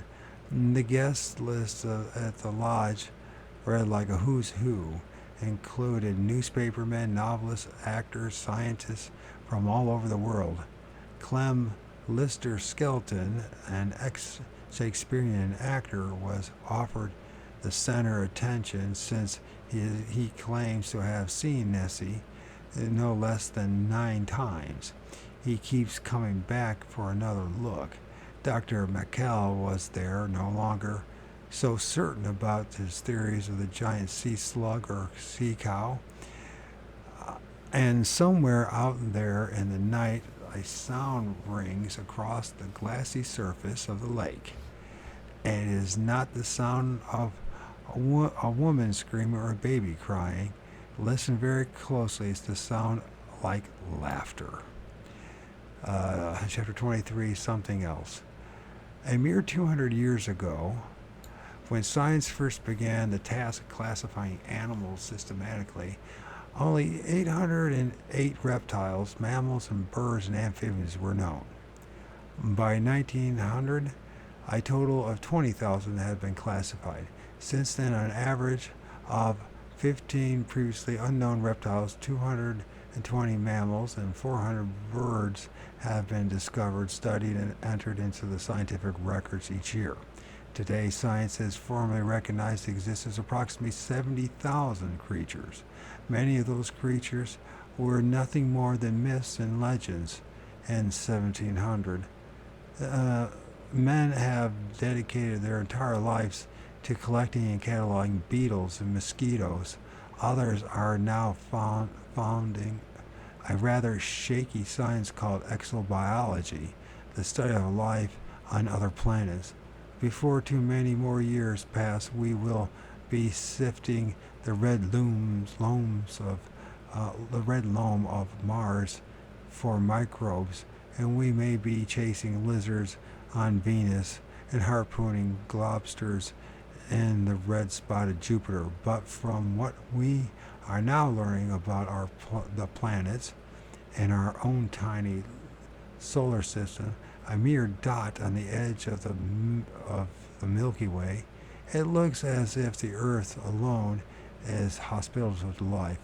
By the law of probability, there should be other planets and other galaxies, perhaps billions of them. Life may exist somewhere out there, far beyond the range of our telescopes and rockets. We can only guess. We cannot even be sure that planets may not be a phenomenon instead of the fact of celestial mechanics. Planets can be entirely unique to our own little section of space, a freakish development of condensed energy. But this much we do know, Earth is the most splendid of all places within our reach, and the beautiful blue orb covered with white clouds is more than just home to our wandering astronauts. It is also home for thousands upon thousands of creatures who have learned to thrive in the skies, the oceans, the jungles, the deserts, the deep within the earth itself. 20 years from now, some of the creatures we have commented upon with some mystification may be neatly cataloged, labeled with Latin names. They may be pacing in the cages of our zoos and standing stuffed in our museums. Canada may establish a bureau for Sasquatch affairs similar to the Bureau of Indian Affairs. Boats and fishermen may be forbidden to venture onto Loch Ness so that Nessie may frolic about in peace. Anything is possible on this impossible world of ours. We have tried to separate the unbelievables into two main categories. Group 1 are genuine animals of land and sea, but still unknown to science. They include at least three, probably more, types of abominable snow persons, and at least 7 large amphibian mammals and reptiles. Overall, they seem to be a harmless lot. They avoid us and prefer that we leave them alone. A small group of dedicated monster hunters are slowly accumulating evidence, footprints, bones, photographs. The Group 1 exists and deserves recognition. Group 2 is another story altogether. They are the phantoms that come crashing out of the bushes late at night. They seem to be part of something else, something sinister and even hostile to us.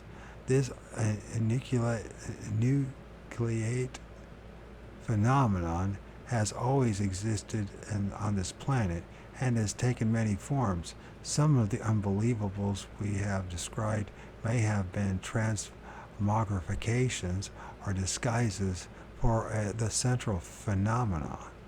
They materialize when lightning courses across the skies and certain magnetic conditions prevail in window areas. They are not real or physical in the usual sense of those terms, but they are real enough while they last, and they are paraphysical and can assume the forms of one-eyed giants stepping out of magnificent flying machines, or long-fingered Orientals driving around in black Cadillacs, which can melt into the air. Their shenanigans over the past several thousand years has spawned many of our religious and occult beliefs. In trying to record their activities, we have built up a literature based upon nonsensical manipulations and induced hallucinations. Cults and small groups of independent researchers have sprung up, each dedicated to one minor group of manifestation of the manifestations. And where am I saying? Did I just okay. Yeah, it is manifestation. Each unable to view or grasp the whole. The demonologist has been studying the same case as ufologists. demonomania, possession of the human mind and body by an outside force, produces classic patterns and symptoms well known to psychiatry. These patterns appear in many cases of UFO contact, but have gone unrecognized. In physical research, the same patterns are repeated. When the psychic and the medium experiences these symptoms, they say that they are overshadowed.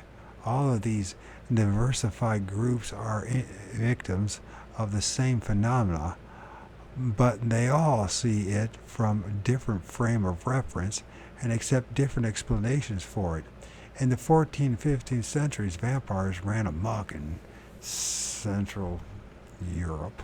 I'm sure that's what I was going to say. While fairies and little people literally engulfed all the territory between Germany and Ireland. Animals vanished and were found drained with blood, and people vanished too. People are still vanishing. Over 100,000 people disappear every year in the United States alone. Of course, the majority of these are merely fleeing creditors and law and unwanted spouses. Some meet with foul play and end up in the bottom of a river, but about 15,000 vanish under most incredible circumstances. A family man steps into his backyard to mow the lawn and he's never seen again. A waitress steps out of a restaurant to put a dime in the parking meter and disappears forever. A family of 5 in a suburb melt into nothingness, leaving behind all their clothes and bank accounts and family car, and we have dozens of puzzling cases on our files. And the animals, something has always been slaughtering our dogs, cats, horses, and cows. We have cited many examples in this book, and that the slaughter is senseless and very mysterious. These things are happening in every country on Earth. Today we are beginning to blame such events on flying saucers, particularly in South America. A few years ago we blamed abominable swamp slobs, fairies, and vampires. There really is a Hamelin in Germany, and there really was a Pied Piper who lured away a large group of Hamelin children in the Middle Ages. Back in 1212, 50,000 children marched off on the Children Crusade and vanished. Whole villages have disappeared. There are many well-documented examples. There is archaeological evidence that the entire ancient cities were suddenly deprived of their populations on a single mysterious day. The flying saucers are merely another frame of reference to provide us with an acceptable explanation for some of these grotesque events. An invisible phenomenon is always stalking us and manipulating our beliefs. We see only what it chooses to let us see, and we usually react in exactly the way it might expect us to react. Every culture on Earth has legends and stories about the same thing. Even the completely isolated tribes in the Pacific Islands and remote inland villages of South America. The irascible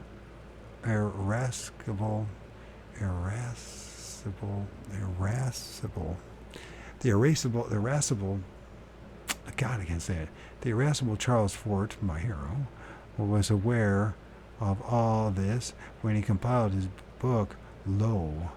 Back in 1920s, he stated,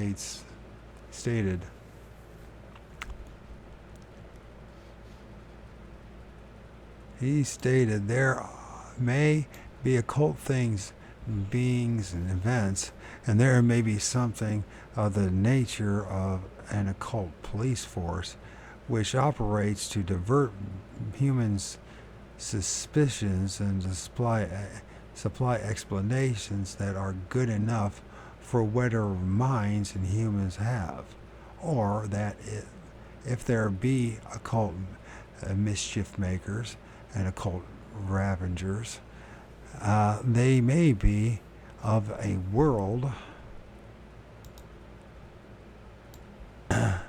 also of other beings that are acting to check them and explain them, not benevolently, but to divert suspicion of their from themselves, because they too may be exploiting life upon this earth, but in ways more subtle and in orderly or organized fashion. One group of the flying saucer cultists does believe that some of the great intergalactic police force is watching over us, but of course all religions teach the same thing in somewhat different terms.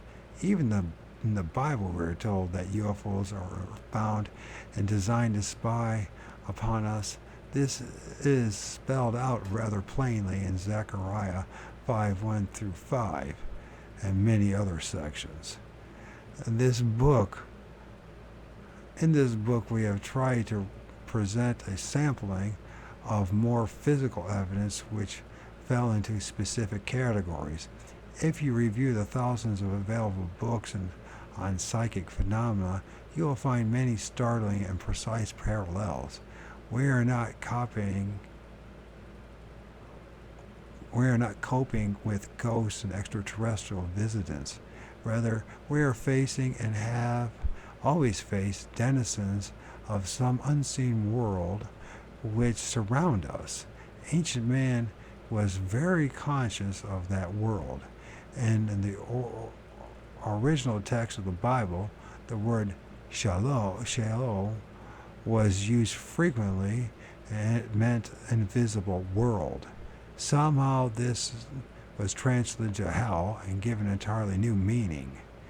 And in May 1969, Sir Victor Godor, an aerial marshal in the Royal Air Force, delivered a speech to British ufologists. In that speech, he stated, "Astral world of illusion, which on psychological evidence is greatly inhabited by illusion-prone spirits, is well known for its multifarious imaginative activities and exhortations. Seemingly, some of its denizens are eager to exemplify principles and powers. Others pronounce upon moral and spirituality and deity, etc. All of these astral exponents who invoke human consciousness may be sincere, but many of their theses may be framed to propagate some special phantasm, or to indulge an invertebrate and continuing technological urge towards materialistic progress, or simply to astonish and disturb the gullible for the devil of it. In recent years, thousands of people have been confronting strange entities who did indeed exemplify principalities and powers. They talked of great super civilizations in the sky and carefully nurtured the cultist belief, but actually they were merely promoting some special phantasm designed, perhaps, to divert us from suspecting that they were exploiting us in some fashion, as Fort suggested. The phenomenon has created cults, and the cults have created foolish causes. A great deal of harm has been done by amateur investigators and their organizations. They have blundered about the landscape of branding innocent people liars and fools. They have gone on radio and television to spread the subversive anti-government propaganda so cunningly implanted by the astral world of illusion. These ill-equipped, bewildered, over-emotional pseudo-investigators have been the real victims in this game. Who knew from who know well, excuse me, we know from our own experiences and investigations that thousands of people have seen exactly what they have reported. We do not question their reliability or their sanity, but we do feel that research into these matters must be all-inclusive and much more systematic than it has been. We hope that more people will come forth with their stories in the future so that we may have even larger volumes of data to work with. Most important of all, we must begin the job of isolating and examining the subjective psychological factors which sometimes produce confabulation and complicated hallucinatory effects. The central phenomenon seems to have the ability to control the human mind, and instead of ridiculing and condemning people who suffer from this, we should study them carefully. Through such people, we may eventually be able to untangle the many hidden aspects and problems. Again, we must stress that we do not believe these witnesses are insane or that they require medical or psychiatric treatment. We are interested in the paranormal experience as induced by abnormal conditions and influences. We have cited scores of instances in which monster mania has gripped whole counties, even whole states. In recent years, the flying saucer waves have created UFO mania, with thousands of people pouring into flaps or windows areas night after night in the hopes of glimpsing the mysterious objects. Both monster mania and UFO mania are the same thing and have been, I haven't figured this out on my own. This guy figured this out 50 years ago. I figured it out on my own. I'm reading what I figured out the past 6 years. I didn't even know this. The only study, both monster mania and UFO mania are the same thing and have never been studied by sociologists and psychologists. Only one study of this type has been conducted. In 1939, a group from Princeton carried out a study of the panic produced by Orson Welles' famous Invasion from Mars radio broadcast. Similar studies should be conducted in depth in places like West Virginia. Our guess is that the psychologists will find that curiosity far exceeds actual fear and panic in the flap areas. To recognize the full nature of the phenomenon, we must carefully study all the parts. Witchcraft, voodoo, spiritualism, black magic are as important as little green men. Don't forget to put the Bible in that too, right? And Christianity, because that's all right. The little green men and bilbous giants with glowing green eyes. Once you begin to understand how the many parts dovetail together, you will discover that the invisible world has exercised a peculiar influence over the affairs of men.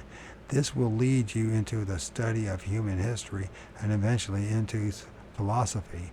Over 200 years ago, students of phenomenology began to recognize these links, and abstract philosophical concepts have slowly developed. Hundreds of leading scientists and physicists, from Thomas Edison to Albert Einstein, grasped these broader problems. Thousands of long, carefully thought out books have been published fully defining what we can only hint at here. And no one can claim to know all the answers, but we are finally learning to ask the right questions. There are things on this planet around it that are far beyond anything you can imagine. The monsters stalking our highways and farm fields are only part of that something else. It is time for us to bring all of the nonsense to an end. The time to smoke out the real culprits and tell them we don't much enjoy having our blood sucked and our brains boggled. In the beginning of this book, we said that someone within 200 miles of your home, no matter where you live on this planet, has had a direct personal confrontation with an unbelievable. I'm one of them. We think we have proved that point. At least, perhaps, you are still skeptical. Perhaps you think that some perfectly mundane answer will be found for all these events at some time in the future. We are not trying to turn you into a believer or a disbeliever. We have only tried to lay out the facts before you.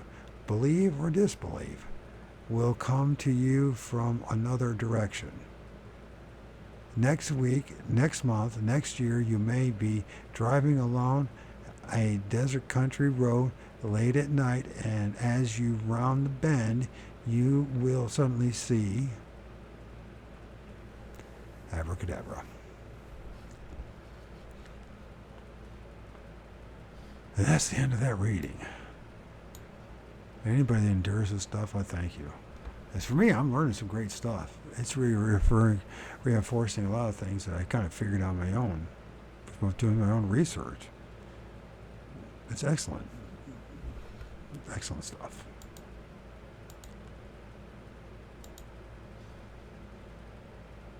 If you're going to try, go all the way. Otherwise, don't even start. If you're going to try, go all the way.